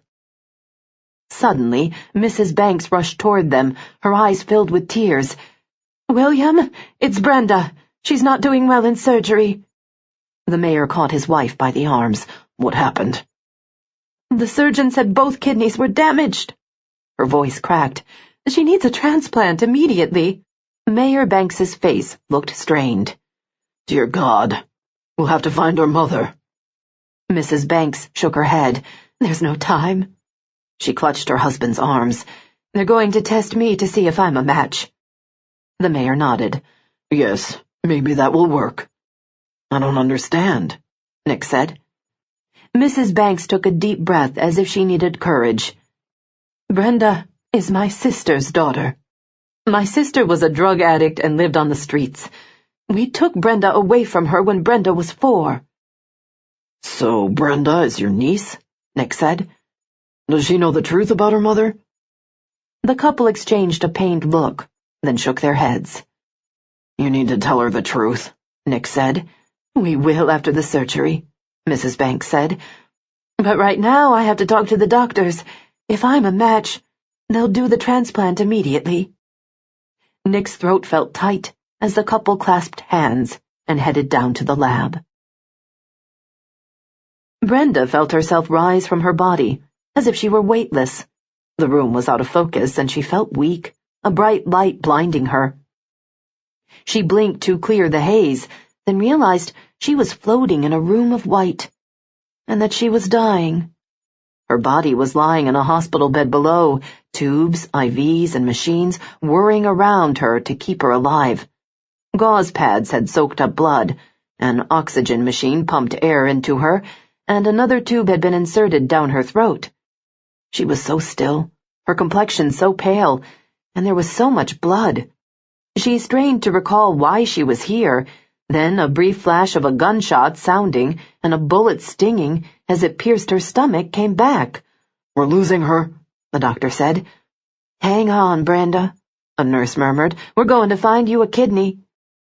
A terrible sense of loss overwhelmed her as her life flashed before her eyes. Nick, holding her as she bled on the floor. Nick, and the beautiful night they'd spent together. The betrayal she'd felt when she realized he'd investigated her past. Then other snippets of her life, back to when she was little and scared and hungry and cold. She felt that coldness now, all the way through her bones. More memories bombarded her, like a movie she couldn't turn off. The homeless woman dragging her into an alley, being sick and hungry. Agnes soothing her after a nightmare. The Christmases with the Bankses, candy canes and presents, warm and cozy by the fire, her mother cuddling on the sofa, reading stories to her. Her 6th birthday party, when Agnes arranged pony rides for her and her 1st grade class. The lonely holiday when she'd been 10, and her parents had dragged her on a holiday and left her in the hotel room with a nanny while they partied with their friends. And her teenage years, when she'd learned about the adoption and rebelled against the Bankses. Suddenly there was a commotion as the operating room door swung open. Doctors and nurses started bustling around. Machines beeped. There was a hubbub of harried voices, and a big man in a hospital uniform pushed another gurney into the room. Brenda gaped in shock.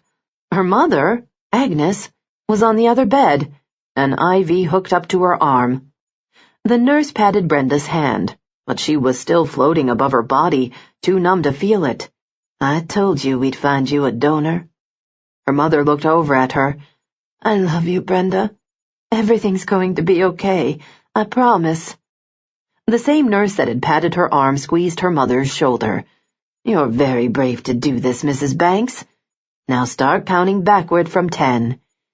10, 9, 8. Her mother's voice faded as the doctors draped a sheet over her, then intubated her. "Scalpel, please." The surgeon held out his hand, and one of the assistants laid the instrument in his palm. Seconds later, they lifted Agnes's kidney from her body, and Brenda watched them insert it into her own abdomen. Slowly, she felt herself floating back down, slipping back into her body, clinging to life as her mother's kidney began to work. It was the longest night of Nick's life. Finally, around 4 a.m., the doctor came out of surgery to talk to them. Nick hung close enough to the mayor to hear. "So far the surgery is a success, but Brenda will need to stay on anti-rejection meds. She's in the ICU tonight, but we hope to move her to her room tomorrow." "And my wife?" the mayor asked. "She's doing fine, Mr. Banks," the doctor said. "We'll let you see her when we settle her into a room." Relief echoed in the mayor's sigh. "Thank you, doctor," he said as he shook the man's hand. "I don't know what I'd do if I lost either one of my girls." Nick backed away, feeling like an outsider. He wanted to see Brenda, but only family was allowed, and he was nowhere near family. He left the hospital and drove back to his cabin, but he was too wired to sleep. Tonight Brenda had almost died, and Seven had escaped. Where would she go? Where was she hiding out? He spread all the information he'd learned on the case on his kitchen table, then laid out the crimes in order. Seven had killed Logger and Sergeant Mason because they'd been hired guards where she was kept hostage. Her accomplice, who he suspected was 6, had helped her burn down the compound, leaving the woman in the building to die. Seven had tried to kill Brenda because she'd mistakenly believed Brenda was the commander's daughter, and that she'd been spared the experiment because of her relationship to him. Because the commander loved Brenda. But the commander had never loved anybody. Which meant that now Seven knew she was his daughter, and that he hadn't loved her, because he sure as hell hadn't spared her. She murdered Ron Stowe to punish the senator. She'd also known Stowe and Laddermilk from the senator's campaign. He studied the senator's photograph. Had he known about the project? Had he spearheaded it? The mayor suspected that he had. Nick would question him in the morning, but he wanted to be armed with more ammunition, so he booted up his computer and pulled up everything he could find on the senator, his life, and his career. He found 2 more photographs with Seven in them. She'd always remained in the shadows. Now he knew the reason. Would she go after the senator next? He checked the man's calendar to see where he would be the next few days, and discovered that he planned to attend a charity auction the next day. Nick was shocked the man hadn't canceled because of his son's death, but the event was still scheduled. In an interview, the senator had claimed he would attend in his son's honor. Nick stood, paced to the window, and looked out at the mountains. In a couple of hours, he'd meet Jake at the jail to interrogate the shooter. Then he'd go to the auction, in case Seven showed up to ambush the senator. Brenda struggled to open her eyes, but her eyelids weighed a ton. Her body felt weak, drained, her mouth so dry it felt as if cotton candy were stuck inside it. She tried to move, but pain ricocheted through her abdomen, and she realized that her arm was tethered to an IV. She blinked, willing away the panic streaking through her. Then a warm hand closed over hers. "Nick?" "No, it's me. Your mother." A snippet of another memory invaded her consciousness. The surgery, floating above her own body, the realization that she was dying. Then her mother being wheeled in beside her. "What happened?" she whispered. "You were shot." This from her father, his voice gruff. Anguish lined his face. He was standing by her bed, but her mother was in a wheelchair. She looked weak and worried, her face milky white. "You're going to be all right," her mother said softly. Brenda's gaze met hers, Tears glittered on her mother's eyelashes, and an IV was attached to a pole beside her chair. Her father cleared his throat. You needed a kidney transplant, so your mother volunteered. Brenda licked her dry lips. But how were you a match? A moment of silence lapsed. Then her mother smiled sadly. I guess it's time you knew the truth, Brenda. What do you remember? Her father asked. Brenda forced her eyes to stay open. I had nightmares. This dream about a homeless woman, drugs, a warehouse. Sorrow bled from her mother's voice as she said, I'm so sorry, honey. We hoped you'd forget, that you'd never remember that awful night. So it was real, she said. I was hurt. Her mother wiped at her eyes. The woman you were with, your mother, was a drug addict, Brenda said. Agnes nodded. She was my sister, Jolene. Of all the scenarios Brenda had envisioned, none had prepared her for this. But you're so different. Her mother gently brushed a strand of hair from Brenda's forehead, reminding her of the way she used to brush it at night when she was a little girl. I tried to save her, to save you, she said. I guess that's why I went overboard in spoiling you, making sure you had the best clothes. I wanted you to fit into society, to have everything, to forget the horrible places your mother took you, the rags you wore, the dumpster diving for food. A cold knot of fear enveloped Brenda. What happened to her? We lost track of her, her father said. You have to understand, Brenda. Your mother and I did everything we could to save Jolene. She was in and out of rehab, then she'd run off and get hooked again. We thought when she had you that she'd change, but her addiction was too strong. She turned to stealing to pay for her drugs, Agnes continued, stealing and selling herself on the streets. Brenda clenched the sheets. That night I was brought into the hospital, the warehouse. Your mother was trading sex for drugs, but the dealers decided they wanted you too, her father said, his tone harsh with disgust. But Jolene fought for you that night, Agnes continued. They raped her and beat her, but she finally managed to get you both out. You were bruised, battered, dehydrated? You had a fever and were so dirty, her father interjected. No telling when you'd had a decent meal. You were skin and bones, her mother said. Sheriff Baylor called us and we came to the hospital. When I saw you... Agnes paused to swallow back more tears. It broke my heart. You were so tiny and frail and terrified. You had nightmares for weeks. When you were released from the hospital, we started paperwork to legally take you away from her, her father said. Jolene was furious at us. At me, her mother said. But I was angry at her for making you live that life. I decided then that if I couldn't save her, I would save you. She squeezed Brenda's hand. So we let my sister go and took you in as ours. Her father stroked her cheek. Try to understand how hard it was for Agnes, he said. She had to give up her sister to save you. But if you want us to help you look for her when you're feeling better, we will. Tears blurred Brenda's eyes. All those memories of life with the homeless woman, eating garbage, freezing to death, sleeping in alleys, and eating from dumpsters, had been real. Memories, not just bad dreams. Her mother had chosen drugs over her. Yet Agnes had loved her and given her a good life, and now she'd saved her again, giving up her own kidney to keep her alive. No, I don't need her. She clutched Agnes's hand and pressed a kiss to her palm. I have my mother right here. Tears flowed down Agnes's face. Oh, Brenda. I love you, Mom. Brenda swallowed against the dryness in her throat. Thank you for loving me back. Agnes pressed her cheek against Brenda's hand. I love you too, Brenda. Please, forgive me. Forgive you, Brenda said softly. I owe everything to you, Mom. Thank you for being my mother, for showing me what being a mother really means." Her mother hugged her, then laid her head against Brenda's hand until Brenda drifted back to sleep. But this time, a peace fell over her.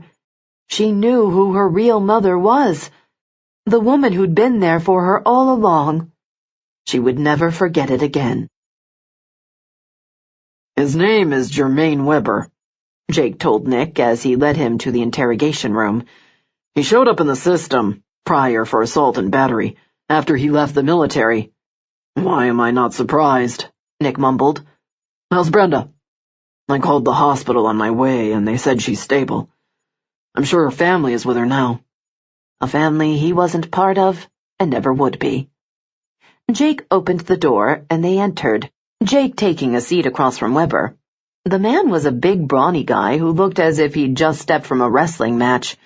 Chunky hands and short, stocky body, scar on his left cheek, some kind of tribal tat on his arm, and a cobra winding around his beefy neck. "We have your gun, Weber," Jake began. "The bullets from it match the slugs the doctor removed from Brenda Banks." Nick crossed his arms and remained standing, looking down at the man with a scowl. "Who hired you to shoot her?" "Who says I was shooting at her?" Weber growled. Nick and Jake exchanged irritated looks. "Then who were you shooting at?" Jake asked. Weber shrugged. Nick rapped his knuckles on his chest. "At the two of us? A sheriff and a federal agent?" He wouldn't have put it past the commander to put a hit on his sons. A seed of panic flared in Weber's eyes. "That's not what I meant."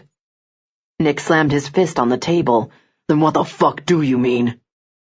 Weber's breathing sounded choppy in the ensuing silence. He unfolded his fists, then folded them back again, studying the hair on his knuckles. "All right, yes, I was supposed to shoot the Banks broad."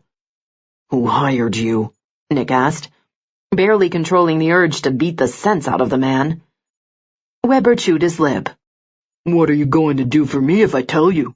Nick grabbed him by the neck of his tattered t-shirt. "I'm going to let you live, instead of murdering you before you get transported to prison." Weber's eyes widened, and he coughed and looked at Jake with panic in his eyes. Jake simply shrugged. "I could step out if I need to, Agent Blackwood." "Hell no! Don't leave me with this nutcase," Weber wailed. "Then tell us who hired you," Nick bellowed. "I don't know." Weber threw up his hands in warning when Nick reached for him again. "I swear to God. I received a text offering me $10,000 to kill that reporter." Nick's chest tightened. "You bastard. Who sent the text?" "I told you I don't know," Weber said, his voice breaking. "I picked up the first half in a gym locker that night. I was supposed to get the rest when the job was done." "And the payment?" Jake asked. $100 bills. "Did the message say why this person wanted Brenda dead?" Nick asked. Weber shook his head. "I didn't ask. I figured she was nosing around in something someone didn't want her to know about." Jake silently cursed. "Do you have the phone?" Weber rolled his fists again. "Cops took it when they brought me in." "Where are you supposed to pick up the money?" Nick asked. "He was supposed to text me the drop-off place when the job was done." Nick snapped his fingers. "Jake, get that phone and have him set up the meeting. I'll call the mayor and have him talk to Brenda. We'll issue a statement that she didn't make it last night. Then we'll set a trap to catch the person who ordered the hit." There were two suspects at the top of his list. One, his father. The second, the senator. Although Jordan Jennings, the reporter who'd tried to run Brenda off the road, also could have hired a hitman. "And let's question the Jennings woman," Nick said. "She could have sent the text to get rid of Brenda." Seven adjusted the straps on her silky black dress, fluffed her hair, then carefully applied her lipstick. Ruby red, the color of blood. The need for vengeance swelled inside her, and she slid on her black stilettos, grabbed her clutch, and headed into the country club where the senator was hosting the benefit auction for his favorite charity, the Children's Hospital in Knoxville. A bitter laugh bubbled in her throat. How ironic and fitting at the same time. He was raising money to help sick children, when years ago he'd spearheaded the project that had destroyed so many children's lives. Piano music filled the ballroom. Drinks and appetizers floated around on silver trays, and diamonds glittered on the women. Chatter and laughter echoed through the room. She slipped inside and mingled with the crowd, not surprised that Mrs. Stowe looked haggard. Less than 24 hours ago, they'd buried their son. But if the woman had stood by and allowed her husband to torture children, she deserved to suffer. The senator stood out in his expensive black suit, the silver hair at his temples highlighted by his power-red tie. Well-groomed, she was sure, just like his cover-up. But the truth was about to come out. She watched him chat and smile as he greeted the guests, although his face showed the strain of grief. Perfect. She grabbed a flute of champagne and sipped it, then removed her phone and sent him a text. There once was a man who stood by and watched the little kids cry, so his son had to pay for his father's cruel way, and now it's his own turn to die. A waiter walked by and she took a canapé from his tray, watching the senator over her drink. The moment he read the text, his jaw snapped tight, and he scanned the room. She smiled to herself, then wove through the horde of people entering the ballroom and made her way to the west wing to wait. A man exited the men's room, and she ducked inside to make sure no one else was there. Then she made her way back into the hall, stepped into a corner, and hid until the senator passed, frantically texting as if to ask who'd sent him the limerick. Patting quietly on the plush carpet, she walked up behind him and pressed her knife into his back. "Step inside the men's room," she murmured in a low voice. He twisted his head around to see her, but she dug the tip of the knife deeper. "Don't try anything, Senator, or I'll leave you to bleed out on this floor." "You won't get away with this." A sarcastic laugh escaped her. "I don't care. It'll be worth it." His shoulders reared out. His posture went ramrod straight, and she pushed him inside the restroom, then flipped the lock. "Who are you?" he asked as he spun around. "You don't remember me, Senator?" Her voice was brittle. He pivoted, his eyes narrowing when he saw her face, but he showed no sign of recognition. "Should I?" "Yes. You and the commander made my life a living hell." Then she shoved him into a stall and slammed the back of his neck with the blunt end of the knife. He staggered forward and collapsed onto his knees. She wrestled him onto the toilet, then tied his hands and feet and began to strip off his clothes. When she was finished, she'd leave him here dead, naked, for all of his loyal followers to see. Then she'd pay a little visit to Daddy Dearest. Chapter 31. Nick studied the buxom blonde across the table from him in the interrogation room. "Listen to me, Miss Jennings. Tell us the truth, and we'll try to cut a deal for you." Not going to happen, but he'd lie to get what he wanted. The bravado she'd had walking in faded from her face. "I told the deputy that I didn't do anything wrong." Nick shoved the forensic report detailing the paint samples in front of her. "We impounded your car, and the paint matches. There are also scratches on your front bumper that indicate you had an accident, and paint on it matches Brenda's BMW." The young woman fidgeted with the cheap rings on her fingers, her eyes averted. He'd seen her on the news, and she was a B-rate weather girl at best. Her skirts were always too tight, her makeup too heavy, her blue eyeshadow more suited to a call girl than a serious anchorwoman. She'd probably slept her way into the job she did have. "You were angry at Brenda for landing the job you wanted, weren't you?" Her eyes cut down to her manicured nails. She was going to lose that privilege in jail. "So you followed her and ran her off the road." "I didn't intend to kill her," she cried, then caught herself and slapped her forehead. "What did you intend?" Nick asked bluntly. "I just wanted her to be injured enough to have to take a leave of absence." "So you could slide into her spot?" She crossed her legs, tapping her foot up and down. "Yes. I figured once the director saw me outside the station doing some serious reporting, he'd realize he made a mistake and replace her with me." He waited a second, making her squirm. "So you ran her off the road. Then when that didn't work, you hired someone to shoot her." The woman's red lips parted. "You think I killed her?" So she'd heard the false report they'd issued. "You found a source from an old news story, or from a friend you have in prison." "I don't know anyone in prison." Nick slammed his fist on the table. "Stop lying. I have records proving that your brother is in jail." That shut her up fast. Then she began to sob. "I was desperate. It wasn't fair that she got the job. She came from a rich family. Her daddy bought her way up.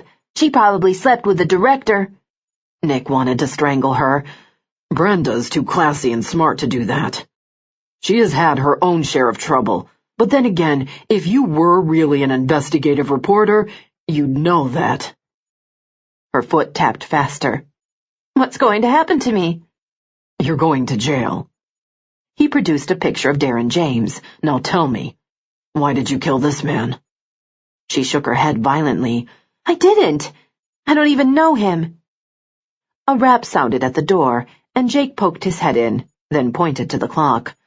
"We'd better go. That silent auction has already started." Nick gathered the photos and file and crammed them together. "I may have done wrong by Brenda," Jordan said, "but I swear I didn't kill that other man."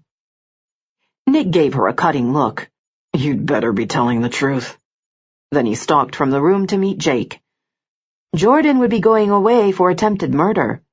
But he believed her about James. She had no motive there. Which meant that his father, or possibly the senator, had ordered the hit. Brenda tapped her finger impatiently. The picture of her father and the senator was nagging at her. She'd seen the ring the senator was wearing before. Certain she was right, she phoned Nick. "I was just about to call you," he said. "We just arrested Jordan Jennings. She ran you off the road and hired that guy to shoot at you." "Oh my God. She tried to kill me because she wanted my job?" "Yes," Nick said through clenched teeth. "But we're still not sure who murdered Darren James. That was a professional hit. Probably the commander or—" "The senator." "What makes you say that?" Nick asked. "Because I remembered something. When I was little, at that sanitarium, a ring. It was shiny and had an emblem on it." "A signet ring?" "Yes. I was looking at an old picture of my dad and the senator. It's his ring, Nick. He was there. And he knew what was going on with the project." "Jake and I are on our way to the charity auction where he is now. Have you heard anything else from Seven?" "Not a word." Brenda ran a finger over her bandage. She hated being left out. She hated not being with him now. "We think Seven is going after the senator." "Let me go with you," Brenda said.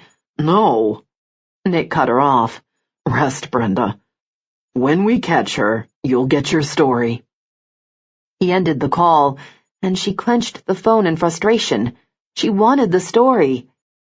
But there was one thing she wanted more than that. She wanted Nick. Nick's heart raced as he and Jake rushed into the country club. He'd skimmed the parking lot for Seven's vehicle, but there were hundreds of cars filling the spaces, the event having drawn a huge crowd. No doubt the senator's son's death had spiked attendance. People would probably open their pockets a little wider out of sympathy for the man's loss and his efforts for the children's hospital. Of course, those same people had no idea that he might have been behind the research project in Slaughter Creek. They wouldn't feel quite so generous if they did. Jake shoved open the door, and Nick flashed his badge at the security guard standing watch. Obviously, after the senator's son's death, they were poised for trouble. "Where's the senator?" The guard hooked his thumb toward the ballroom to the right.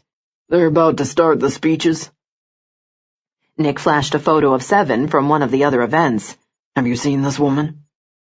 The guard shook his head, and Nick gestured for Jake to cover the right side of the ballroom while he took the left. Now that they knew what Seven looked like, it would be easier to spot her. Voices, laughter, and piano music flowed from the open doorways, guests mingling throughout the ballroom, which was set up with cash bars and food stations to warm the guests into emptying their checking accounts for the senator's so-called cause. In an adjoining ballroom, the items to be bid on were on display. Jake rushed toward the doors at the far end, and Nick entered the left side, his gaze sweeping the crowded room. Dozens of young women in evening gowns, middle-aged couples dressed to the hilt, and yuppie men in designer suits crowded the floor and cash bar. Damn it, it was going to be hard to find 7 in this mess. An elegantly dressed woman near Mrs. Stowe's age climbed the steps to the stage, then tapped the microphone. "Ladies and gentlemen, we're delighted you all have come." She prattled on about the generosity that had already brought in hundreds of thousands of dollars, then gestured toward a chart to the side, projecting estimated donations and goals. Nick wove through the crowd, sweat trickling down his neck as he made his way to the front. He still didn't see either the senator or 7 anywhere. Mrs. Stowe moved from behind a column, and he darted toward her. The strains of a grief-stricken night showed in the circles beneath her eyes, and her hand trembled as she sipped her champagne. "Mrs. Stowe," he said, "I need to speak with your husband. Do you know where he is?" She patted down an errant strand of hair. "No, he received a text and went to the lobby with his phone, but he should be back by now." A text. 7. She would lure him away for privacy. Yet killing him here at the charity event for the Children's Hospital seemed fitting as her revenge. She intended to show the world what a bastard he was. "Thanks." He wove back through the crowd, shouldering his way past a group of women chatting about their garden club, then out into the hall. He glanced left and right, looking for exits and escape routes, for hidden alcoves where 7 could corner the senator. Jake had insisted they wear mics, so he spoke into the one on his jacket. 7 lured the senator out of the ballroom. I'll check the south and west exits. You take the north and east." "Copy that," Jake murmured.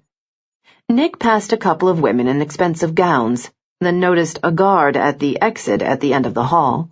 The men's room was located in between. He strode to the door, but it was locked. Heart thumping, he stepped back and slammed his shoulder into it, using all his weight. The door didn't budge. He stepped farther back, then ran and hit it again, but no luck. Knowing 7 might be strangling the senator, he couldn't wait. "I think they might be in the bathroom," he said into his mic. "I'm going to have to shoot the door open." "I'm on my way," Jake said. Nick aimed his weapon and fired at the lock. 2 shots, and the knob twisted. He shoved the door open. Hearing a grunt from the back, he bypassed the sinks and toiletry area, charging into the lavatory section. A muffled shout came from the far stall, where he spotted a man's shoes. Another strangled sound as the man's feet scrambled for footing, and then a woman's sing-song voice. "There once was a girl with no name, but her daddy's friends liked her the same.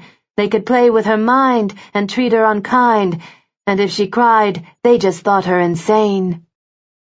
Nick braced his gun at the ready, walked slowly to the stall, and yanked it open.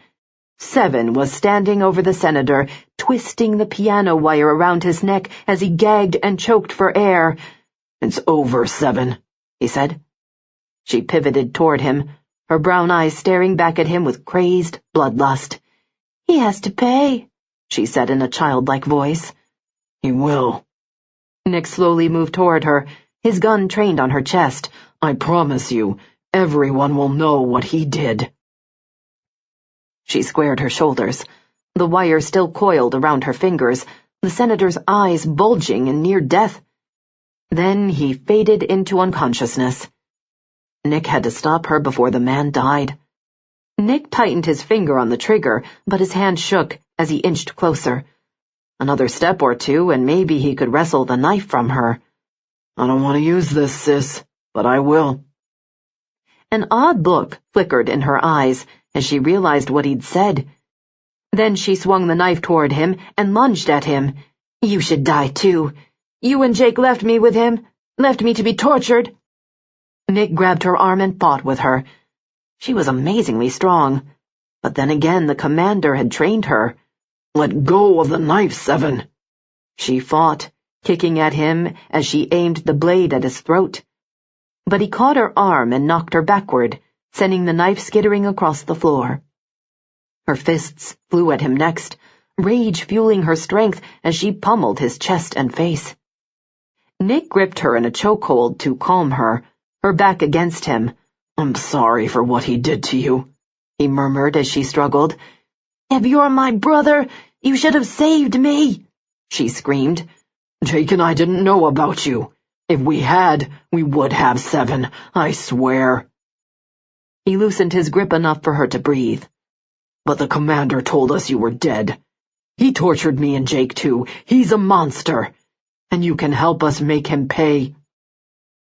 Blood from the cut on her wrist trickled down, dark droplets splattering against the white marble floor, and the fight slowly drained from her. "I never knew I had brothers," she said. Her voice sounded weak, and he realized she was losing blood. Too much blood. The senator stirred with a low moan. Nick caught Seven before she collapsed, just as Jake rushed into the room. "Get an ambulance, Jake." For the second time in 2 days, he prayed that the bleeding woman in his arms would survive. Only there was no justice in it. Seven would spend the rest of her days in jail or a sanitarium, just as she'd spent most of her life. 36 hours later, Nick led Seven into the interrogation room to face his father.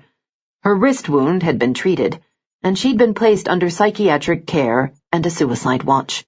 Brenda's parents had taken her home to recuperate. Nick wanted one last visit with their father.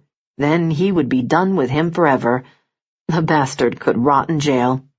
Seven was quiet as she sank into the chair across from the commander. Jake pulled out a chair beside her, the big protective brother, while Nick remained standing, protective of Seven as well. "We exhumed Mom's body," Jake said. "You killed her, didn't you?" The commander's stern face assessed them all with a calculating look that made the hair on Nick's neck rise. "She was supposed to give me another son, a soldier. She failed." "You killed her because she had a girl?" Nick asked, in an incredulous voice. The commander shrugged, an indifferent gesture that made it clear that he had no conscience. "So you used our sister in your twisted work, as if she was just a plaything?" Jake asked. "And you repeatedly strangled her?" Nick tried to control his rage, but his voice boomed all the same. "Why? To make her strong," the commander said. "Strong?" Seven said. "You turned me into a killer." She shifted, then glanced down at her wrists. "That's what you wanted, wasn't it?" "You did your job well." Nick watched the interplay between his sister and father, anger mounting as he realized that his father had played him from the moment he showed him that first limerick. The commander had known the writer's identity, but he had sat back and watched her commit murder. To toy with him? Or had he wanted Nick and Jake to discover that their sister was alive? Maybe to rub in what he'd stolen from them? Seven smiled, the crazed smile of a killer, and Nick's instincts spiked. Was she still under his father's control? Amelia tugged the sheet around her as her lover climbed from bed and dressed. The first time they'd met at the coffee shop by the complex, she'd felt connected to him, had thought she'd recognized him. Looking at the scars on his back confirmed her suspicions. She reached up to kiss him, to look behind his ear for the number she was afraid was there, but he grabbed her hand and squeezed it so hard her knees buckled. "You remember me, don't you?" he murmured. She shook her head, but she was a terrible liar. She needed Skid for that, and she'd killed him months ago. An evil grin contorted his features. "I remember you," he said. "We all had to stick together. You know that, don't you?" She nodded, too afraid to argue. Then he leaned over, raked her hair back from her neck, and pressed a kiss behind her ear. "Goodbye, 3." She held her breath until he left. Then the trembling started deep within her, and she rushed to the door and locked it behind him, throwing the deadbolt. But even as he disappeared down the road, she saw those piercing eyes watching her, just as they had years ago, felt his hands on her, and she knew she'd never be safe. Chapter 32. 3 days later. Brenda still felt weak from the surgery, but her father had called a press conference to discuss Seven's arrest, and she intended to be present, even if he had to wheel her in. "Honey, are you sure?" her mother said, as her father helped them both from the car. Brenda nodded. "I have to finish this story, Mom." The past week she and Agnes had talked a lot about her birth mother. Brenda had asked about her father, but unfortunately they didn't have a clue as to who he was, and neither did Jolynn. She and Agnes had cried and laughed together, letting go of old hurts and teenage rebellion and insecurities, and were closer than they'd ever been. She would always be grateful that Agnes had rescued her from the hell she'd been living in, and given her a good life. The three of them walked together to the front of the courthouse, then went into the press conference. As soon as they entered, Brenda spotted Nick in the background. If he thought he was blending in, he was wrong. His strong, commanding body and intense expression would always make him stand out like a wounded warrior. Even though he'd betrayed her, he'd also saved her. "Ladies and gentlemen, thank you for coming," her father said. Then he shocked Brenda by turning to her. "I'm proud to say that my daughter, Brenda Banks, will be reporting on this story. She was instrumental in helping apprehend the Slaughter Creek Strangler, and we all owe her a huge debt of gratitude." Applause rang out as Brenda stepped up to the podium. "Thank you, but the real thanks goes to our sheriff, Jake Blackwood, and Special Agent Nick Blackwood, who worked tirelessly around the clock to close this case." Her eyes met Nick's, trained on her in a silent question. Was he waiting to see if she would reveal his past? The secrets he didn't want anyone to know? She gripped the podium with clammy hands, hating that her body was still weak.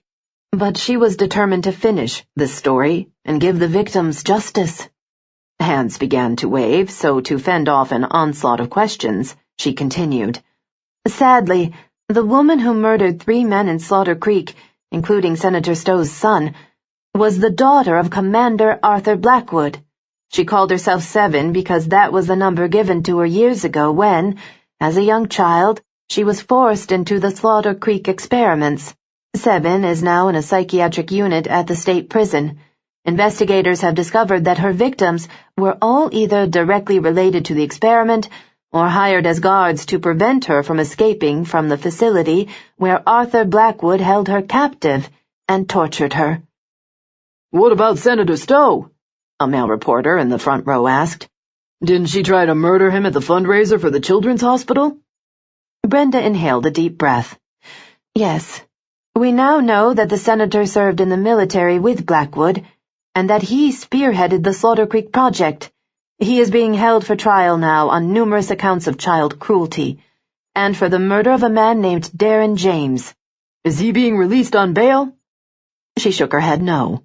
Under the circumstances, the judge refused bail. "Did the senator's wife know about the experiments?" someone asked. "No," Brenda said. In fact, the poor woman had been so shocked that she'd had a mild heart attack and was still hospitalized. Brenda caught sight of Nick weaving through the throng in the back near the exit to the lobby, and disappointment ballooned in her chest. He wasn't even going to wait around and talk to her. Nick soaked up Brenda's strong but delicate features. He'd thought, hoped, that staying away from her would dim his feelings, but distance hadn't helped a damn bit. Instead, it had only made him want her more. He'd watched her with bated breath, half expecting her to divulge the abuse he'd told her about after they'd made love, but she'd relayed the story like a professional, without stepping on his toes.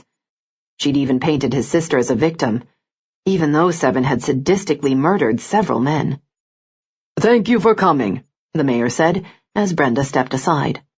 Nick waited until the pack of reporters and townspeople had disbanded, then stepped into the hallway. The mayor and his wife hovered close to Brenda as they exited the room, and he almost changed his mind and left.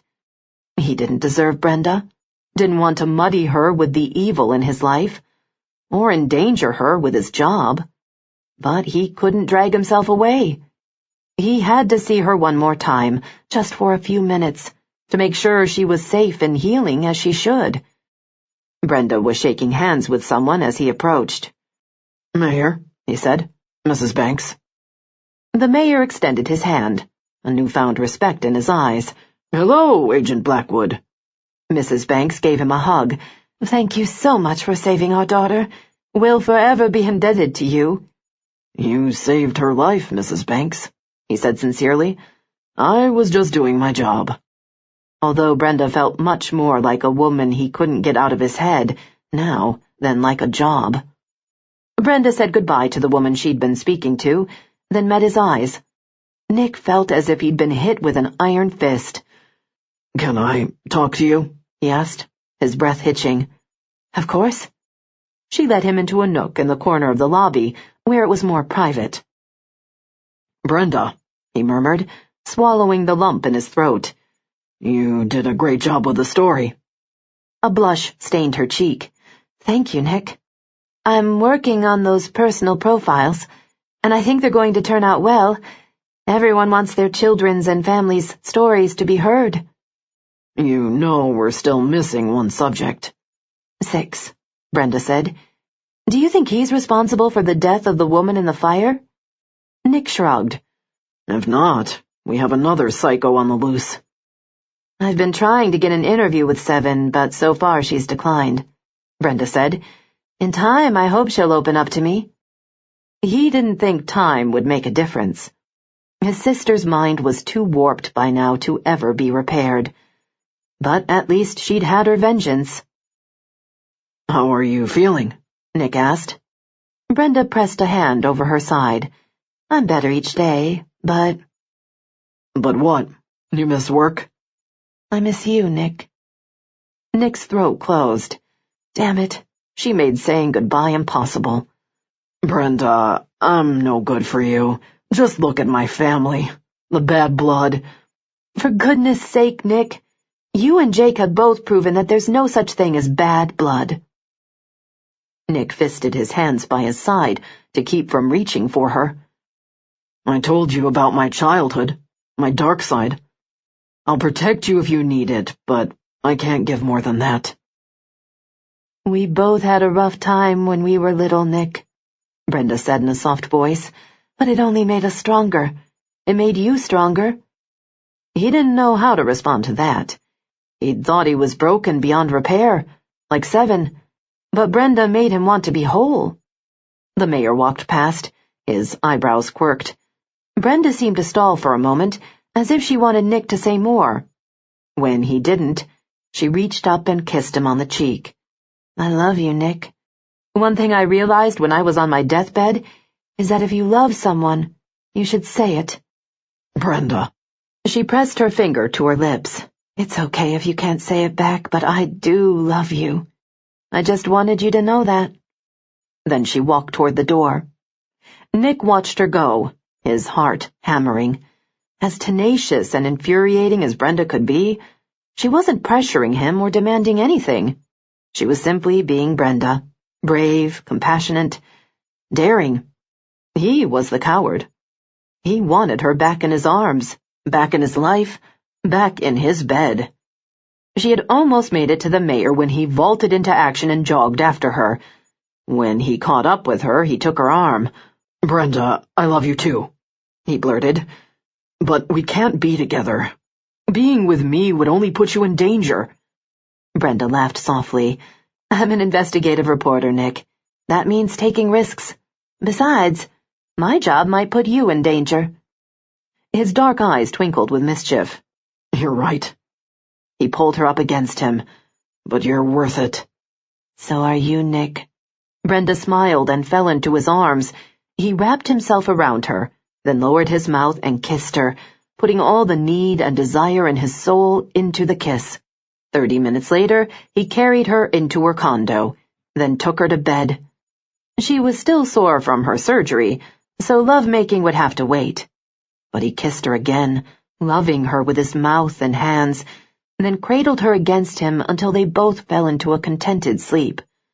With Brenda by his side, he would never go to bed alone again. A buzzing sound drew Nick from sleep. He rolled over, disoriented, and then felt a warm body snuggled next to him, and realized he was in bed with Brenda. A smile curved his mouth. He never wanted to be without her again. But the buzzing continued, and his phone vibrated on the nightstand. Deciding to silence the thing and go back to sleep, he grabbed it. But Jake's number flashed on the screen. It could be about their father or sister. What if Seven had tried to kill herself? Or maybe she'd escaped and killed their father? A man could hope. Exhaling in frustration, he punched connect. Jake? Sorry to bother you, Nick, but I just received a call. About Dad? Seven? No, they're locked up tight. But a couple of teenagers just called in a crime. Couldn't Jake handle it? Why call me? Was the M.O. the same as Seven's kills?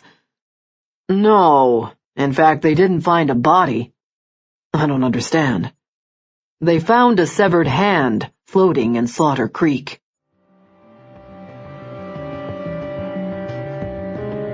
We hope you have enjoyed our presentation of Her Dying Breath by Rita Herron. Copyright 2013 by Rita Herron.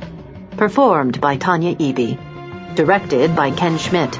Engineered by Jeff Colnut. Performance copyright 2013 by Brilliance Audio. All rights reserved. For further information concerning this program or other Brilliance Audio titles, please call the following toll-free number, 1-800-222-3225, or visit our website at www.brillianceaudio.com. No part of this recording may be played for an audience or reproduced in any form. It may not be streamed, downloaded, broadcast, or copied without written permission. Address all inquiries to Brilliance Audio, P.O. Box 887, Grand Haven, Michigan, 49417.